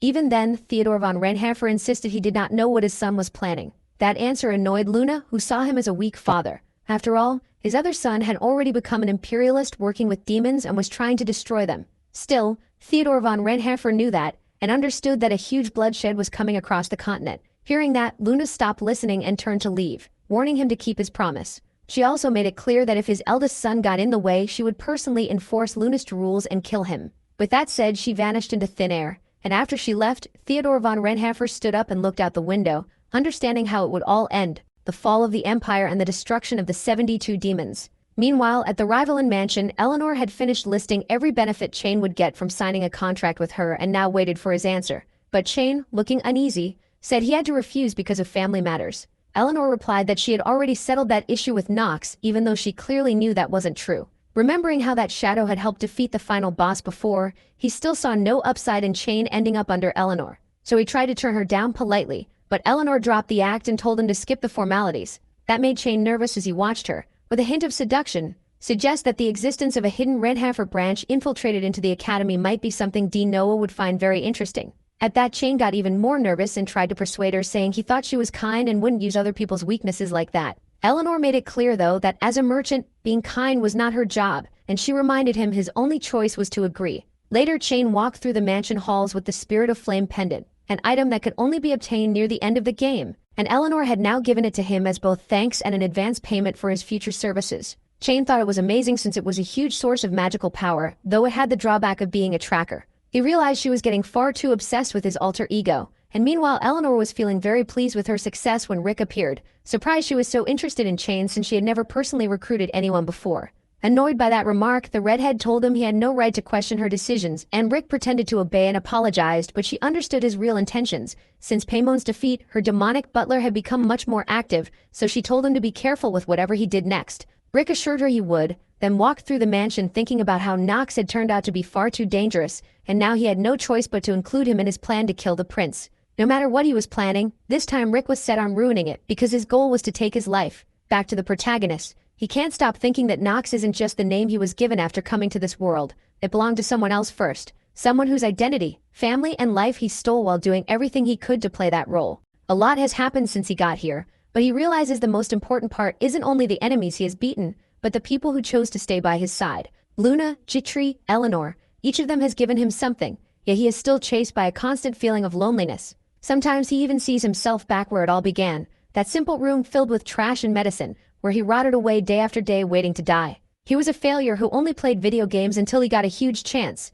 the chance to take control of his future, but also to steal the life of someone he may be more connected to than he realizes, because no matter how much he thinks about it, he still can't understand why he possessed Nox out of everyone. Worst of all, he knows he can never escape the protagonist's shadow, his trauma, his past, his pain, his uncertainty, and on top of that, the weight of knowing that he, Joe Chan, is really just a stranger in this world. His existence holds together only because of the bonds he has made, the only thing that let him leave his old Joe behind while becoming someone completely different from the real Nox. That is why, when his father, MC's father, asks if he risked his life to beat Paimon as revenge for what happened to his mother, the protagonist doesn't even understand at first, until he remembers the night of the massacre when Nox watched his mother die with his own eyes. His father says that was the day his personality began to change, and the protagonist wonders what the real he would say before choosing to stay silent. The problem is, his father keeps pushing, so he decides to strike back and prove he was right. He had been hiding his true strength. Then he unleashes a huge shadow blade slash as a way to take back his life,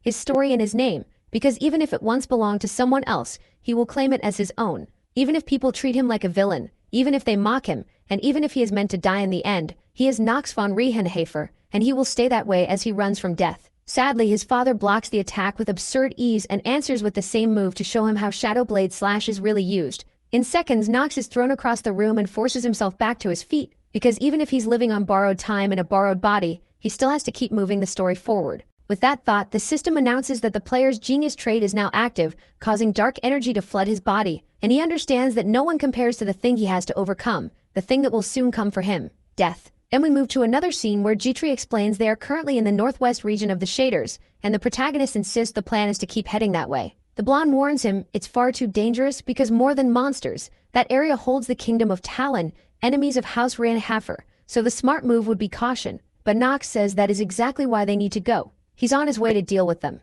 A much-needed visit. But to make sense of this, we need to go back a few weeks. Back to where we left off before, when the system reminds him he only has 27 days left to live. That happened because he basically offered himself up to Strombringer to take down Paimon. And of course the succubus Lona threw herself at him. As if that was not enough, she also tried to recruit you, his clone. A chain of bad events that makes it more important than ever to extend his lifespan fast. To figure that out, he looks for answers in the Fire Spirit pendant Eleanor gave him last time, but it really does not help much. It can summon a fire spirit, but it also lets Eleanor track him whenever he wears it. Aside from that, it is not very useful because it is bound to him, so you cannot use it. And making a contract with King Salamander, the strongest spirit available, would take a huge amount of magic power. On top of that, if he wears it, it would expose that he and you are the same person, and there is no way that would get past Eleanor. Speaking of that, it has been a long time since he was last in Rhinehafer territory with his units. He is worried about all the questions Theodore von Rhinehafer will definitely ask about the incident, but more than anything, he needs to figure out how not to die in the next few days.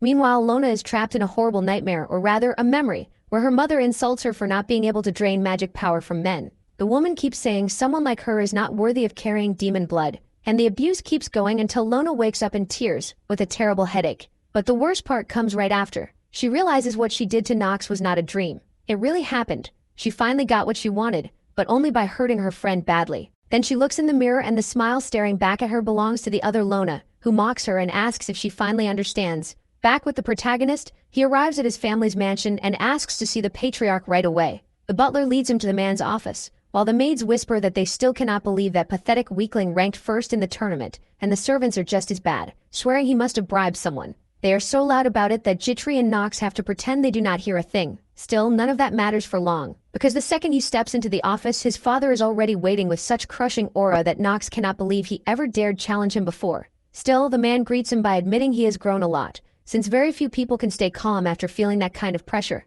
The protagonist answers that he knew his hesitation would be noticed. He also makes it clear he does not plan to do anything that could harm the family, but his father brushes that aside because he already knows about all the messes Nox has been involved in. Even though that throws off MC's usual act, he still claims he just got lucky landing the final blow on Paimon. The problem is, the old man does not buy it, and points out that even the family servants agree he deserves recognition.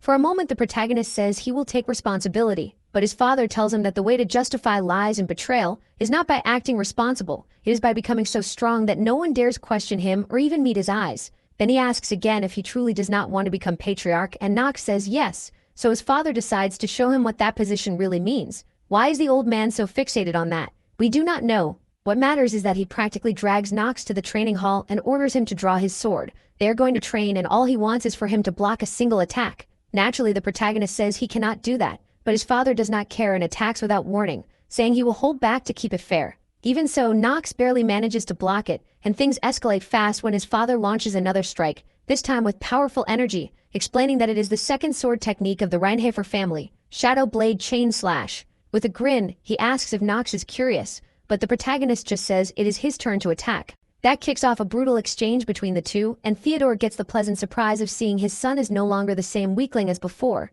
He can actually keep up. Then Nox even unleashes his own version of Shadow Blade, leaving behind a huge wave of dark energy. But the man puts him back in place with one simple thrust and asks if that is really his limit. Of course it is not, but the protagonist is far from his best right now. The butler notices at once and asks his master not to be so hard on the boy, especially when even Garen would not be able to handle sword techniques at that level. Though he wants to keep going, Theodore knows that is true, and that only makes him prouder that Nox is still standing, even after he overdid the force. In the end, he says that is enough for today and leaves the protagonist on the floor. But to his surprise, MC struggles back up and asks where he thinks he is going, because he still has more to learn from him. And as if that was not bold enough, he releases all the power his body can handle, and Theodore von Reinhofer turns, just in time to see his son charging straight at him. The man quickly raises his sword and blocks with ease, but that does not lessen his excitement. He finally has someone in front of him who is not afraid. He even seems amused that Nox is pushing him this hard. He takes that as a chance to learn from him, and they keep trading blows until his father asks why he chose to risk his life to kill Paimon.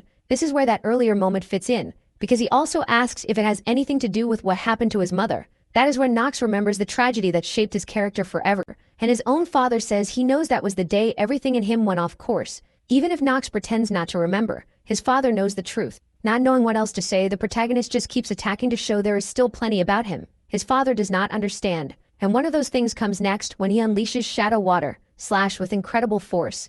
But as we already know, his father is still stronger. He not only blocks it, he counters with so much power that Nox is sent flying across the room and dropped to his knees again. Even then, he is not ready to give up. So the system announces that the genius trait has activated, which means he has now acquired the chain slash technique, and his understanding of it rises fast in real combat against a much stronger opponent. The effect is automatic, and within seconds he closes the gap between himself and his father, who blocks in shock because he never imagined Nox would learn the second technique just by watching. In the end, Theodore decides that is enough. He knocks him away with one last strike that drains the rest of the protagonist's energy, then makes a request that leaves Nox speechless. As both father and patriarch of the clan, he hopes that one day MC will use that same sword to pierce his heart, because he wants him to kill him for failing to protect his mother.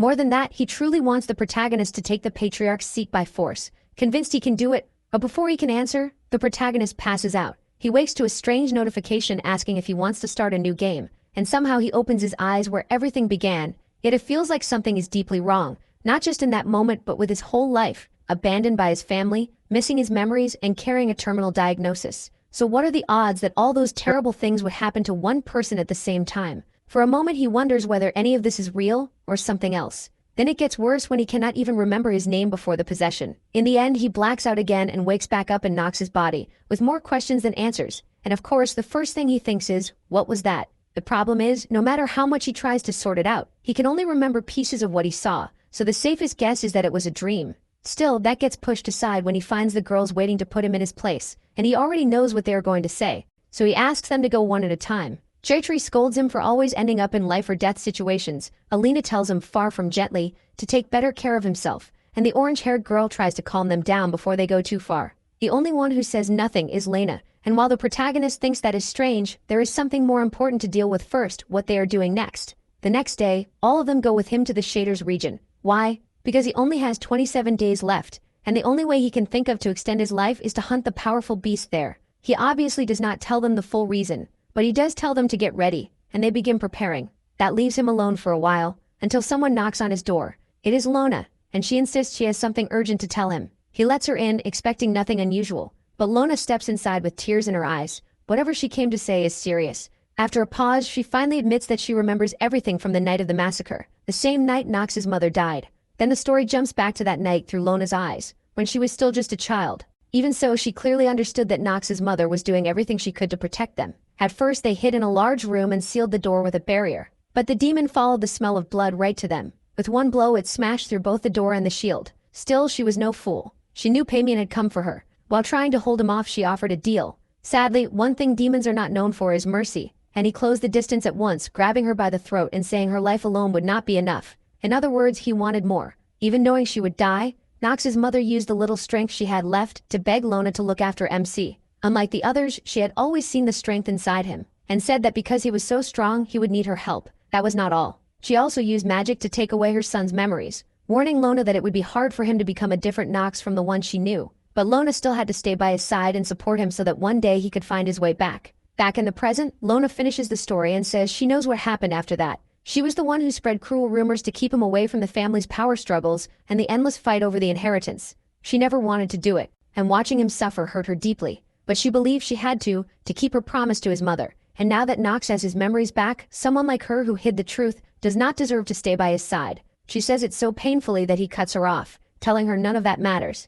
She had already prepared herself to leave, but he says that is all in the past. He does not hate her for all the awful things she did. He also knows she was the only one who stayed by his bed for hours to make sure he was all right. And even when those rumors spread, she still defended him whenever it mattered, so she can stop worrying. He understands the burden she has carried. What really troubles him is something he cannot say out loud. He wants to understand how much Theodore von Rienhofer loved his wife, how much Nox loved his mother, and what kind of feelings Lona has for him. All of those things made the protagonist human, and they leave him wondering why MC had to become a villain. Either way, things get interesting the next day, when Nox puts out an official notice saying that, in the name of the Honorable Kassar Renifer, he has the Patriarch's approval to recruit private troops and build his own anti-demon battalion. So anyone who wants to follow him must gather at the octagonal training field in 1 week for a test. If they beat him or prove their skill, they earn a spot and a monthly payment in gold coins. It sounds generous, but once people read it, they treat the whole thing like a joke. To them, it is just a rich boy's whim, and worse, they wonder who could possibly lose to weak little Nox.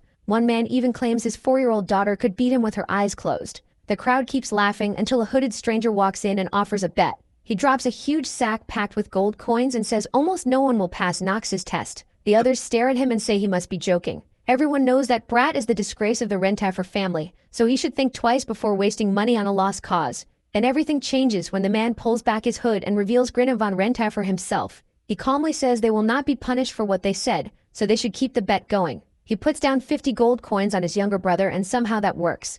A week later, the training field is packed with applicants. Most have never seen Nox before, so they still think he is weak, though rumors about his academy feats have started to spread. Still, they are sure those stories are exaggerated. The most shocked person there is him himself. He made the announcement hoping to gather soldiers to hunt monsters and cheaters, but he expected only a handful of people. This turnout makes no sense until he spots his brother in the crowd and realizes the bastard stirred things up to help him. In total, 1,192 men and 126 women signed up, more than enough for him to find at least a few worthy recruits. Then a tall, arrogant man raises his hand and asks what the test is. His build is solid and his mana is overwhelming. It is obvious someone like him did not come here to be an ordinary soldier. Nox figures he is probably from Grinnan's faction, sent to keep an eye on him, but that does not matter. He is still no threat. So the protagonist explains the rules. They are simple. One at a time, each person must try to kill him, using any method they want, and they should not worry about the consequences, because if they manage to kill him, all charges will be cleared. The man cannot make sense of that. He has also heard all the stories about weak little Nox. In fact, he came here under Grinna's orders, thinking it would be easy work. Now he is not so sure. Either way, he is the first to step forward, taking his stance. The moment the match starts, he rushes in at full speed. Sure, Nox will never keep up. He does not plan to kill him, just teach him some humility and bring him back down to earth. That would have happened, except Nox slips past the strike a hair before it lands. Not only that, he does it calmly, like winning takes almost no effort. Then he points out that the man's swings are too wide, and counters with such force that one blow sends the man's sword flying across the field. The man turns in disbelief, mouth hanging open, and that is his biggest mistake. Nox is already at his throat, placing him in checkmate. Calmly, he says he will give him one more chance, but this time he better fight seriously or lose an arm. The man is stunned, even scared. He never imagined MC could be this deadly, and as he scrambles back on the ground, Nox coldly tells him to pick up his sword. By now the man is shaking, trying to apologize for his disrespect, but he has no interest in excuses. He punches him so hard that he flies straight toward the fallen sword. At that moment, the people who mocked the protagonist earlier fall completely silent. Nox says cowards without even the most basic courage are useless to him, and with that, the man is rejected. Then he asks who else dares to challenge him. The same people who were so confident before now say nothing, while Grin watches nervously from his spot. Even as MC's older brother, he can see how much MC has grown. There is nothing left he can teach him. Sure, the bet will earn him a nice profit, but that is not what matters. What matters is that he is his only half-ally inside the Renihofer family, and now that the protagonist has started showing his true strength, both their reputations will rise. Meanwhile, the applicants start slipping away one by one, many admitting they were arrogant to think they could become soldiers. Nox figures beating one of the strongest first was a good way to clear out the trash, but then he orders everyone to stop. He never gave them permission to leave. They accepted the risk by coming here, so if they try to run, he will punish them worse than hell. After that, they keep going all day long. At this point, it is less a test and more Nox handing out the worst beating of their lives. Still, the real surprise comes when he stops one of the weaker applicants and says he passed. Why? Because MC says so. Even then, he warns the man not to celebrate yet. He will train him until he wishes he were dead. That is a slight exaggeration, but once Nox finishes choosing his people, the group heads out. On the way, one of them asks why he really wants to return to Chaders, especially since the man who bought land there has a terrible reputation. Without hesitation, he says he plans to develop the region. It sounds insane, considering the land is barren, packed with monsters and useless for farming, but he assures her that he has a plan. His confidence makes the woman blush bright red, and May immediately tells her to shut up before she says something stupid. As for Nox, he does have doubts about this whole trip, not because of the mission itself, but because even Lona De Niro chose to come along. Even though she technically serves the family, not him, he figures she is only here out of guilt, and that she will just suffer the whole way until she smiles, asks to ride her beloved horse, and makes it clear he worried for nothing. The soldiers he recruited also turned out well. The only one that still feels off is the blonde guy Christopher. He is strong, kind of dumb, and way too excited, and he came straight from his father to serve as a bodyguard. The man talks so much that Nox ends up with a pounding headache, but then they finally reach the entrance to Chatters, which has improved a lot since the last time.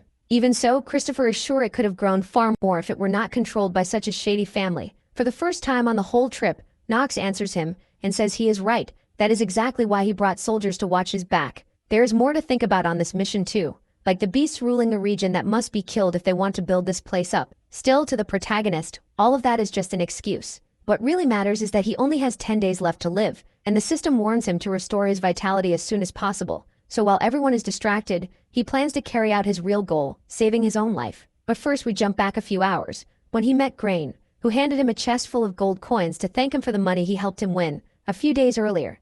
The surprise is that instead of sharing it, he gives MC all the profit. Even MC is shocked, since he had been annoyed that he did all the work while his brother took the money. Of course, he is not stupid. He knows this is a way to flatter him and get on his good side. But since he also plans to start using Grain, he decides to play along so they can use each other. Instead of thanking him, he asks how the development of Chatters is going. Grain says there are still many residents, but after Professor Raz's presentation, quite a few young people have thought about moving there. Other than that, nothing has really changed. The land is too weak for farming, monsters make living nearby dangerous, and overall it is hard to see much value in it. Still, Nox tells him not to worry, because that is exactly why he created the Great Demon Unit. He sounds so sure that Grain cannot help laughing, even though he knows the protagonist means every word. What impresses him most is that instead of resting a little longer, Nox says he plans to leave right away. On the other side, we learn that Christopher was not actually sent by MC's father to watch him. The blonde chose that on his own. He gave up everything, including the future he could have had in that house, to follow the one called the weakest member of the clan.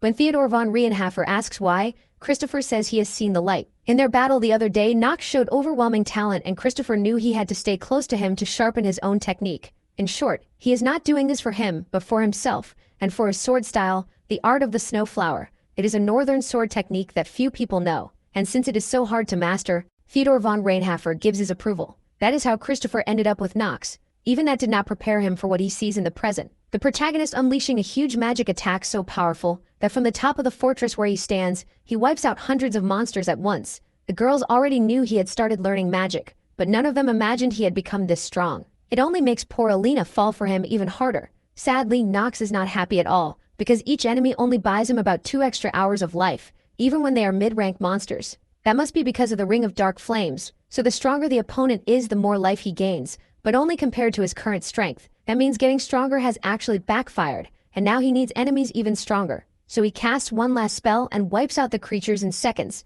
earning a pathetic 4 more days. At that point, he warns the system that he has exactly 2 weeks left, so he needs a fix fast. Of course, everyone else sees what he just did as an insane achievement. Elena jumps on him to congratulate him, while Christopher admits he never imagined Nox would also have so much talent for magic. His face is full of awe, and only then does MC realize this is the first time they have really seen that side of him in action. So he tells them he learned it all from Professor Raz, which nobody believes. They decide to leave that for another day and talk about what matters now. Where to go next?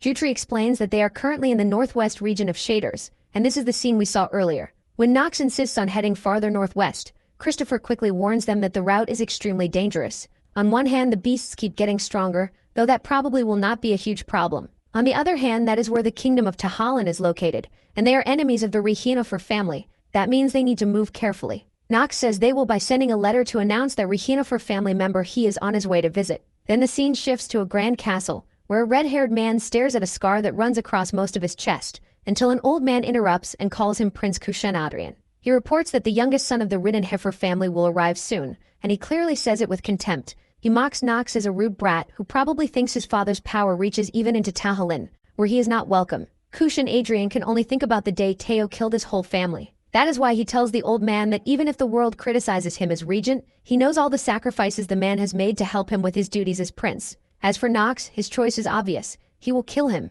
so Teo can feel for himself the pain and hell he had to live through. The old man agrees and says he will make the preparations, but despite his polite tone, it is obvious there is something demonic about him. Hours pass until the guards outside Tahalin spot the newcomers and turn hostile, demanding to know who they are. Without hesitation, Nox removes his hood and asks if he really needs to say his name. Once they realize he is the guest they have been waiting for, their attitude changes at once, and they quickly lead him to the royal palace. The key point is that the system keeps announcing that he has only 9 days left, since his health dropped badly after crossing the desert. Still, Nox thinks it is fine, because that is exactly why he came, to find certain relics in the ancient ruins of the north, and defeat the demon ruling the area. That combo should buy him months of life in a short time. Sadly, the system then announces that once his life bar drops below 10 days, he gains the death countdown trait, which cuts his physical stats by 20%. Basically, he is now weakened, to the point that he starts coughing up blood. Lona De Niro notices right away, so Nox asks her to keep it secret. After that, they reach the throne room, where Christopher warns him to be careful with his words.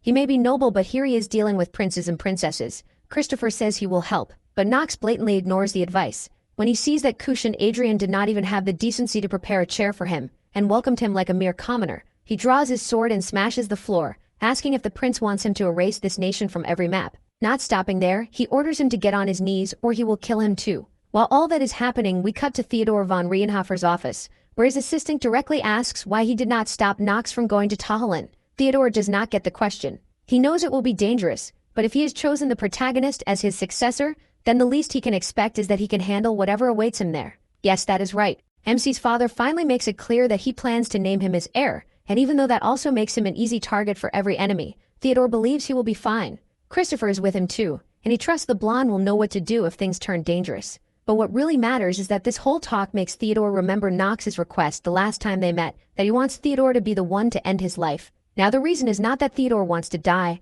but that he knows something that explains his recent actions much better. He does not have much time left either. Back with Nox, he thinks there are 2 golden rules that never fail when judging someone in gaming. The first is when item management fails, which does not need much explanation. The second is a moment like this, when an arrogant character picks a fight without knowing his own limits. Of course, that is the kind of situation he hates most, because even though he knows Nox's father wiped out Kushan, Adrian's whole family except for his little sister, but that grudge still isn't enough to make a move this dumb. Acting tough when prince or not, his kingdom is only a vassal state. The hard part is that the protagonist needs him as an ally, so this is a necessary step to break his pride a little and make him easier to guide. That's why Nox asks if he needs to say it again. And shockingly, Kushan Adrian actually drops to his knees, giving MC a chance to check his stats. He finds out the prince is a poison genius and gifted with daggers, and while he's loyal, he still hasn't found anyone worth serving. On the downside, he's extremely easy to manipulate. Overall, he's promising, and if Nox can win him over, he could be very useful. Still, the system warns him that Kushan Adrian's hatred for House Reborn has reached its limit. That shows in the look he gives him, full of hate and pain. Even so, Nox acts like he doesn't notice and keeps the meeting going, remembering that this same weak, easily controlled side was what let Route number 27 in the game get completely destroyed by Cramser, an old advisor who turned out to be a demon. And since Kushan Adrian is still alive, Nox can still stop that tragedy. That's the real reason he came to Tajalin. So when Kushan Adrian asks why he's here, the protagonist only says he came to search the ancient ruins and arrogantly tells him not to get in his way. Surprisingly, the redhead agrees and tells his servants to make every arrangement so Nox can start exploring as soon as possible. But MC has one more condition. He wants the person guiding him around to be the girl beside the prince, his sister Arya, the only family he has left. Nox is clearly trying to provoke the prince, but even Kushan Adrian knows where his limits are, so they both agree. Meanwhile, the girls instantly get jealous and start making up stories that he asked for Arya because he fell for her at first sight. Of course, he notices and thinks about clearing it up, but lets it go because what matters is saving Arya. He can already tell the demon has gotten to her. In the end, the meeting wraps up and Nox decides to start exploring right away. He asks Alina and Christopher to come with him, while Jutri and the others stay behind to rest. That immediately puts everyone on edge, especially the green-haired girl, but Nox calms her down, and they head through the city streets. Before long, Elena and Christopher realize Arya is clearly under an illusion spell. When they ask, Nox says the plan is obvious. They're going to break it. At first they doubt they can because it's a powerful dark curse type spell so strong that even trying to undo it could be dangerous. But the protagonist only insists on reaching a place where they can work in private, and that leads them to a rundown inn with barely any people around, perfect for what they need to do. First, break Arya's curse. Second, awaken Alina's abilities. And third, something nobody would expect. Out of nowhere, Nox asks the receptionist if the rebellion preparations are going well. That makes her pull a dagger and lunge at him to shut him up. But within seconds, Christopher blocks the strike and tells her that's no way to greet new guests, while Alina spreads her magic, making it clear that one more move means death. That's when Nyx asks her to listen and thinks that this is the third reason he came here. Contacting the special person is Zell, and she matters a lot. To understand why, we have to go back to when Paracelsus told Nox that removing a curse means reversing the spell's formula, basically like untangling a knot. The problem is that the more complex the magic is, the harder the formula is to understand. So his advice was not to even try and leave it to experts like elves who have a strong gift for magic. The strange part is that Estelle isn't an elf, yet MC still tells the others to lower their weapons and leave them alone because he needs to talk to her. At first, Christopher thinks that doesn't include him since he's Nox's guard. Still, he insists that everyone has to leave, and soon he's alone with Estelle, who also drops her guard and only wants to know if he knows who she really is. Nox says yes, though she looks human. She's actually one of a race once thought extinct, an elf from the Astel tribe, known as the Great Elementalist, and the one behind the resistance, whose base is right under the inn. At once, the girl drops the illusion hiding her looks, proving he's right, and says she knows who he is too, the infamous son of House Heifer. Now that they understand each other, she asks what he wants. Nox tells her he came so she can remove the curse from that girl, a request that would be simple if Estelle weren't completely against the royal family. From the look on her face, it's obvious she has no intention of helping. So Nox pushes back and says she should give up on the rebellion because the kingdom of Tajalin will be completely ruined, and whether it succeeds or not, the Empire will still keep them as vassals. Even then, Estelle won't do anything until she knows why helping the princess matters to him. So the protagonist decides it's time to use his demon acting trait and win her over with a speech that starts by saying he knows how much this nation means to her, and he says it in a way that makes it clear he knows the truth behind it. Then we get Izelle's backstory. Among the elves, who are known for their strong sense of mana, there was an elementalist born with amazing talent. Even as a child, she was stronger than many adults and could speak with spirits as if she were meant to. Then when she turned 16, she made a contract with the Supreme Spirit, earned the title of Great Elementalist, and became a legend. But raw, uncontrolled talent can also become a curse, and because she was born in a small tribe with no strong leaders or real protection, she had to leave and wander from nation to nation for years. Worse, even though she was powerful, spirit magic didn't have much direct power in battle, so plenty of people wanted her abilities, including dangerous ones who tried to kidnap her and use her as a slave. That's why she had to keep running, until she reached Tajalin. When she was on the edge of death after mercenaries attacked her, an unknown woman helped her, without asking for anything back. Her name was Zarin, and she gave her a place to stay, along with a family made up of orphans and street kids she had taken in. There were so many of them that sometimes she had to steal just so they could live, but Izelle couldn't help seeing her as somewhat amazing, because all Zarin did was care for them, and make sure they always had something to eat. As time passed, Izelle started worrying that way of life would get Zarin into trouble, and tried to talk her out of it. But Zarin had already tried everything else, and to her this was the only choice, steal and take the risk so the little ones could survive. That danger was the price of protecting those smiles, so Izelle began looking for a way to help Zarin with her magic, not to steal but to build a small inn where they could all live together. Sadly, that dream was never finished, because before she could see the inn completed, Zarin was hanged along with several children,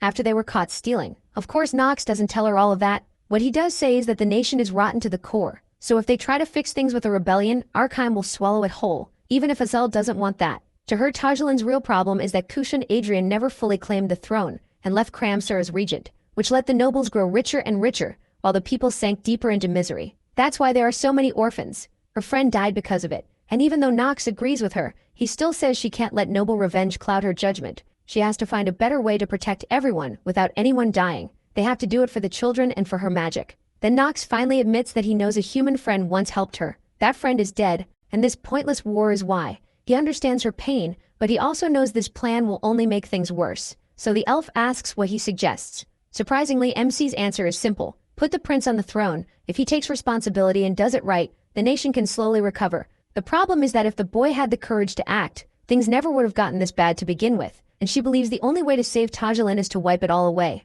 Nox asks if her friend would really have agreed with something like that, and of course the answer is no, because Zarin dreamed that the city could become beautiful someday, and she was willing to wait as long as it took for that day to come. Izelle can't understand how Nox knows any of this, but he keeps pressing, saying the nation's collapse is the last thing her friend would have wanted. And if that still isn't enough, he asks whether Arya Adrian deserves to pay for the failures of the people around her. That question hits the mark, but before that can go further, we cut back to Kushan Adrian, who can't help. He's sure Nox will put his sister in danger, but the old man promises he'll do everything he can to keep her safe from him. In truth, he thinks the opposite. He knows he is getting in the way, so he has to get rid of him if he wants to free the Grand Duke's grimoire. Since there can only be one reason Nox took Arya, he tells Kushan Adrian they have to kill him. That same night, he'll handle the poison, while Kushan Adrian delivers the final blow with a dagger, telling him it's the only way to make things go back to how they were. So when Nox returns to the palace, the old man comes over himself to say dinner is ready, acting completely innocent. Nox asks who he is, and the man introduces himself as the court mage, then starts asking about the princess. The protagonist tells him he'll stay at an inn for a couple of nights. That throws off the old man's plan, but dinner still goes on smoothly. The girls do notice that Nox is quieter than usual, but they don't suspect anything. It even looks like the old man gave up on trying to poison him until he announces he prepared something special. Scorpion tail, a dish saved only for the most honored guests. The strange part is that Nox doesn't hesitate before eating it, and the old man takes that as proof he won. So at midnight, Kushan Adrian moves ahead with the plan and slips into Nox's room, expecting to find him weak and collapsed on the bed, and he does. MC is sleeping peacefully. Kushan wants to give Theo at least a piece of the pain he once caused him. But right as he's about to strike, Nox opens his eyes and in an instant knocks the attack aside. He grabs Kushan Adrian's hand so hard that the prince has no choice but to let go and jump back to make space. Even so, he doesn't quit and attacks again, only to be met by a heavy punch straight to the side that sends him to the floor. Shocked, he hears Nox mock him. Did he really think a little poison would stop him from moving? The protagonist says he has no reason to explain anything to someone who just tried to kill him. Then he summons his sword and points it at Kushan Adrian's neck. This is only the beginning. Luckily, we do get the full story. Before he ever reached the palace, Nox stopped Alina and warned her about scorpion poison, which is usually harmless but turns deadly when mixed with certain foods. That's why he had her go ahead and make an antidote. She asked how he could be so sure about something that specific, but he just told her to stop asking questions. He'd seen this scene play out many times in the game. Then he ordered her to get to work, because things were about to get messy. The good news is that even if Kushan Adrian sends his men out, Nox isn't alone. Theo had the Dark Knights watching him, the elite force of House Rainhafer ready to strike if needed. MC thinks that's a bit much, but he admits their stealth is incredible. He can still see them, of course, but someone like Kushan Adrian would never notice. No matter what he tries in the city, he can't win. That's why, back in the present, Nox calls him a fool for trying to kill a member of the Rainhafer family and asks if he really thinks that will avenge his family. That sets off a burst of pure rage in the redhead. He grabs his dagger and lunges again, but even with all that force, Nox avoids it with just a few steps back, then calmly ducks with absurd precision. Stunned, Kushan Adrian wonders what happened to the weak him from the rumors. How does the youngest son, the family's so-called disgrace, have sword skills like this? Funny enough, Nox is thinking something close to the same thing. He knows he's not weak at all, but he is glad to see Kushan Adrian has a pretty solid grasp of swordsmanship. Still, it's nowhere near enough to make him use his real abilities. That becomes obvious when the protagonist decides to end the fun with a blow to the chest that freezes Kushan Adrian in place. Then he asks one simple question: who ordered you to do this? Kushan Adrian instantly says it was his idea, but doubt fills his voice. Knowing he won't talk easily, Nox calls for Christopher, who shows up within seconds, way too happy to help. It's obvious he'd been waiting for a chance to finally be useful. So MC first tells him to shut up, then orders him to force the prince to kneel. Christopher handles it fast, and the hatred in Kushan Adrian's eyes is so intense that Nox asks a simple question: what ruined that kingdom and his sister? The look in Kushan Adrian's eyes makes it clear he blames House Rainhafer for everything, but he says nothing. So he asks the next thing: do you really think you're sitting where you belong? In other words, he calls him out for being a grown man who still hasn't taken responsibility for the throne. Now Kushan Adrian finally snaps back, saying Nox has no idea how heavy that burden is. The protagonist answers that he doesn't need to live it to understand what it means, and says the only reason he hasn't killed him yet is because there's still some value left in the throne he keeps refusing. Desperate, Kushan Adrian insists he never asked for any of it, but the truth is there's still no one fit to replace him. So Nox bluntly tells him to take responsibility and become king. If he does, MC will tell him the whole truth. And when Kushan Adrian still hesitates,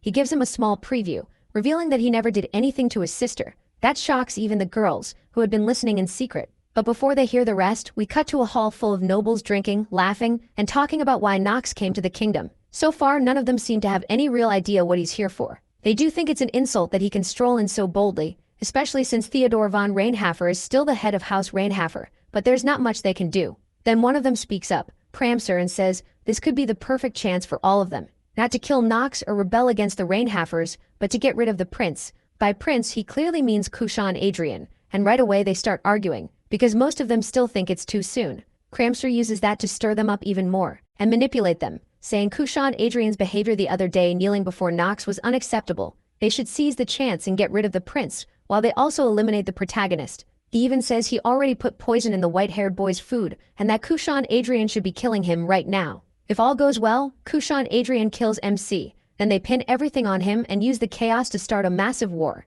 It sounds like a solid plan, except that in one corner of the room, Kushan Adrian and Nox have heard it all. He asks what he thinks of that ugly truth. Meanwhile, we cut to Arya Adrian, who is sinking into a deep mental void while a voice keeps asking painful questions. Why did her whole family have to die? Does she really not understand why the kingdom is in this state? According to the voice, the answer is simple. Her useless older brother. A coward too weak to take the throne and fix anything. That voice belongs to Cramster, who has been gripping her mind as part of the curse he's forced on her for months. Even though Arya Adrian tries to fight back, it's useless, and Cramster offers her a way out of all that pain, rest, a long happy sleep where everything is fine. At some point, her body stops moving, and even knowing it's fake, she starts to think maybe she should just let herself fade away. Thankfully, right then another voice enters the void. Lise, she asks if Arya Adrian can hear her, and that alone is enough for the girl to regain the strength to beg for help. Glad she arrived in time, the elf says that was exactly her plan.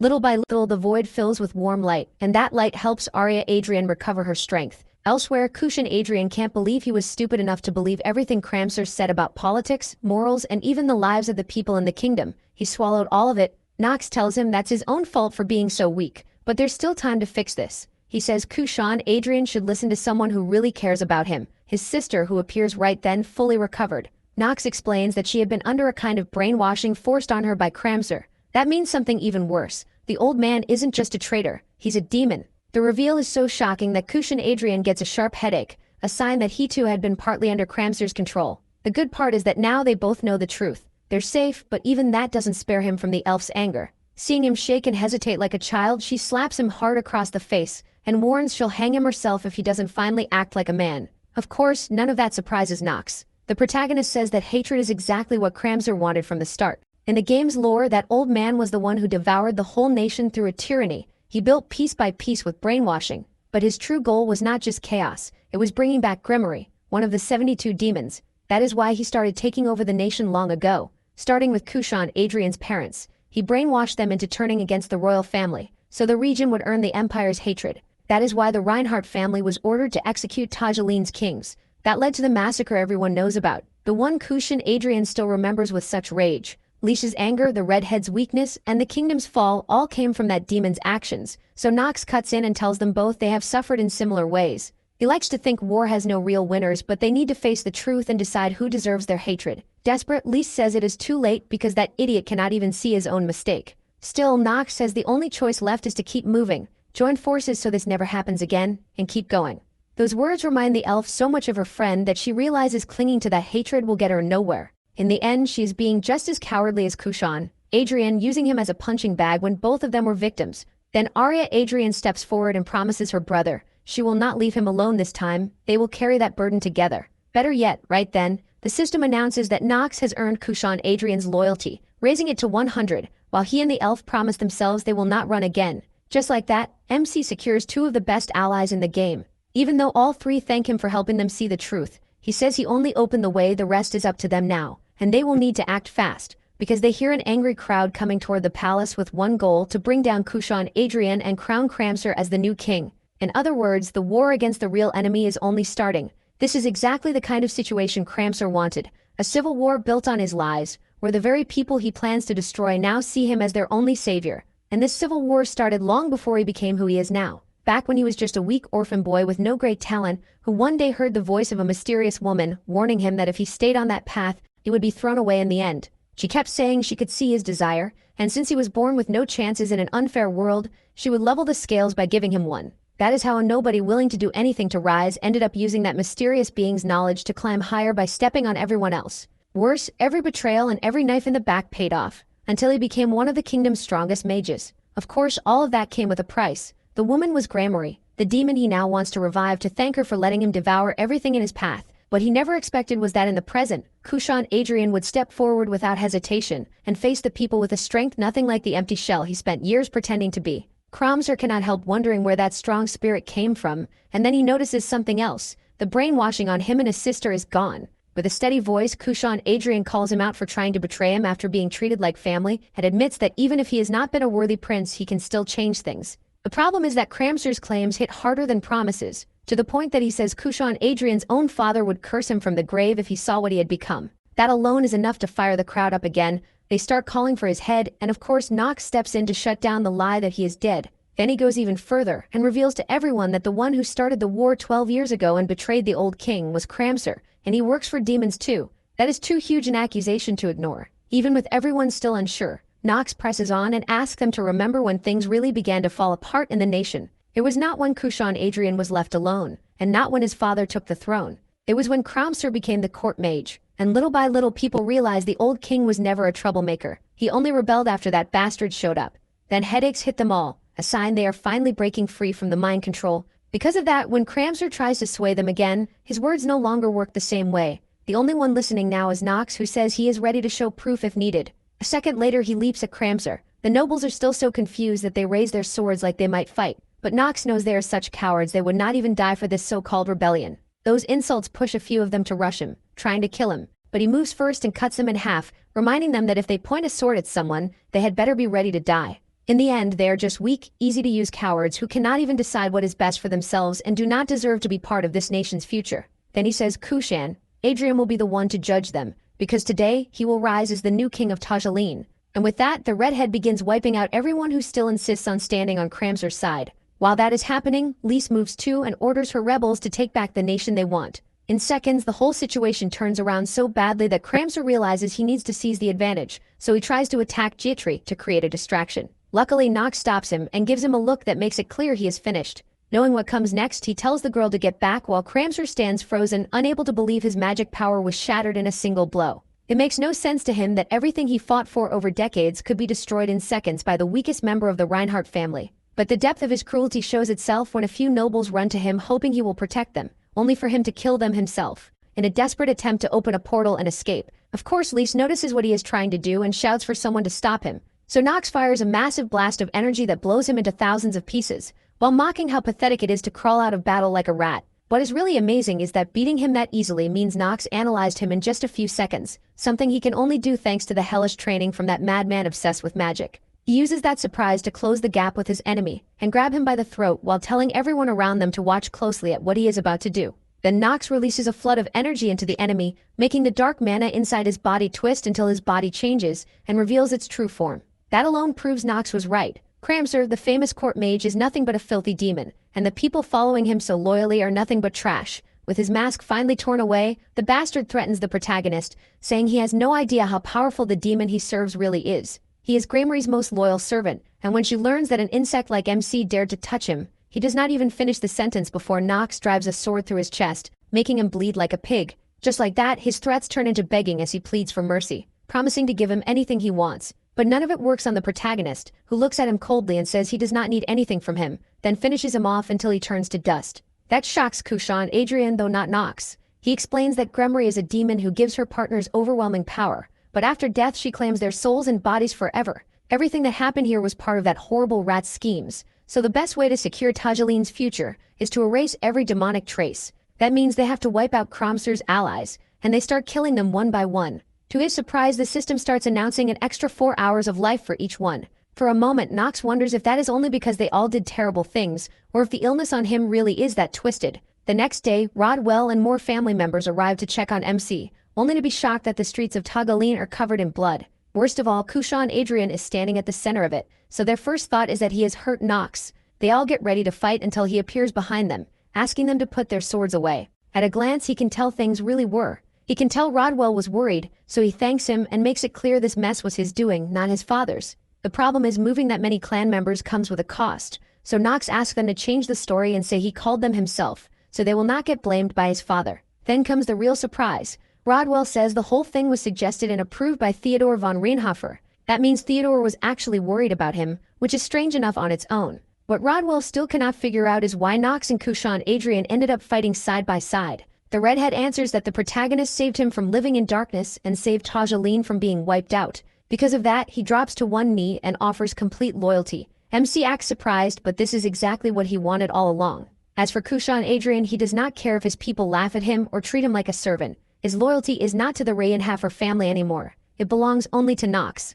Even better, Lise and Arya Adrian join that promise, giving him 3 reliable forces. That locks in a strong alliance. Watching from afar, Rodwell realizes that any doubt he had about Nox is gone. The boy can take responsibility for the people under him, build loyal alliances, and little by little he is even starting to carry himself like a ruler. But right after that victory, the system announces that the final count has been activated, cutting his physical abilities by 5%. Worst of all, the only way to turn it off is to raise his life expectancy above 30 days, so he needs to take bigger risks to increase it. That means going after Gremory. Then a few weeks pass and Nox is back down to only 9 days left. He is so weak that he starts doubting every choice he has made as he crosses the desert with Kushan, Cries, and Elena. She notices and says he should rest on her lap, but Nox has to keep up his perfect villain act, so he refuses. The funny part is, when he turns around, the blonde has already set up a camp for him to rest whenever he wants. He calls it too much, but the answer is simple. They may need it for what comes next. They are in the desert to find the demon of truth and grief, Gremory, who is hiding behind a barrier in this very place.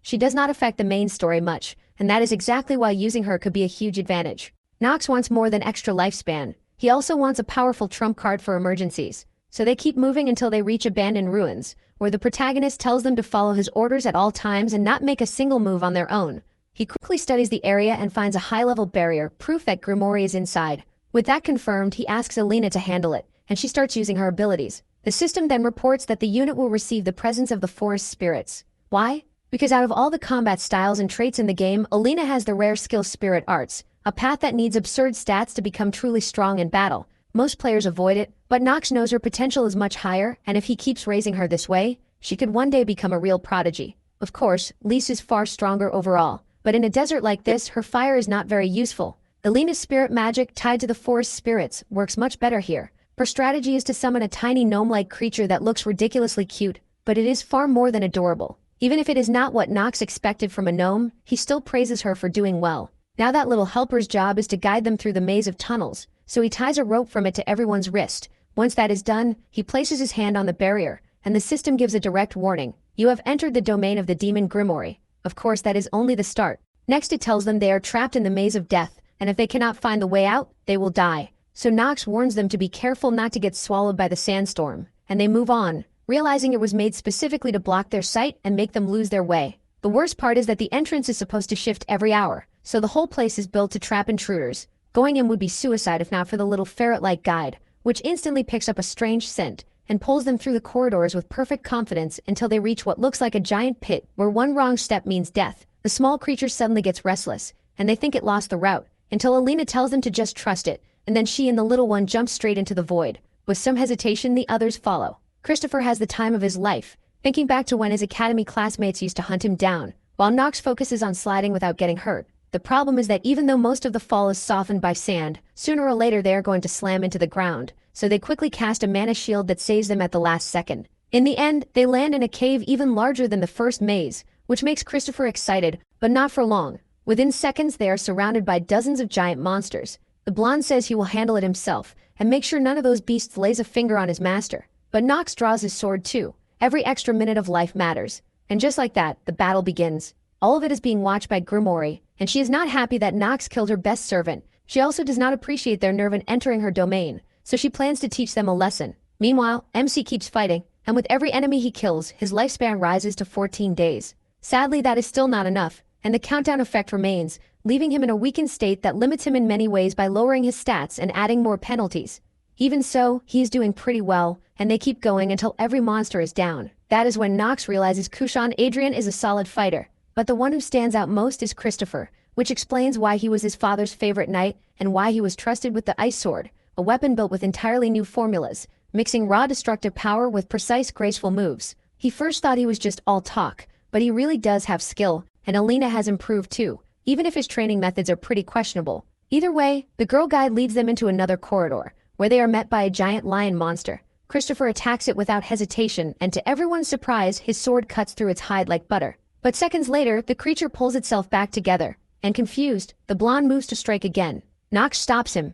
This thing is just a sand illusion, and if they stay calm, they can avoid fighting it. How does he know? Because he has played this game hundreds of times and knows even the strangest tricks for beating each kind of beast. In this case, they only need to keep walking slowly in the direction the skull decorations on the wall are facing, and that path takes them straight to the next room, where the demonic beast waiting there is definitely real, so he tells them to get ready. This time they do have to fight. He knows because another trick in that place is that if the skulls are wearing rings, then the enemies are demonic beasts drawn in by the special magic inside the jewels. It sounds absurdly specific, but it makes perfect sense when the whole place is built to keep its victims from telling illusion from reality and slowly cut them off from the outside world. Thinking about it, Nox knows even the best warrior could fall to Gremory's trap except Alina, who keeps leading them on the fastest route until they reach a throne room, where a skeleton king is shocked they made it this far. Even so, it warns them that their journey ends here, and attacks by creating a sandstorm inside the chamber. It looks impressive, but Nox sees it for what it is, a desperate attempt to stop them, and when the system warns him that what he is seeing is an illusion,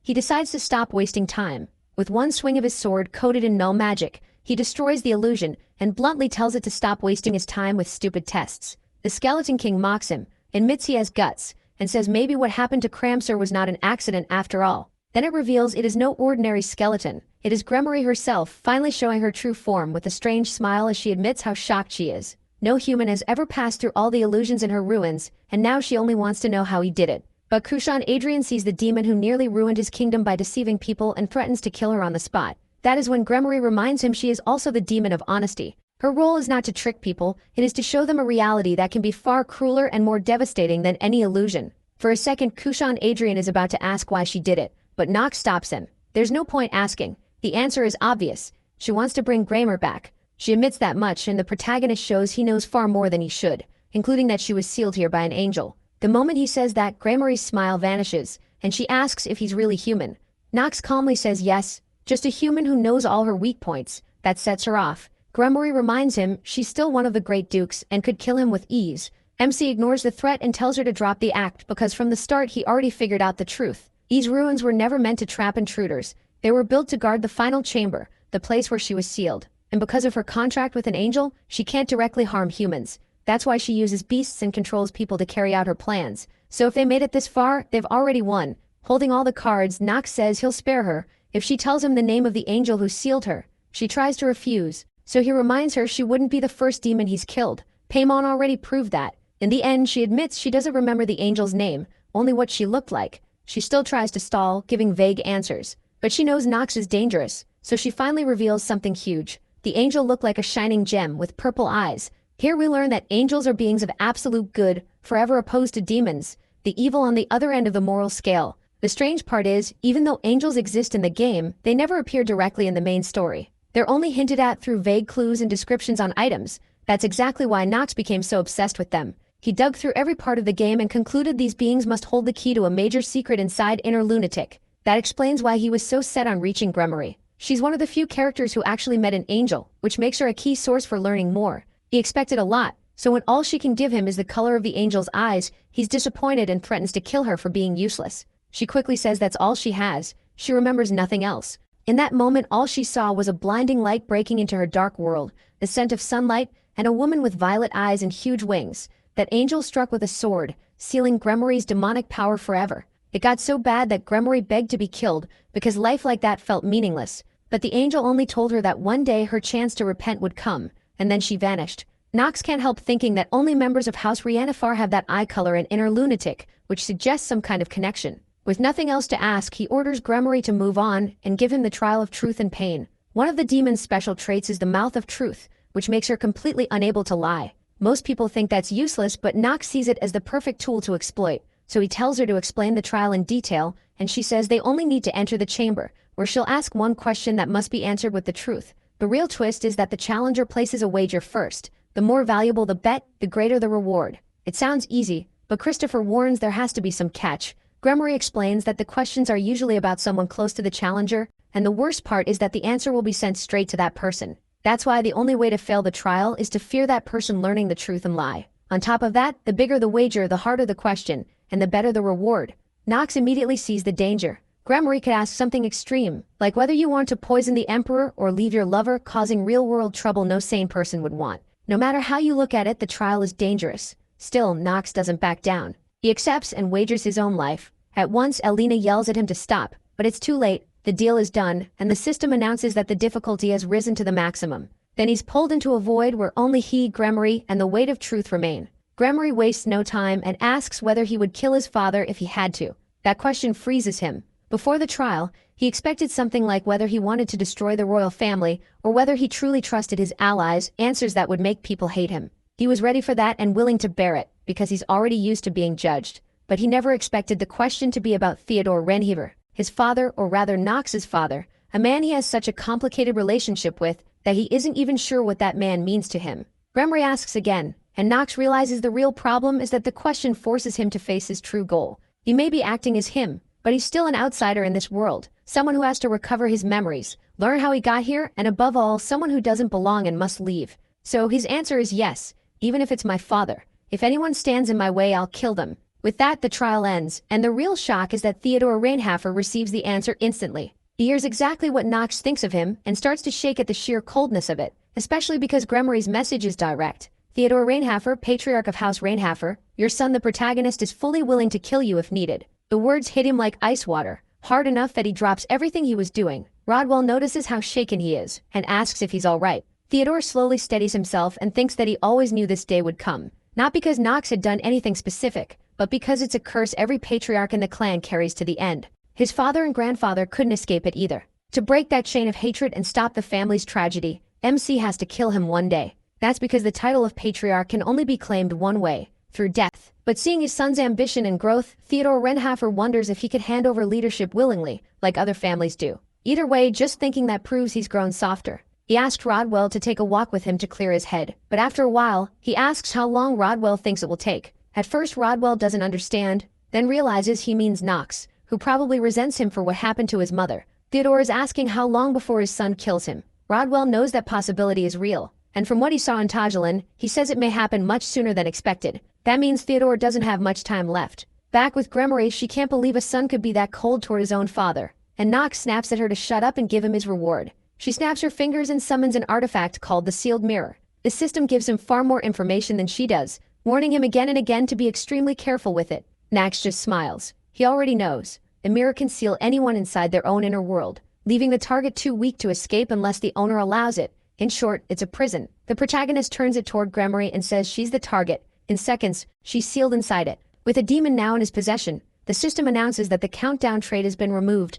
because he gained 131 more days of life, bringing his total to 145. That gives him plenty of time to keep moving with his plans, and he tells Kushin to take her away. If that trash almost ruined his kingdom, now she can help wipe out demons instead. From inside the mirror, Gremory curses at him and refuses, but all he has to do is bring a light source close. The heat nearly burns her alive, and she shuts up at once. Even so, Christopher warns that Gremory is still very dangerous, and says they should get rid of her. Nox says they'll be fine as long as no one finds out. Even if her power is weakened and she's useless in a fight, her demonic energy makes a great guide for future hunts. And since the Ring of the Black Flame extends life through demons instead of monsters, she guarantees him enough time that he won't need to worry for a while. With the mission complete, it's time to head back. That's how the Tajalin Rebellion ends, with extra months to live, new allies, and some useful clues about the angels. When it's time to leave, Kachayim, Arya, Adrian, and Lise are told to focus on fixing things here first. Once everything is stable, they'll be brought into Elidine. As for May and Elena, they've also proven they're good enough to join, so people start pulling strings to get their certificates right away.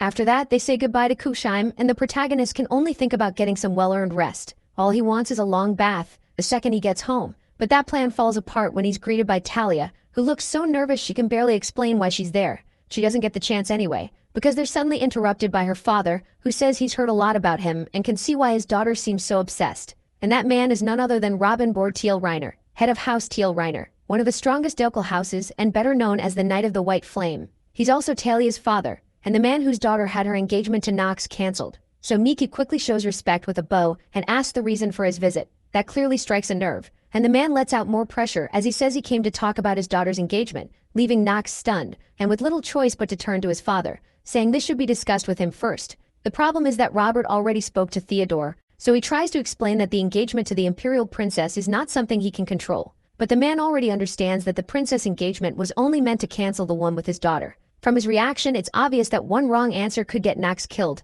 Still, he gets lucky when Talia speaks up for him. The man's anger fades almost at once, and the protagonist can't figure out what changed enough for Robert to come discuss this in person. Even when the redhead says this mess was partly her fault, it's clear the chance to rest is gone. Now he has to figure out how to survive that man's temper. Later, the girl's hand knocks a letter from Rodwell. It was sent during the trip back, but it arrived too late. In it, Rodwell warns him about an urgent matter he should have known earlier. Of course, that matter was Robin's arrival, since he showed up at the mansion with Talia uninvited and with one goal to discuss the broken engagement. He also warned that since the cancellation was sudden and harsh, tensions were already high, so they were basically telling Knox to hurry back as fast as possible and clear things up. Sadly, he obviously didn't make it in time, and Jitri explains that both patriarchs are considering restoring the engagement with Talia, which would put him directly on the royal family's blacklist. The problem is that Robin is not a man they can simply push aside. Their safest move is to explain that MC can't refuse the princess, and that breaking things off with Talia was never his choice.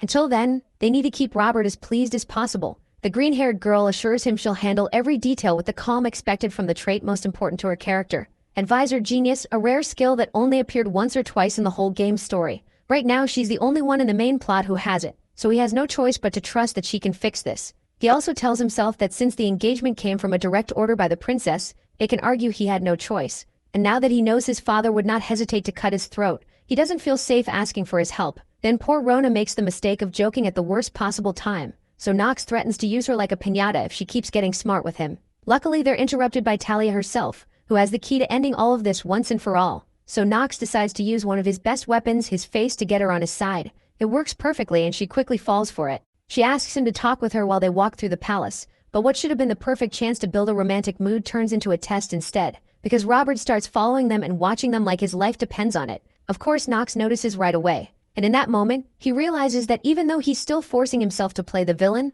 the way others see him may already be changing. That's exactly why he decides to be more direct, and asks whether she truly agrees with their parents continuing the engagement, since that would mean going against an order from the princess. That makes Talia remember part of the conversation her father had with Theodore von Rienhofer, where the redhead practically demanded that he take a side. In response, Knox's father only stared at him with such cold eyes that even Robert seemed unsure for a moment. Then he told his daughter to leave the office so they could speak more freely. The real surprise came a few minutes later, when they came back out and announced that her engagement to Knox would still go forward. Since she truly is in love with him, the first thing she did was thank him. She was so happy then that she never stopped to think about what they had discussed or how they planned to deal with the princess. The only thing she knew was that she wanted to be with Knox, and that's why in the present she admits that marrying him does not bother her at all. Seeing her blush makes him realize just how different she is from the game version, because that other Talia was a walking disaster who caused the protagonist's death and drove a sword into his chest as the final result of a cursed revelation filled with misfortune. What matters now is that this Talia is not only strong and kind, but also understands that he has a goal beyond all this, which gives him no real reason to worry about someone else. Even so, she's more than happy just to share quiet moments like this from time to time. With those words, the gap between the two versions of Talia von Stilliner grows even wider. But Knox doesn't reject her. That gives her the courage to tell him about her older sister. Her goal is to become stronger than her so she can finally ask what she ever did to deserve that kind of treatment. Right now she may be weak and a little foolish, but she's sure she'll get there. And to do that she can't give up neither on her sister nor on him. The next day, Talia talks to her father about the conversation she had with Knox. She insists he is not a bad person and Robert tries to give her some encouragement about the trouble with her sister. The key point is that what she told MC the night before already did its job. Because after hearing her, he replied that he's sure she can achieve whatever she sets her mind to, because the Talia he knows is very strong. In the present, she feels comforted by having a fiancé who believes in her. Even though she should be happy, her father only says he ought to cut that brat's throat. Later, he even comes face to face with Knox, who apologizes for all the trouble. The man answers that his daughter wants to be with him and there isn't much he can do about that. But he makes one thing clear. The only way he and his daughter can truly stay together is by standing against the imperial family if it comes to that. And if that day arrives, the Teal Reiners are ready to step forward. That gives Knox an idea of what Robin and Theodore von Rienhofer talked about in that meeting, since Robin seems to have uncovered his father's plans to rebel. After that, we learn that the primordial god who created humans in this world is named Arden, and that Talia's family worships him. Their secret engagement ceremony is held in a huge private church built in his honor. During the ritual, Talia apologizes to Knox because she never expected her father to insist on something so formal. And it's not just about dressing up and acting fancy. They even have to exchange rings filled with mana, almost like a real marriage. The interesting part is that this gives the user a 10% boost to their own magic power, so it's actually a pretty nice deal. The one most excited about all this is Christopher, who thinks Knox is amazing for getting married so young. Then Jitri whispers something in his ear that kills his mood instantly, and that catches the protagonist's attention, because even though he asked Jitri to keep him quiet, he has no idea what was said to make the poor guy react like that. Even Lona De Niro looks a little shaken, and then Jutri asks whether this might cause trouble with the royal family. But Lona De Niro insists it won't, because a man like Knox will probably end up with several concubines anyway. Putting that aside, the ceremony continues normally, until Kurt barges into the church like he didn't want to miss the event. Meanwhile, Theodore von Reyenhofer quietly leaves with an attitude Knox reads as pride in his decision, or maybe pity for his unfortunate son, whom Robin openly threatens to kill if he ever hurts his little girl. Now things get interesting when the redhead reveals that he already knows Knox doesn't love his daughter. Even so, he's also sure MC will fall for her, because Talia is the kind of girl who makes everyone who meets her love her. Strangely, he thinks he may be right, but before he can sort out his feelings without breaking her heart, he first has to reach the end of the story. That means he has no time to waste, so he tells everyone to get ready to leave, because it's time to return to the academy. Then, in a quick shift, they meet with Reyes, who welcomes him warmly and says he just received the raise, just got the results for the paper he sent to the academy, which means hours of talk about some random topic. Knox can't skip it though. This starts chapter 2 of the main story, and he has to be ready to handle what's coming. He needs to take every class he can. Since Neurolunatic is all about magic, the best way to raise his stats is to survive endless lessons and lectures. Then Reyes adds something interesting. The dwarves have contacted the academy through magic, and things are going so well that District 4 already has dwarf-run smith shops. Thanks to Reyes' paper, they can now use materials from magical beasts to make stronger artifacts. That matters to the whole world and to Knox too, because it unlocks crafting and system upgrades, an area where his luck will help a lot. After that, he decides to go see District 4 for himself. G-Tree quickly reminds him this is all because of him, and she feels proud watching him become someone people trust and recognize. Right away, Knox tells her she's making too much of it, but deep down he's glad to see her smile and know that saving her turned her into more than another tragic victim. Even if the future has changed a lot, he still has to keep playing the jerk in the main story. They keep walking until they reach the workshop of a red-haired dwarf with the rudest attitude Knox has seen in a long time. His first thought is to punch him, but he holds back and says he's here to order some gear. The man stays rude until the protagonist opens his bag and drops out a pile of rare materials he's collected. Only then does the man change his tone and say he can come in. He introduces himself as Arson and asks to be called by his name instead of making the usual mistake of calling him just Dwarf. The problem is that Knox ignores that completely and calls him Dwarf anyway just to annoy him for a bit, until he finally gets serious and introduces himself as part of the Reyenhofer family. That gets the man's attention right away. His casual tone disappears, and he almost starts shaking in fear because years ago, a war started by the Dwarf King was ended by Knox's father. The full story hasn't been revealed yet, but Arson is part of the Dwarven royal line, and that will matter later. For now, MC hands over the armor design he wants, along with how each material should be used: 2 griffin hearts for wind power, 3 feathers for speed, and golem cores for defense. It's high-level armor that helped him reach the end of the game. Best of all, it hides an agility boost, a wild combo that gets Arson fired up and ready to start. Then they're interrupted by Eleanor herself, who arrives to say the job has to be cancelled because she and her merchant union were the first to place an order that big. That means Knox will have to wait at least 3 months before Arson can even begin his work. She says it like a shame, but she clearly doesn't regret it at all. What matters is that he remembers that in the original story, she never reached the dwarves this fast. Most likely, this is the result of all his small changes. After checking Arson's stats, he realizes the man is pretty forgetful, so it makes sense that he forgot about a huge order waiting for him. Sadly, that mistake is enough to wreck Knox's plan, because Arson is the only one skilled enough to make something this complex. In fact, Eleanor getting here first proves she has a perfect eye for talent. She's obsessed with strength, so the protagonist can't figure out why she hates him enough to actually enjoy ruining his plans. And she doesn't stop there. She even offers another deal. Her merchant union wants Knox to sell over the demonic beast materials he needs, in exchange for letting his item be made first. MC knows that whole merchant union and MC part is probably nonsense. His brother made up, but he calms down a little after hearing Eleanor out. The fact that she wants his materials can only mean she doesn't have enough to make anything, and she made the contract early because she knew he did. No question, it was a smart move. So Knox asks Eleanor and Arson to sit down so they can talk properly. First, the girl admits she's impressed that he built his own merchant union and somehow managed to gather so many resources. Her offer is simple. The rivaling merchant union wants to buy every demonic beast material he got in shaders, promising to pay the best fair market price. Knox notices she's showing the same huge excitement she only ever has when money is involved. According to her character lore, her buried wish for her father's love twisted into an obsession with owning more and more. Even though Knox knows he's tied to that trauma, selling every material to one family is unacceptable. He would make a lot of money, but she'd build a monopoly that would slow the growth of other clans, and that would hurt the stat growth he actually cares about. That's why the last time he spoke to his brother, he asked him to sell the materials slowly and in small amounts, making sure no family could own more than 15%. It sounds simple, but Knox reminds himself it will be vital for Chapter 3, so he tells her he can only sell her 15%. She gets upset and asks why he won't sell everything if she has the money. He quickly explains that unlike her, money isn't the only thing that matters to him. She looks offended for a moment, then asks what it is he wants instead. It's almost like she's offering to give him exactly what he needs, but he says she doesn't need to know, and if she refuses the deal, fine. Even if he has to wait 3 months or 3 years, he won't sell all the materials. He also says he could easily find another smith, a blatant lie that the redhead falls for completely, to the point that she agrees to give him the crafting turn in exchange for the 15%. Now Arson finally joins in, his craftsman's spirit fully awake as he insists on starting Nox's armor right away. The protagonist stops him and says there's something he needs to know first. The gear has to be reinforced. Then he pulls out a reinforcement stone, a material so rare and valuable that the poor dwarf panics, but Jitri calms him down and tells him to trust her boss. Nox then hands over his academy uniform because he wants it upgraded with 100 reinforcement stones. The number is so insane that even Eleanor asks if he's gone crazy. Nox doesn't back down, and Arson gets to work hammering again and again until, with just 3 stones, the uniform already looks like armor.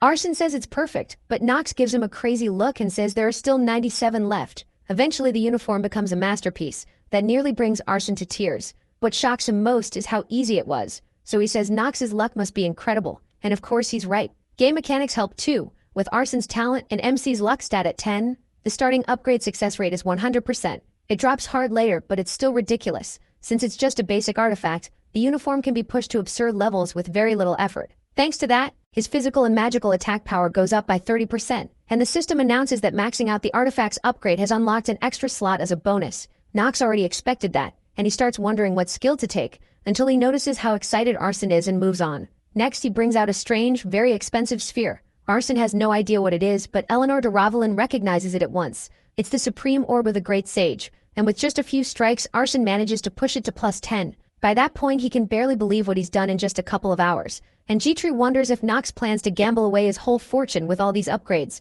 But the most upset person is Eleanor de Ravelin, who asks why he keeps trying to upgrade such valuable items when the chance of destroying them is so high. As you can guess, Nox enjoys that desperate look because it's the first time he truly feels one step ahead of that mad woman. He says what he does with his stuff is none of her business, then asks her to leave so he can talk alone with his dear smith. Her expression says it all. They're nowhere near the point where he can recruit her as an ally.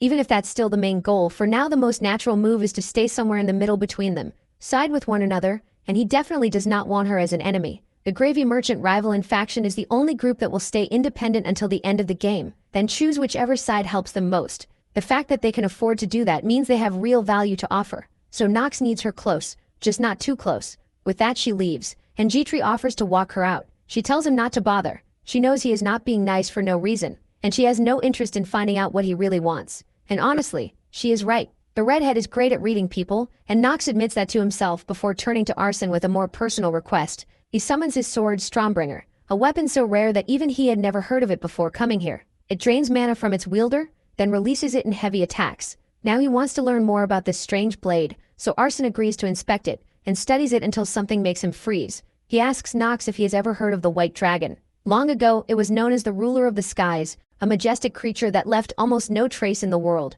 Yet somehow, Arson is sure this sword was forged from the White Dragon's scales. Even for someone who knows the game so well, that shocks Nox. Arson goes on saying one of his distant ancestors probably forged it, which makes it even rarer. Still, the blade is badly damaged, and that can only mean it was used in a huge battle. He thanks him at once and takes it as a sign to dig deeper. Something very unusual is hidden behind all this, including why his father gave the sword to him. On top of that, the angel he saw points to even more strange mysteries. Either way, after that he returns to the academy for his first swordsmanship class. The instructor Vernon is a bald man who wastes no time and jumps straight into teaching the imperial sword style of Arcahim. It is supposed to be a fast style that takes a lot of control to use, so he calls Nox, Paracelsus and Talia to step forward for the demonstration. He did not choose them at random. He can tell at a glance that all three are frighteningly strong, so he tells them to team up and attack him, because the best way to learn is through real hits. Better yet, since he knows they are strong. The bald instructor shows no mercy, and goes straight for Nox, who thinks Vernon is nothing special compared to his father, but he still feels power flowing from the man's arm through the whole sword, and that excites him.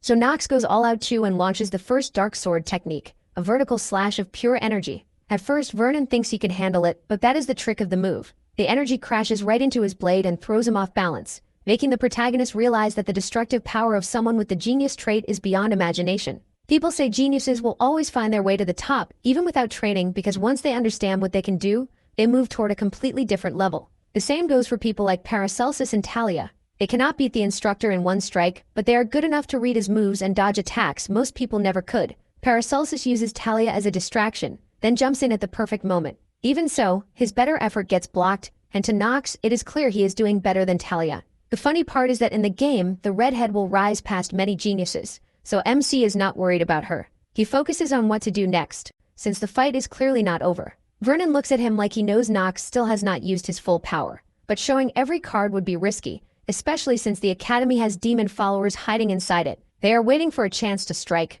Some moves have to be saved for a real battle, so he refuses to attack again. Vernon respects that choice and praises his great reflexes. As for Paracelsus and Talia, he says they also did well and asks why they think they could not land a hit even though they are so strong. Talia admits she gave it everything she had, but it felt like his sword vanished for a moment before attacking again. Paracelsus says he felt the same thing, but Nox is the only one who understands what that means. He explains that Vernon used light shift, which leaves some students confused and others thrilled. Now they are finally entering the kind of knowledge only real swordsmen know. To keep it simple, it is a technique usually taught much later, but since this is Dane, it is time they learn it. He explains that it has several stages. The first is light walk, a special movement used by the imperial family, and that is what they will study over the next few weeks. But before that, he wants to test everyone else's growth. Since he is not in the mood to beat everyone down himself, he makes it more interesting. Each student can choose one of the 3 strongest students and fight them. The goal is to see how many people those 3 can beat, while the rest must prove whether they can hold their own against the so-called geniuses.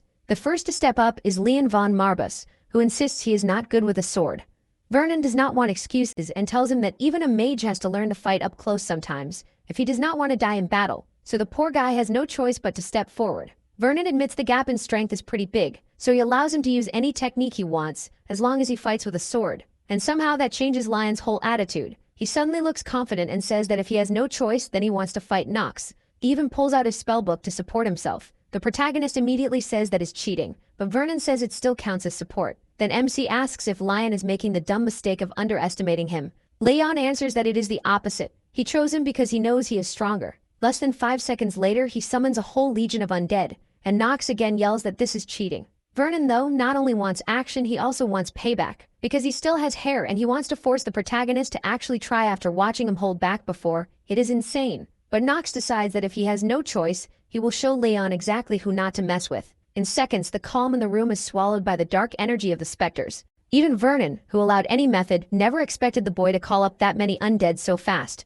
What is even more impressive is that they are strong enough to match mid-rank swordsmen. That means Lion's magic power may be on the level of Princess Penelope von Archheim, or even higher. If Nox remembers right, Lion is the young head of a family nearly destroyed by the territorial wars, and he has worked hard to rebuild his clan. This fight may carry political weight, and that becomes even clearer when MC remembers that the Lion von Marbas family used to be one of the 3 great dark houses alongside Rainhafer and Ayana von Cider. But once the army started closing in, the lords and nobles betrayed them so badly that Lion's father was executed. Then the next major territorial war nearly wiped them out, and Lion was one of the few survivors of the ugliest side of nobility. That is why he grew up thinking very differently from most people his age. He no longer cares if he has to stain his honor to win, and he does not hesitate to make sacrifices. That is what let him protect his family and keep the Leon von Marbas house standing against all odds. In some ways, he is a lot like Nox, and Vernon thinks that is exactly why he might be the only one who can really challenge him, or at least that is how it looked, because out of nowhere the undead's heads start dropping to Nox's unbreakable wall technique.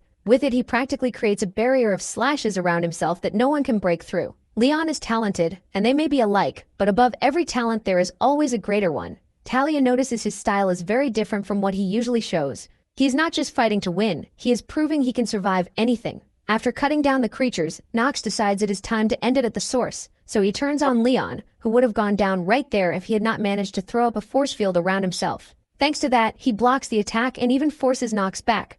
That is when he realizes this is Lion's true power. Necromission. That was no normal barrier, but a magic ability even the great leaders of the Lion von Marbas family never managed to use. Only after the clan's own servants turned against him did Lion awaken that power the hard way, letting him claim one of the last and most important victories of the war. In general, he has a kind of contract with he has a crazy strong dark spirit that protects him and boosts his attacks. It works almost like a stand, a high-level undead. Instead of scaring Nox, it makes him smile. This is exactly the kind of worthy opponent he has wanted for a long time, and we all know what that means. The protagonist starts draining his own magic. Lion notices right away, and it makes no sense to him. Why get weaker in a fight? That alone tells him Nox is planning something. so he attacks before MC can pull off any trick. Just as his spirit's sword comes within inches of him, the protagonist answers with the second sword style, the dark technique, his strongest move. It lets him unleash all that stored energy in one huge strike. Vernon instantly realizes what is coming and thinks it is insane that someone this young knows a technique this dangerous. But the way Nox moves shows he has mastered it, and the wildest part is that he does it with a plain wooden sword. That is how Lion's giant goes down like cheap undead trash. Most people would call that a loss, but the black-haired boy refuses to quit and asks MC to keep beating him down if he can. That stubborn drive does not surprise Nox. Lion will become one of the strongest mages in the future, so he wants to ignite that ambition. Then, out of nowhere, a giant undead bursts up beneath him, trying to swallow him, but the protagonist destroys it in one blow and leaps forward. He heads straight for Lion, thinking his job as the villain is to crush him so completely that he has no choice but to keep getting stronger. In the end, Lion's sword is shattered. He admits defeat and says he learned a lot from this. Nox gives him credit too. He did really well. Even when the bald instructor names him the winner, everyone knows this is the last fight of the day, because the other students are all thinking the same thing. They better pick the other two instead. All of them except Penelope von Arkham. She steps forward and says she wants to fight Nox, then walks calmly toward the middle of the arena. She cannot understand why everyone looks so shocked when the rules clearly say she can challenge whoever she wants. The problem is, there is history between them, and the others notice it right away, starting their own theories like maybe things between them are not so friendly. Even Nox looks surprised and admits he has no idea why she picked him. Still, his calm act starts slipping in front of Penelope's cool expression, and he wonders if she knows about the engagement to Talia. His face gives away way too much. Penelope pushes the issue and tells him to fight already. They just need to do their best and keep enough control not to get her killed and have him executed for murdering the Imperial Princess. Even so, Nox still thinks it makes no sense, because Penelope von Arkham has never been good with a sword. The best move should be ending the fight quickly. But then, out of nowhere, the system announces a nervous collapse triggered by his frequent illness trait, and he staggers, nearly passing out, clear proof he has pushed himself too far. Of course she thinks he is joking and yells at him to stop messing around before stepping in and smacking him right on the head. That knocks him out, and in the dumbest, most ridiculous way possible, she becomes the winner. Naturally, everyone thinks Nox took that hit on purpose, but since the poor guy cannot even stand, the result stands. In the next scene, MC wakes up hours later in the infirmary,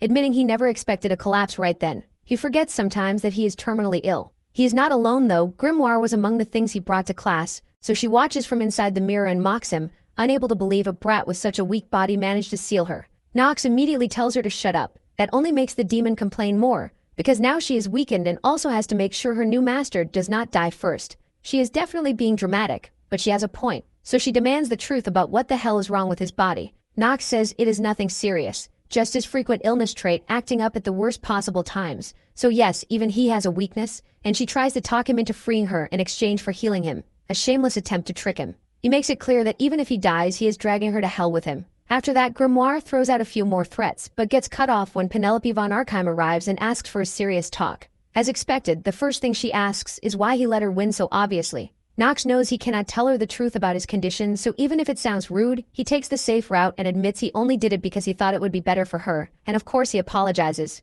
But to her, it was insulting that he did not even have the decency to trade a few proper words and blows. He answers that he no longer had the strength to take even one of her attacks. Then he adds that dragging out a fight whose ending was already decided would be just as disrespectful. It sounds harsh, but Nox knows she could not even last in a straight exchange with Talia, and Penelope says she understands what he means. Even so, she stands firm. She entered the academy as a student, not as a princess, so she expects to be treated fairly. Still, that is not the end of the talk, because Penelope shifts to the engagement. The rumor that he got engaged to Talia again has already spread, and then she surprises him by saying she has no intention of getting in the way of his true love. She even admits she only got close to him to use him. Even so, Nox apologizes for putting her in such a messy spot. She says it is fine because at least now she knows that in his own way he really does care about her. After that she leaves, but despite how calm she looks, she thinks Nox has a kind of charm that very few people have, a charm she could not help falling for. Meanwhile, her friend congratulates her for finally saying what she needed to say. Then the scene shifts again and rumors about the protagonist and Talia's engagement reach Roz,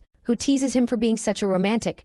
But Nox did not come to his office just to hear him talk. He spots a strange poster for a masquerade party and remembers why he came. He needs more money, a lot more. He will need it to survive the next part of the story. The reason will come later. But for now, we learn that basic Imperial magic is the class where students develop their main elemental affinity. And since most of them still have not figured out their own element, Roz starts with a test to identify each student's primary one. All they have to do is pour mana into a crystal orb, and it changes form based on their element. For Nox, that is pretty pointless because he already knows his attribute. Besides, nobles are born with affinities tied to their bloodline, so the results are rarely a surprise. With that in mind, he goes to the front when his turn comes. As expected, the orb starts glowing with amazing intensity, but something else happens too. Inside the thick dark violet shadows, he notices a pure white light mixed in, something that does not match anything he has seen in his status window. The interesting part is that he still knows what it is, the sacred element, usually monopolized by the Echidna von Zana's family. That should make no sense for him to have unless there is something in Nox's past that even he as the player never knew. Once again, that goes on to the growing pile of mysteries he needs to investigate. Still, he moves on with his day until swordsmanship class, where the bald instructor explains the basics of footwork, techniques used to move at unnatural speed toward an opponent, so fast that the students cannot even see him coming. Nox has to activate his genius time skill to slow down everyone around him, including the instructor. That gives him just enough time to turn at the exact moment the teacher was about to strike him as a demonstration. And since Nox never wastes a chance to farm aura, he dodges instantly. As you would expect, the bald instructor does not like that at all, and Talia asks when he learned that skill. The teacher explains that MC did not actually use footwork. He read his movement. That only makes it more impressive. So he tells Nox to stay after class for extra training. He makes it clear he will support students who show real potential, and if anyone wants special lessons, they better start working harder right now. Now he finally explains that the technique has 3 key steps. First comes mana conversion, which turns part of the user's element into the sacred attribute and channels it into both feet. The second step is tension, where that converted mana pushes against the ground to create a smooth flow that speeds up movement. Then, last comes blink, when the user's steps get so fast they nearly leave the opponent's field of view. The problem is that, since they are beginners, most students do not even know how to convert mana the right way, so he says they will spend the whole day focused on step 1, the first step. While Nox wonders how fast he can master it, someone keeps watching him. It's Leon, who remembers asking his father whether the 7 stars of the continent were really that strong. Back then his father said they were all monsters, and that he was the weakest of them. That shocked Leon, since as a child his father seemed unbeatable. The man found that cute, but reminded him that no matter how gifted you are, someone stronger always exists. What matters is to keep training, no matter what. He also told Leon that his talent was even greater, and he could go farther. Now, in the present, Leon wonders just how far Nox's talent goes, and seeing the gap between them, he finally understands what his father meant. He's not the only one stuck with thoughts like these. Talia also can't help feeling like she's falling behind. With that on their minds, they continue training, and the result is no surprise. While everyone else struggles just to convert their mana, Nox not only does it instantly, he moves on to the next steps too.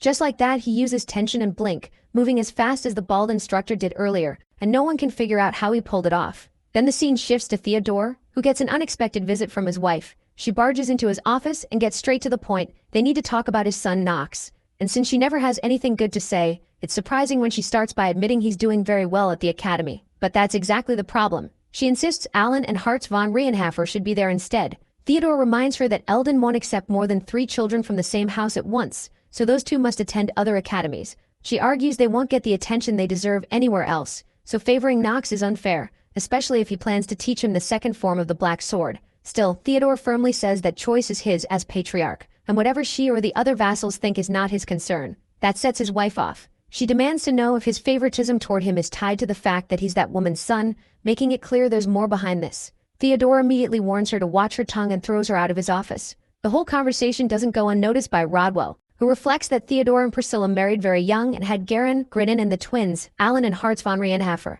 But the one person Theodore ever truly loved was his second wife, the mother of Nox. So Rodwell admits Priscilla has a real reason to be this paranoid, especially since her children's future depends on her. That's why he advises Theodore to be patient. Eventually she may learn to respect the protagonist. Theodore doubts it and thinks that before she starts pulling strings, he should inform the council about his plans for the succession. Priscilla doesn't waste time either. She meets with the twins and makes it clear they have to surpass their brother. Of course, they see that as impossible, but she tells them to keep training and wait for the right moment because she's starting a plan of her own. Then the scene changes again, and the teachers meet to discuss the start of first-year mission season. Roz points out that some students have already asked to join red missions. At the academy, missions are ranked in 5 levels: yellow, red, blue, white, and black, with black being the hardest. The problem is that the jump between ranks is ridiculous. Even yellow missions include things like subjugating shaders, which was clearly not easy. That's why Roz argues the red mission should go to the 5 most promising cadets. The teachers agree they might stand a chance but decide the final call belongs to the headmistress. To no one's surprise, she's more than happy to let them go, because she knows what they can do, especially Nox. Before ending the meeting though, she says she has something important to add. Without warning, she releases a powerful spell that covers the whole room, setting up a clear warning. She already knows humans allied with demons are hiding in these very halls, so they better stay hidden because once she finds them, she'll show no mercy. After that, the story explains an extraterritorial region that suffered through years of war. It's called Abelard, and it eventually turned into a giant casino city where nobles from across the continent gather to waste fortunes and secretly trade slaves. That place matters because before Chapter 2 begins, that's where the red mission will happen. Exterminate an unknown demon hiding in the gambling halls. With that in mind, they set out trying to stay unnoticed, and amid the usual bickering between Nox and Lion tries to stay positive by telling himself the clear route doesn't look so bad. Ain Sanguini quickly says it's the opposite. Open roads make them easy targets, and that becomes even clearer when out of nowhere their carriage is attacked. Lisan says that since Nox is the commoner, he should handle the threat unless he wants them all left without horses, because Leon doesn't plan to lift a single finger. That leaves the others with no choice but to get out and fight too. What's interesting is that Nox isn't embarrassed at all. He thinks the priority is saving energy for what's ahead, because they're not only heading into battles unlike anything before. Abelard also holds that thing, the masterpiece he's been searching for months. After dealing with the bandits, they head straight to one of the city's biggest casinos, where everyone wears masks to hide their identity. Even in a lawless place, the goal is still to stay as unnoticed as possible. Besides that, even though their official job is just to find the demon behind the recent incidents, they also want to deal with the filth involved in the illegal slave auctions. With that said, Lion suggests blending in the best way he can think of, by gambling. Nox thinks the poor guy only has 2 points of luck, so he's sure he'll lose everything. Funny enough, that wouldn't change even if he were lucky, because the game's developers built in systems to limit how much players can win. So Paracelsus really has no chance of winning even a single coin, and just as Nox expected, the idiot loses what little he had. Still, the group agrees gambling is a good way to blend in, so they let themselves get pulled over by some men who invite them to a roulette game. It's supposed to be one of the simplest games, so Lion accepts right away and bets all his money. Then to everyone's shock, he wins not once but 5 times in a row. The kid is obviously insanely lucky, and he still doesn't stop. He keeps betting everything he wins again and again, to the point that the girls start worrying because there's no way this ends well. Nox even wonders if he has some kind of game-like luck trait, and even though Jitri tells him not to start gambling too, that's exactly what he plans to do. MC suddenly walks off saying he's going somewhere he can win a lot more money than in those kiddie games. Then the next scene shows him completely dominating a card table, winning over 500 chips with just a couple hands and turning 50 gold coins into nearly 5,000 in minutes. Part of him totally gets why some people become addicted to gambling. He knows the game systems say it's time to stop, and he can also feel everyone around him getting more and more bitter. Of course, that's only what he thinks, because what he actually does is different. Part of him says he should keep going until he hits a nicer round number like 10,000 coins. Luckily, he gets there, and the next thing we learn is that he has gathered a total of 12,600 gold coins. The number is so absurd that poor Eleanor almost goes blank seeing him make that much in one sitting. As for Lion, he also walks away with a solid profit of 3,000 gold coins. Paracelsus, though, doesn't just lose everything he brought. He ends up 400 coins in debt. Eleanor immediately says she would never gamble, but that's only because she tried and lost in the first round. The point is, they've blended in enough, so Nox takes that as the sign that they should leave. Of course, that's just part of his act, because he catches the attention of one of the casino organizers, who stops him on the spot and starts praising his gambling skills. When Lion sees that, he jumps in to insult the man, claiming the machines are rigged, but Nox shuts him up with a few coins. Then the manager explains that with the number of chips he won, he now qualifies to visit the exclusive auction hall, where they offer rare, unusual, and very exciting items. That, of course, is the place he planned to reach from the very start. After playing hard to get for a few minutes, he agrees, and the manager leads them through dark alleys until they reach a grand event hall hidden beneath the city. The sick part is that the so-called merchandise is actually people, semi-humans who are kidnapped and sold as slaves, even though most of them are just ordinary people. When they arrive, Nox realizes this place is far worse than anything from the game. It's exactly the kind of place where demons thrive, built on despair and the worst parts of human nature. For Jetri, this hits especially hard, so Nox takes her hand to support her. He knows bringing her here is cruel, but leaving her alone was never an option. Then the key moment comes when Hernan, the auction's general manager, announces that it's time to begin, and the protagonist recognizes him as an important figure from Chapter 2. Back then, the people, fed up with noble abuse, rose up and formed a revolutionary army. Sadly, the demons were behind it all, using the chaos to devour everyone in the city, no matter their class. Worse, that let the demon realm fully appear and destroy the city, and the one behind all of it was Hernan himself, whose real identity is Grand Duke Leamington, one of the 72 great demons. In the present, Nox checks his stats and finds an alchemy genius with extreme mana sensitivity, which could make him dangerous even if his other numbers aren't that high compared to other demons. The good news is, despite being born with countless talents, he's too lazy and arrogant to train or use them well. so he should be weaker than Paimon or even Grimri, but we'll learn that later. Leamington starts the auction with an illusion magic tome that can control a weak-willed person. It's a twisted version of underworld dark magic, a technique tied to the Lion von Marbus family. You'd think that would alarm Lion, but he stays calm. Without the dark attribute, a Grimir item like that can't be used properly. Leamington likely knows that, so the item is basically a scam. Even so, it sells for a ridiculous price. Then he brings out the next item, a strange scroll overflowing with magic. No one has ever decoded it, and at first nobody cares. But once he says it's written in the lost language of the dragons, everything changes. What's interesting is that Nox immediately raises his number and bids 50 million gold with such confidence that it grabs not just the rich guest's attention but Leamington's too. That's where his mana reading skill matters, because he instantly identifies Nox as part of the Reinhafer clan and wonders if that bid is random or if he actually knows what's in the scroll. As it turns out, Leamington found it himself while exploring the ruins of a legendary kingdom called Cthulhu.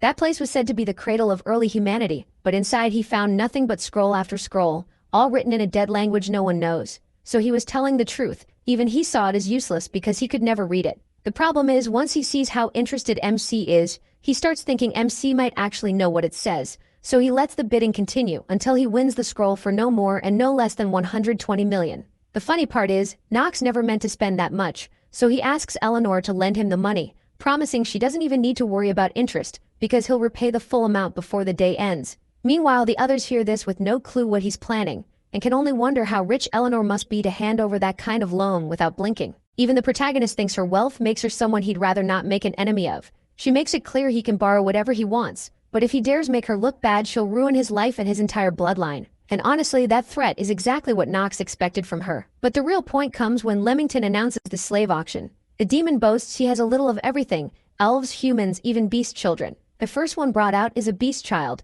and Nox offers the absurd sum of 180 million. He doesn't even wait for Leamington to explain the boy's age or what he can do, because this is exactly why he came. Everyone thinks he's lost his mind, but the demon accepts the bid, and since he knows no one else would pay that much, he closes it on the spot. He then says payment and delivery will be handled privately after the auction, which sets off alarms for the others and they insist on going with Nox. Still, he tells them they'll only get in the way of what he has planned. When the time comes, he follows Leamington to a separate room, fully aware the demon knows he can read the scroll. He also knows that even though Leamington acted like it had no value, he's actually obsessed with learning what it hides and would risk his life to figure it out. What he still doesn't know is why MC spends so much on the little slave, and that gives MC the edge. So he walks straight to the boy's cage. The child naturally goes on guard, until he clearly tells him to run. The boy bolts for freedom at full speed. Sadly, he has a seal that Leamington can control from afar, and before he gets too far, the demon traps him again. That's when the real problem starts, because Leamington realizes Nox didn't come just to free slaves and show off his money. He reveals his true demonic form and asks why he's really here. He also makes it clear he already knows the protagonist is from the Reinhafer family, so Nox sees no point in pretending anymore and removes his mask. He also calls him by his true name, Demon Leamington, which makes his form grow even more monstrous, as he asks whether MC was sent by the Reinhafers or by the Academy. But the truth is, he doesn't care, because a brat like him doesn't even deserve to stand before one of the great demons. It looks like a huge battle is about to begin when Nox says, "It's time, Captain." And out of nowhere, the ceiling above them is smashed through by none other than Luna. She praises him for doing well and says he can leave the rest to her. The interesting part is that she's wearing a very specific uniform, that of Lunatic, an independent criminal syndicate with two main goals: first, to overthrow the imperial family and begin a new age of prosperity; second, to wipe out the 72 demons and erase evil from the world. In general, no one knows who leads them or how they operate, but that explains why Luna came here. She was sent to fight Leamington, listing his crimes like she's about to arrest him. Of course, he tells her morality means nothing to a demon like him, and that's enough for Luna to say the only thing left is to destroy him. She draws her sword and releases an aura so intense it gives Nox goosebumps. The only other person who ever made him feel that way was Theodore von Rienhofer. That alone shows she's on another level. Leamington shows no regret for his crimes, and mocks Luna's sense of justice until she seriously asks if he really is one of the 72 great demons, her voice full of confidence. He asks what she'll do if he is, and she answers that she'll cut him to pieces, unleashing such an absurd amount of mana that Nox is stunned again. In his mind, he can't believe the demon still doesn't understand how much trouble he's in. The protagonist starts thinking it may be time to leave, because he already got what he wanted, the scroll and the young boy Prime, who has the unmatched gift of a born commander. Prim's story began in the harsh mountain ranges of the eastern region, where with no family and nowhere to call home, he was forced to become a child soldier and fight in a war he didn't even understand. Worse, when it ended, he and the others were thrown into the streets, so he became their leader and helped them survive until one day Leamington tricked them, kidnapped them, and sold them as slaves. Even then, Prim never gave up on escaping and kept trying to use his charisma to push them all to flee. But the demon's mark made his plan fail again and again. That's why, in the present, he sees the fight with Luna as the perfect chance to run. But when he notices Nox still watching him like he expects something, he asks if he already regrets wasting so much money on him. To his surprise, MC explains he didn't spend all that for just him. He bought every slave there. In short, he came to save all of them and take them to his land, where they can live, study, and work with the same rights as everyone else. The offer sounds so good that Prime can't help being suspicious, and he insists he won't fall for the same tricks again. Of course, Nox can't force him, so he gives him a choice: keep watching the others die in pathetic escape attempts, or swear loyalty to House Reinhofer and secure a future for them all. That changes everything, because Prime has heard plenty about that clan and knows that oaths made in the name of the Black Sword are bound to one's very life. In other words, Nox isn't just giving him a choice, he's guaranteeing he'll never break his promise. That's exactly why Prime accepts on one condition: they must never be sold as slaves again. Nox agrees, and the two make the oath that will change both their futures. Even so, he firmly warns that if Prime ever betrays him, he'll kill him. Prime agrees and asks what his first order is. The protagonist says everything from here on depends on that woman winning, so he's staying to back her up. At the same time, he hands Prim a set of keys and tells him to free the other slaves and bring them to the casino's main hall. Prim moves right away. Nox thinks Prim's gift as a born commander lets everyone around him trust him without needing an explanation. That makes him another key piece. With that settled, MC is sure he'll handle it, so he takes a moment to watch Luna fight with her sword. The Cold Moon Spear is one of the strongest artifacts in the game. On top of that, it lets her use the Lunar Sword Art, a technique only she can use in that world, and players can unlock it by clearing a secret route. That's why a lot of players later give up the Black Sword's ultimate art. The catch is that nobody can learn it without Lunar's permission, so Nox stays close, excited to watch her fight. By then, Luna decides to end it in one sequence,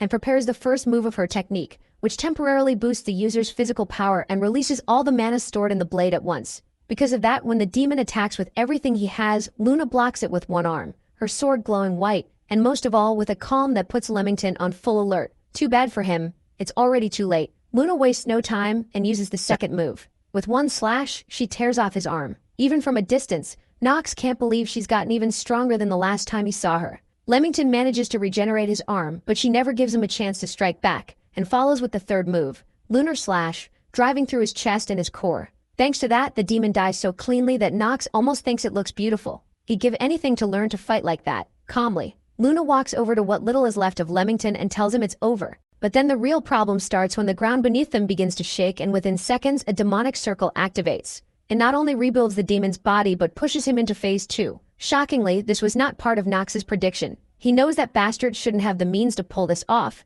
and since this never happens in the game's lore, the story has changed. What's more interesting is that this isn't really a magic circle, but an alchemy circle, which works very differently from his own methods.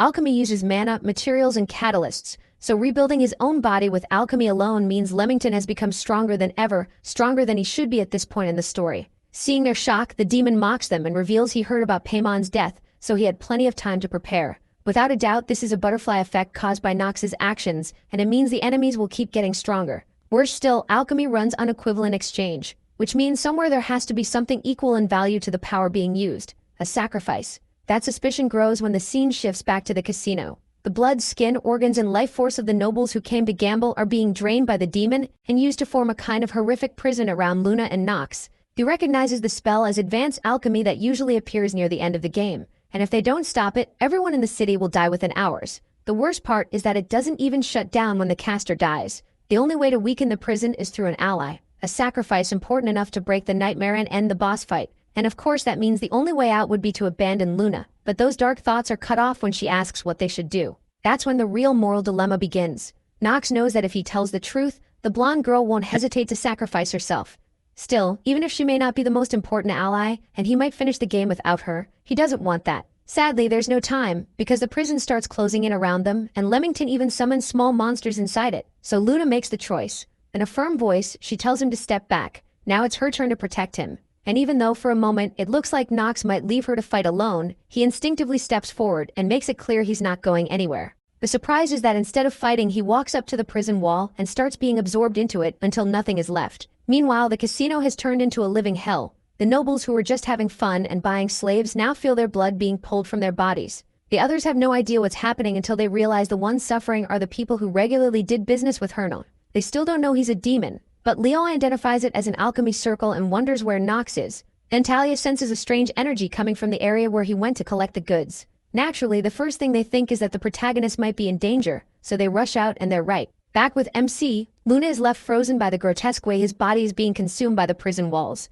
To her, this looks like a pointless sacrifice. Leamington sees it the same way and mocks her, saying that attack was meant for her but got wasted on a pathetic worm who was never a threat from the start. The bastard even says that if she gives up now, he might let her live. Luna takes that as an insult and can't believe he thinks she would even consider it. She tries to break the prison walls to free Nox but gets nowhere. Even so, during the fight she notices that the demon's attacks don't seem as destructive anymore. Beating him starts to feel more possible, but there's also the fact that with every second that passes, Nox's chance of dying rises. Luna knows she has to stop this within seconds. She gets ready to cut off the bastard's head when he reveals something that changes everything. The reason beating him means sacrificing the other. If she kills him, he dies too. As expected, those words make Luna stop cold. He reminds her that alchemy is the science of equivalent exchange, and this prison is the highest level of his skill as an alchemist. In general, there are only two ways to undo it. Either he risks his life to dispel it, or the person inside risks their life to break it from within. Otherwise it will keep growing until it consumes everything in its path, and if she kills him, the prison will explode,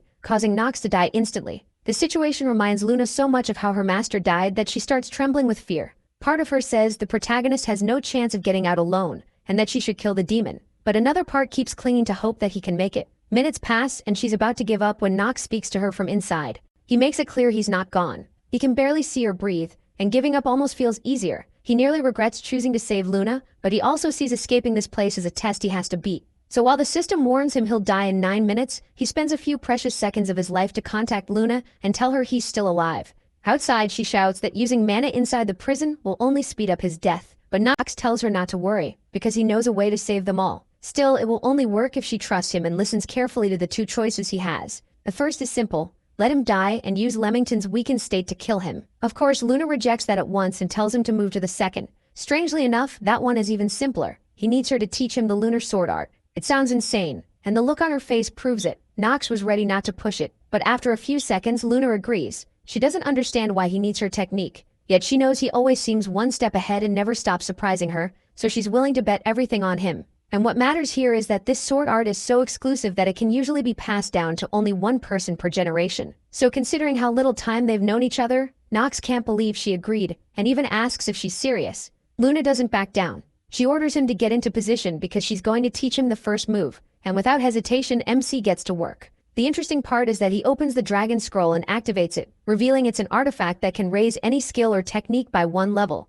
Without hesitation, Nox chooses the Dark School sword technique, which becomes advanced in seconds. The second step is turning his main element darkness into the lunar space element and covering his body with it, leaving only the final step, inherit the lunar sword art. And if you don't get what's happening, don't worry, I don't either. The point is that Nox needs all of this just to handle Lunar's technique, because this sword art is so destructive it could even split the world itself. It can even split the sky in two, and that matters because this art is made to break magical structures like barriers and transmutation circles. So this technique is the only way out of that prison. That also raises a question: why not just let Luna sacrifice herself? She already knew the technique, but her mana resonance is too basic for this. It has to be Nox, so he tells her he's ready. She starts by telling him to steady his mana and pour as much energy as he can into the blade. That's when he realizes something. Warriors like Luna and his father always keep their breathing perfectly matched with every strike. So he tries to reach a state where his breath and sword move as one. It sounds simple at first, but Luna warns him, the next part will hurt badly. The lunar sword art is a form of madness at its most pure.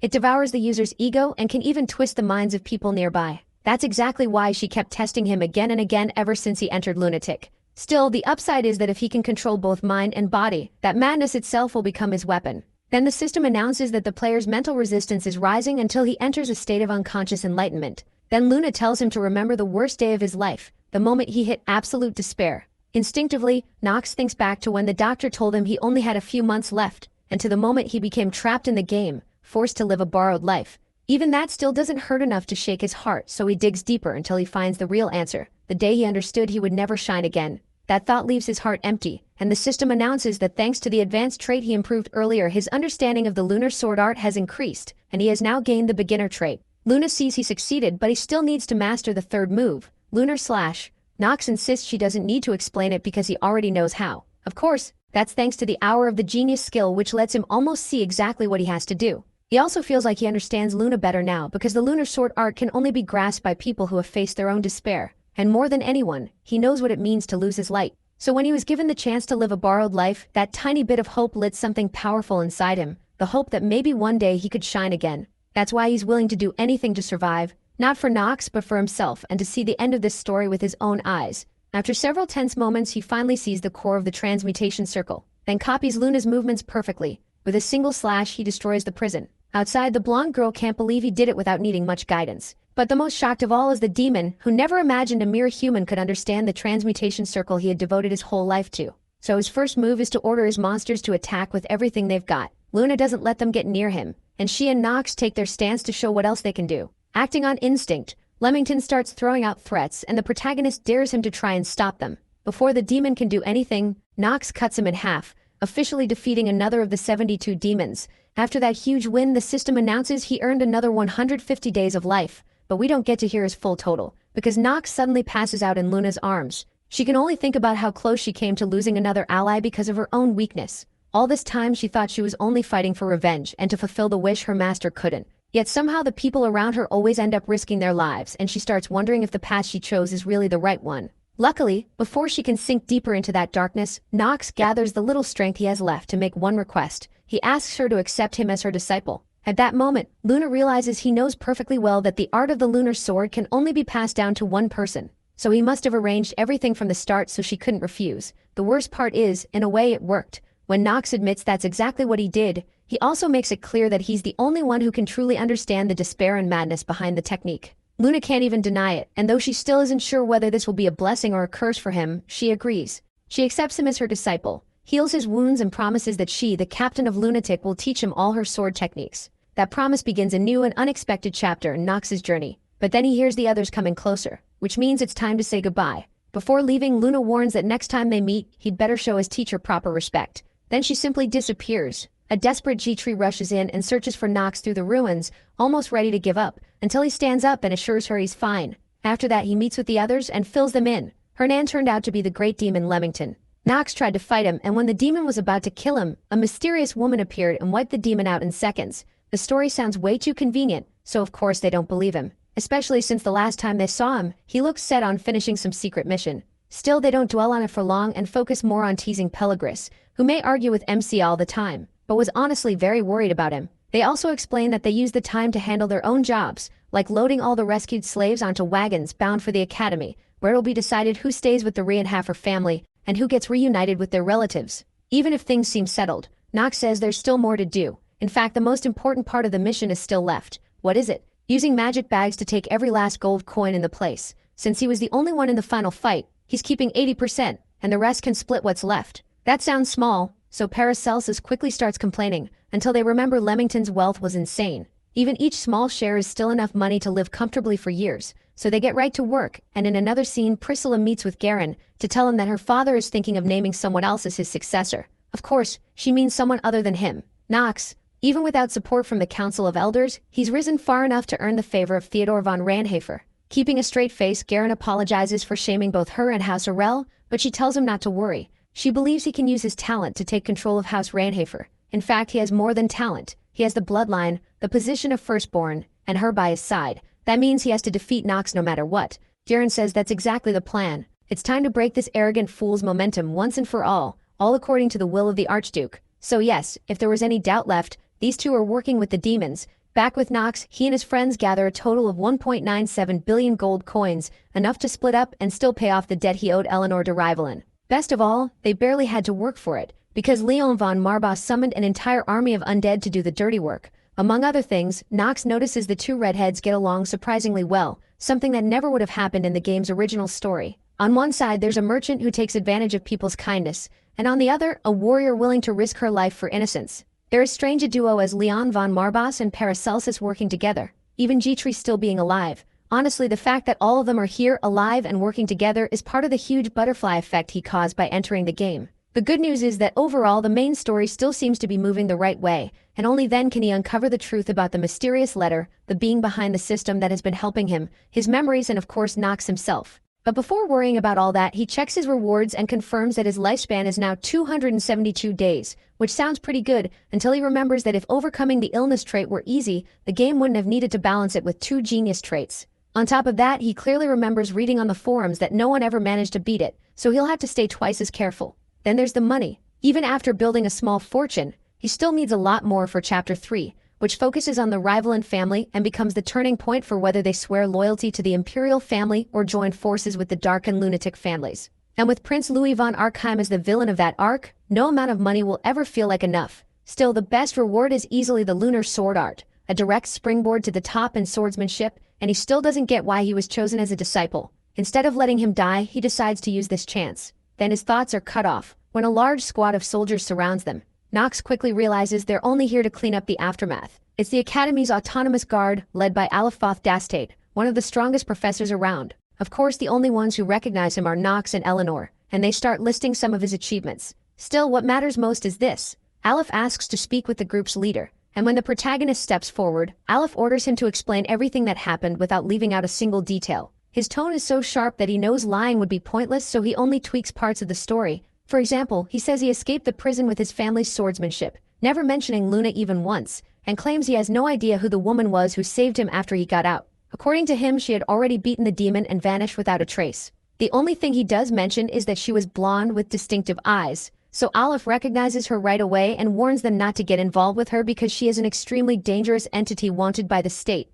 After that, he says they can return to the academy as soon as the investigation is over, and a few hours later, they're already in the carriage heading back. That alone is great news for Nox because thanks to his idea to secure the money in time, they got to keep the entire haul. Then Lion asks if they took this mission because of his goal to wipe out every demon on the continent. The protagonist admits he's right, and that he chose this path even though it put everyone in danger. He clearly doesn't regret it, and even if Eleanor isn't thrilled with the idea, Lion understands why Nox chose them. He trusted that together they could defeat a high-ranking demon because he sees them as comrades. The protagonist would never say that out loud, but his reaction makes it obvious. Leon is right. While Talia says the whole thing with the mysterious woman feels wrong, Paracelsus still can't figure out how Nox broke out of the prison when his family's wall technique should not have been enough. Yeah, that bastard is way too smart. So the protagonist is forced to admit he copied a few moves from the woman and starts throwing out a bunch of weak excuses to change the subject. Luckily it works. He relaxes for a second, then notices Jitri, who looks deeply shaken by everything that happened, so he takes her hand and tells her not to overthink it, calming her down right away. Still, one more butterfly effect from his actions is now impossible to ignore. He met Professor Aleph earlier than he should have, and Aleph is also part of the next arc. That means Chapter 3 has been moved up, and now there's only one thing left to do. He has to get rid of Aleph as soon as possible.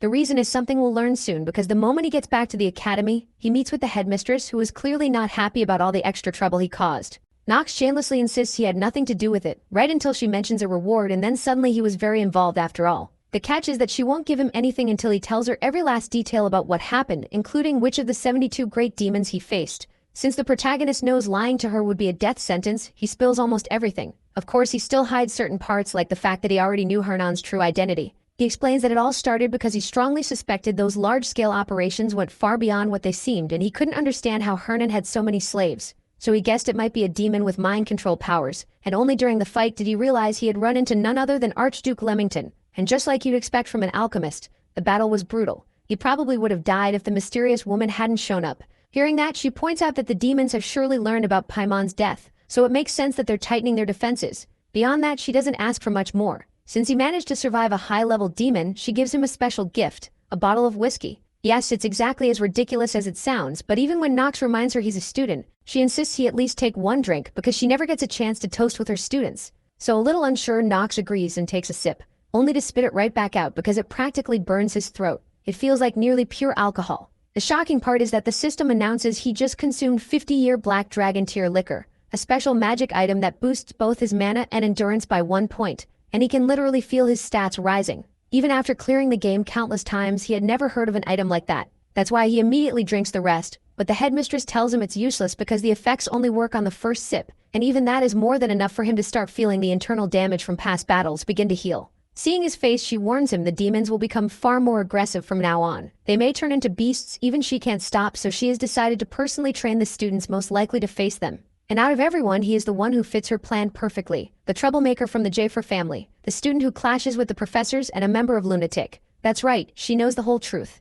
The horror on the protagonist's face confirms it, so she asks if he really was foolish enough to think he could fool her. Then she stretches out her hand toward him and Nox is sure she's about to kill him, until she reveals she doesn't care whether he belongs to those lunatics plotting against the imperial family. The only thing she cares about is making him stronger so he can fight the demons. She says his magic isn't bad, then gives him advice that could change everything. A new magic professor will arrive soon, and if he can catch her attention, he will almost certainly become far stronger than he is now. Once again, Nox realizes the timeline is moving faster, but he has no doubt this must be another of the four sages, the true owner of the orb Eleanor gave him, and a very important character. His thoughts are interrupted when the headmistress says it's time for his second reward. We still don't get to learn what it is, because the scene cuts to Jairi bringing Prim to his room. The protagonist asks if he remembers the promise they made, but Prim ignores him like the difficult teenager he is. That gives Nox a chance to take a look at his stats, and despite his talent, the brat has a terrible mix of traits. Hot-headed, foul-mouthed, rebellious, and overall a huge pain to deal with,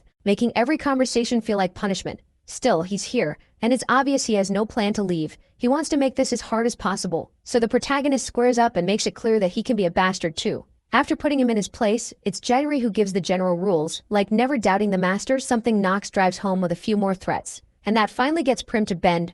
Honestly, you almost feel bad for the kid, because his spirit gets crushed so badly that he even hesitates before talking back again. Now the really interesting part starts when the green-haired girl tells him the rest of the group has permission to transfer to the academy. It seems Grin handled all the logistics, and by group she means Alina, Lona, Mai, and the boys from Dajolin. At last, all the people they need will be gathered in one place. So he orders Prim to get ready by taking a proper bath and, most important, by wearing this cloak, which makes it nearly impossible for others to recognize the wearer's real features. That way no one will realize he's a beast man. Nox also warns him right away that it won't work on him, so he can't use it to run away. With that settled, the poor kid gets to work. And once they're ready, they head out to meet the others, who are thrilled by the academy, especially the food. The problem is that they attract the usual obnoxious nobles who start asking why a bunch of commoners were accepted at all. Even though Lona already looks ready to fight, the protagonist tells her to ignore them and introduces Prim as his new worker. Then of course he makes it clear the others are not here just to study either. He wants them close so they can work for him, basically as his servants. The funniest part is that everyone is so used to the protagonist's oddly cute way of saying things that nobody sees a problem with it, while Prim stares at him like he's completely lost his mind. But Prim isn't the only one watching closely. From the top of the academy's main building, Nox is being observed by the new magic professor, who tells Noah that she wasn't exaggerating. There's no doubt the boy has very unusual mana. Meanwhile, back at Lunatic's base, the blonde woman reflects on how quickly people can change. Before you know it, someone appears with a level of power you never would have imagined. Even though she herself is a prodigy who achieved great things at just 20 years old, she has to admit Nox is a genius. What's more interesting is that none of her companions disagree. The big guy says he knew MC would go far the moment they met, and maybe it's time to promote him for everything he's done. The purple-haired girl shuts it down right away. She worked hard to reach that rank, but everything changes when Luna reveals something huge. Nox destroyed a barrier even she couldn't break. That is exactly why she decided to take him for herself, and the other two instantly take that the wrong way. So she has to clear it up. She means she accepted him as her one and only disciple. Of course, the purple-haired girl jokes that stealing the imperial princess's fiancé might actually fit their group's goals. Luna tells her to stop being ridiculous. It may sound sudden, but the moment she saw him use the lunar element, she knew it was time. She also knows people in this line of work can die at any moment, so she followed the same feeling her own master once had. Then we learn about Luna's past. Since childhood, she was called a sword genius with unmatched talent, but because she was an orphan, people also called her the sword demon. She always hated that name. Still, she was willing to kill for even a hard piece of bread, so maybe they were not completely wrong. Back then, life meant nothing to her, and happiness was something she could not even understand. People used her strength and forced her to do everything, and she saw nothing strange about living like that. That changed when a mysterious woman with white hair asked if she could really eat that bread, knowing how much blood and sin it carried. The men who had been using Luna got defensive at once and demanded to know who she was. The woman calmly said she had come to collect their sins. What happened next was obvious. She killed them. She then revealed that the place had once been a sanctuary where children escaped during the war, until it was taken over by thieves pretending to be knights, who slaughtered them all. She had come to make them pay, but she never expected to find another child there. So she asked Luna what she wanted to do with her life. The young girl answered simply, she did not want to eat blood-stained bread anymore, and she asked to go with her. Even though she did not yet understand the true power behind her master's technique, she was mesmerized by the beauty of her sword. Her master noticed that right away, and warned her she could pass that art on to only one person, so Luna would have to give herself to it completely, leaving behind her name and everything from her old life. The little girl had no problem with that. because she felt she had nothing anyway. Her master named her Luna, and she learned the technique faster than anyone before her. But the most important thing her master gave her was proof that she could become a real person, and through her, Luna found hope that she might one day be happy. That hope only grew until the day she saw her master brutally crushed by a demon. In an instant, the little happiness she had found vanished. That was when she decided this world could not be saved. As time passed, everyone forgot her master's name except Luna, who inherited her title as the Sword Empress, but never felt that same spark again, not until she saw that look in Nox's eyes. She knows he still has a long road ahead, but copying her technique so easily proves he may even surpass her. All she can hope is that her tragic past does not happen again. On another note, not every gifted student who enters the academy makes it to graduation. Some drop out because the classes are brutal, the schedule is harsh, the danger is constant, and commoners struggle under the pressure of studying beside noble heirs who look down on them. But the harshest reason comes after their first clash with a demon. They realize they are not as strong as they thought. That is why 30% of new students quit each year, and those empty spots are filled by transfer students. This special kind of admission even removes the rule that allows only one cadet per family. That matters because it opens the door for Alan and Hartz von Reinhafer to enroll too, and Knox knows they will only cause trouble, so he calls a more private meeting with all his servants. After letting them chatter for a bit, he finally explains why they are at the academy.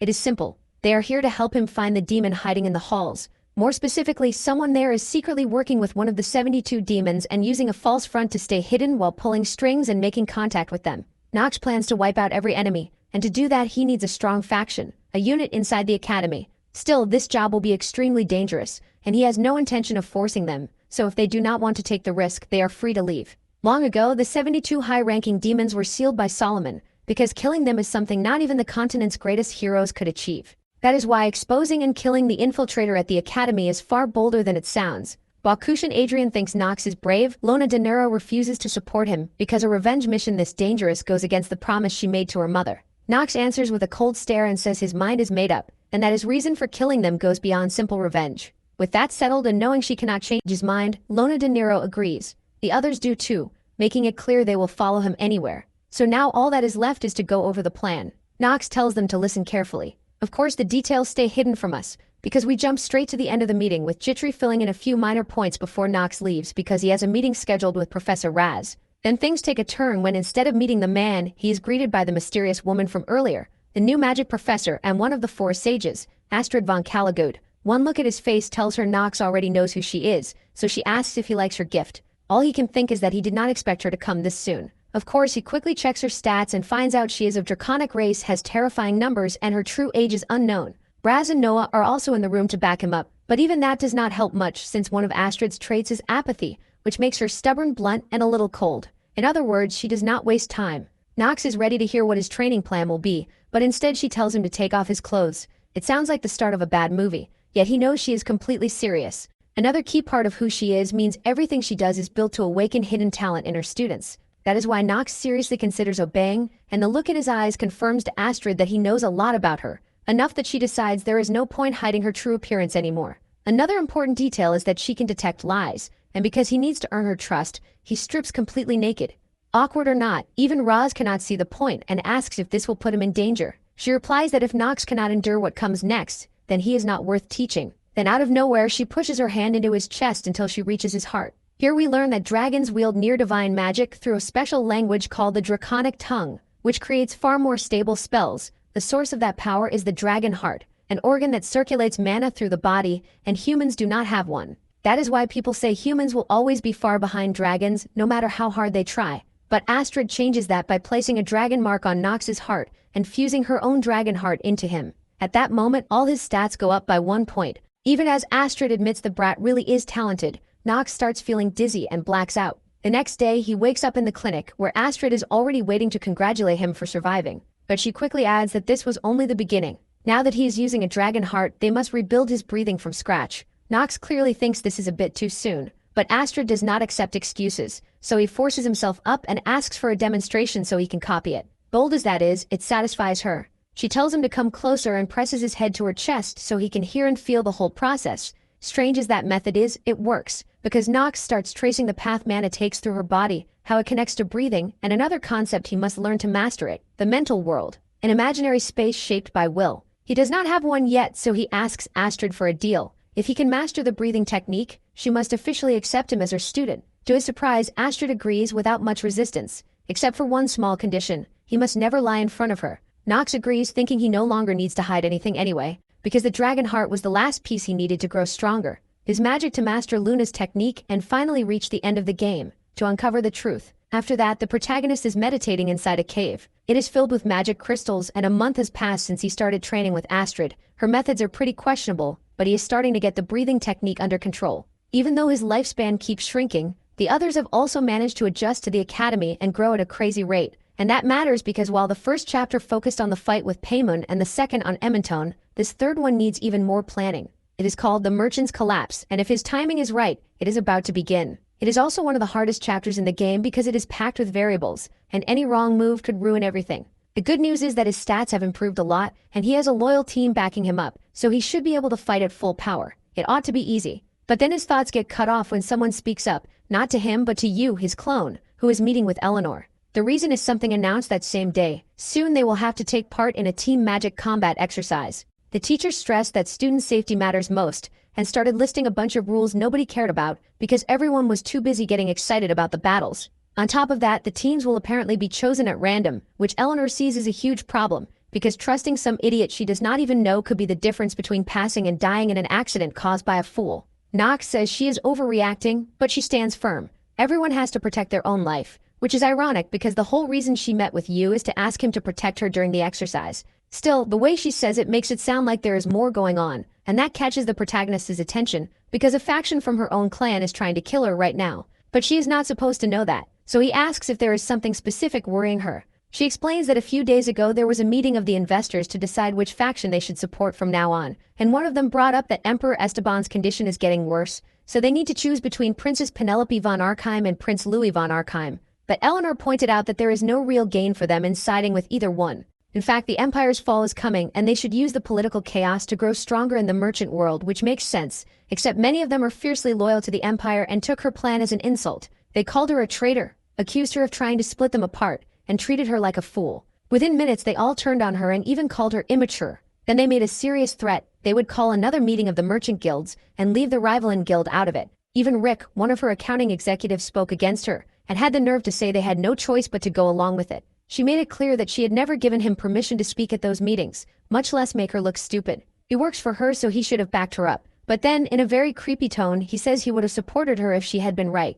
Of course, Eleanor fired him on the spot. He did not fight it, but the redhead was left alone in the room, drowning in the feeling that she has no one on her side. No matter how hard she tries, the same story keeps repeating. Her father sees her as property. Her mother died and left her behind. Nox always finds a way to humiliate her, and everything brings back that tragic banquet from her childhood. For a moment she is close to crying, but she pulls herself together fast because she just publicly rejected the imperial family's main line. That means even more factions will try to kill her, so she needs someone to guard her without hesitation. Someone outside any private army, and free of conflicts of interest. That is why she came to you, who instinctively and a little against the protagonist's wishes, agrees and promises to help her. Eleanor is stunned. She cannot believe he said yes without asking for anything, so she asks if he has some hidden motive. He reminds her that her eyes can detect lies, so she already knows the answer. She knows he is telling the truth. Meanwhile, Nox almost throws up from how cheesy it sounds. Even so, Eleanor is truly shaken by it. From here on, things get much messier, because Rick meets with one of the merchants who insulted her, the owner of the Goat Guild,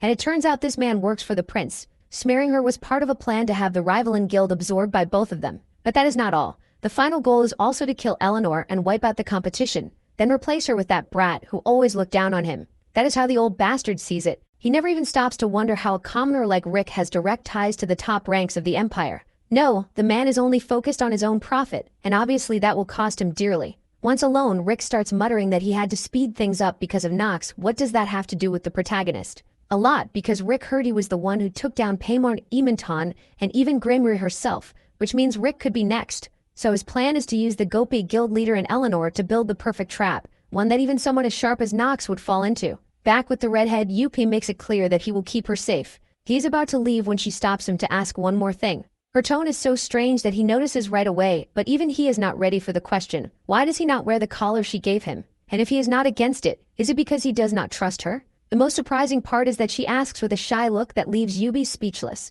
and she takes that silence as proof she is right. In the end, Yubi does nothing to change her mind and simply walks away, thinking that anything he said would have been a lie. But it is not because of a problem with her. It is because of him, and the fact that he is not someone she should trust or lean on like that. Meanwhile, in the mansion kitchens, the maids talk about the redhead's extravagant tastes and how anyone would dream of having that kind of money, thinking about what they would give to be in her place, even for just one day. What they do not know is that in her room, Eleanor stares into the mirror, feeling an empty ache, and puts on a small dress she has patched over and over, not because she lacks money, but because it was one of the last things her mother chose and bought for her. Back then it was far too big for her, but her mother said she would need it in a few years when she became a great lady. At the time, Eleanor did not understand what that choice meant, but now the truth is obvious. Her mother bought all those clothes because she knew she would not be alive when Eleanor grew up. She was getting ready for the day she would have to say goodbye. Worst of all, so much time has passed that Eleanor can feel her memories starting to fade, so she clings to the dress to calm herself and handle those feelings. Still, it does not take long before she tells herself this is no time to get emotional, because she is sure her decision about the empire is right.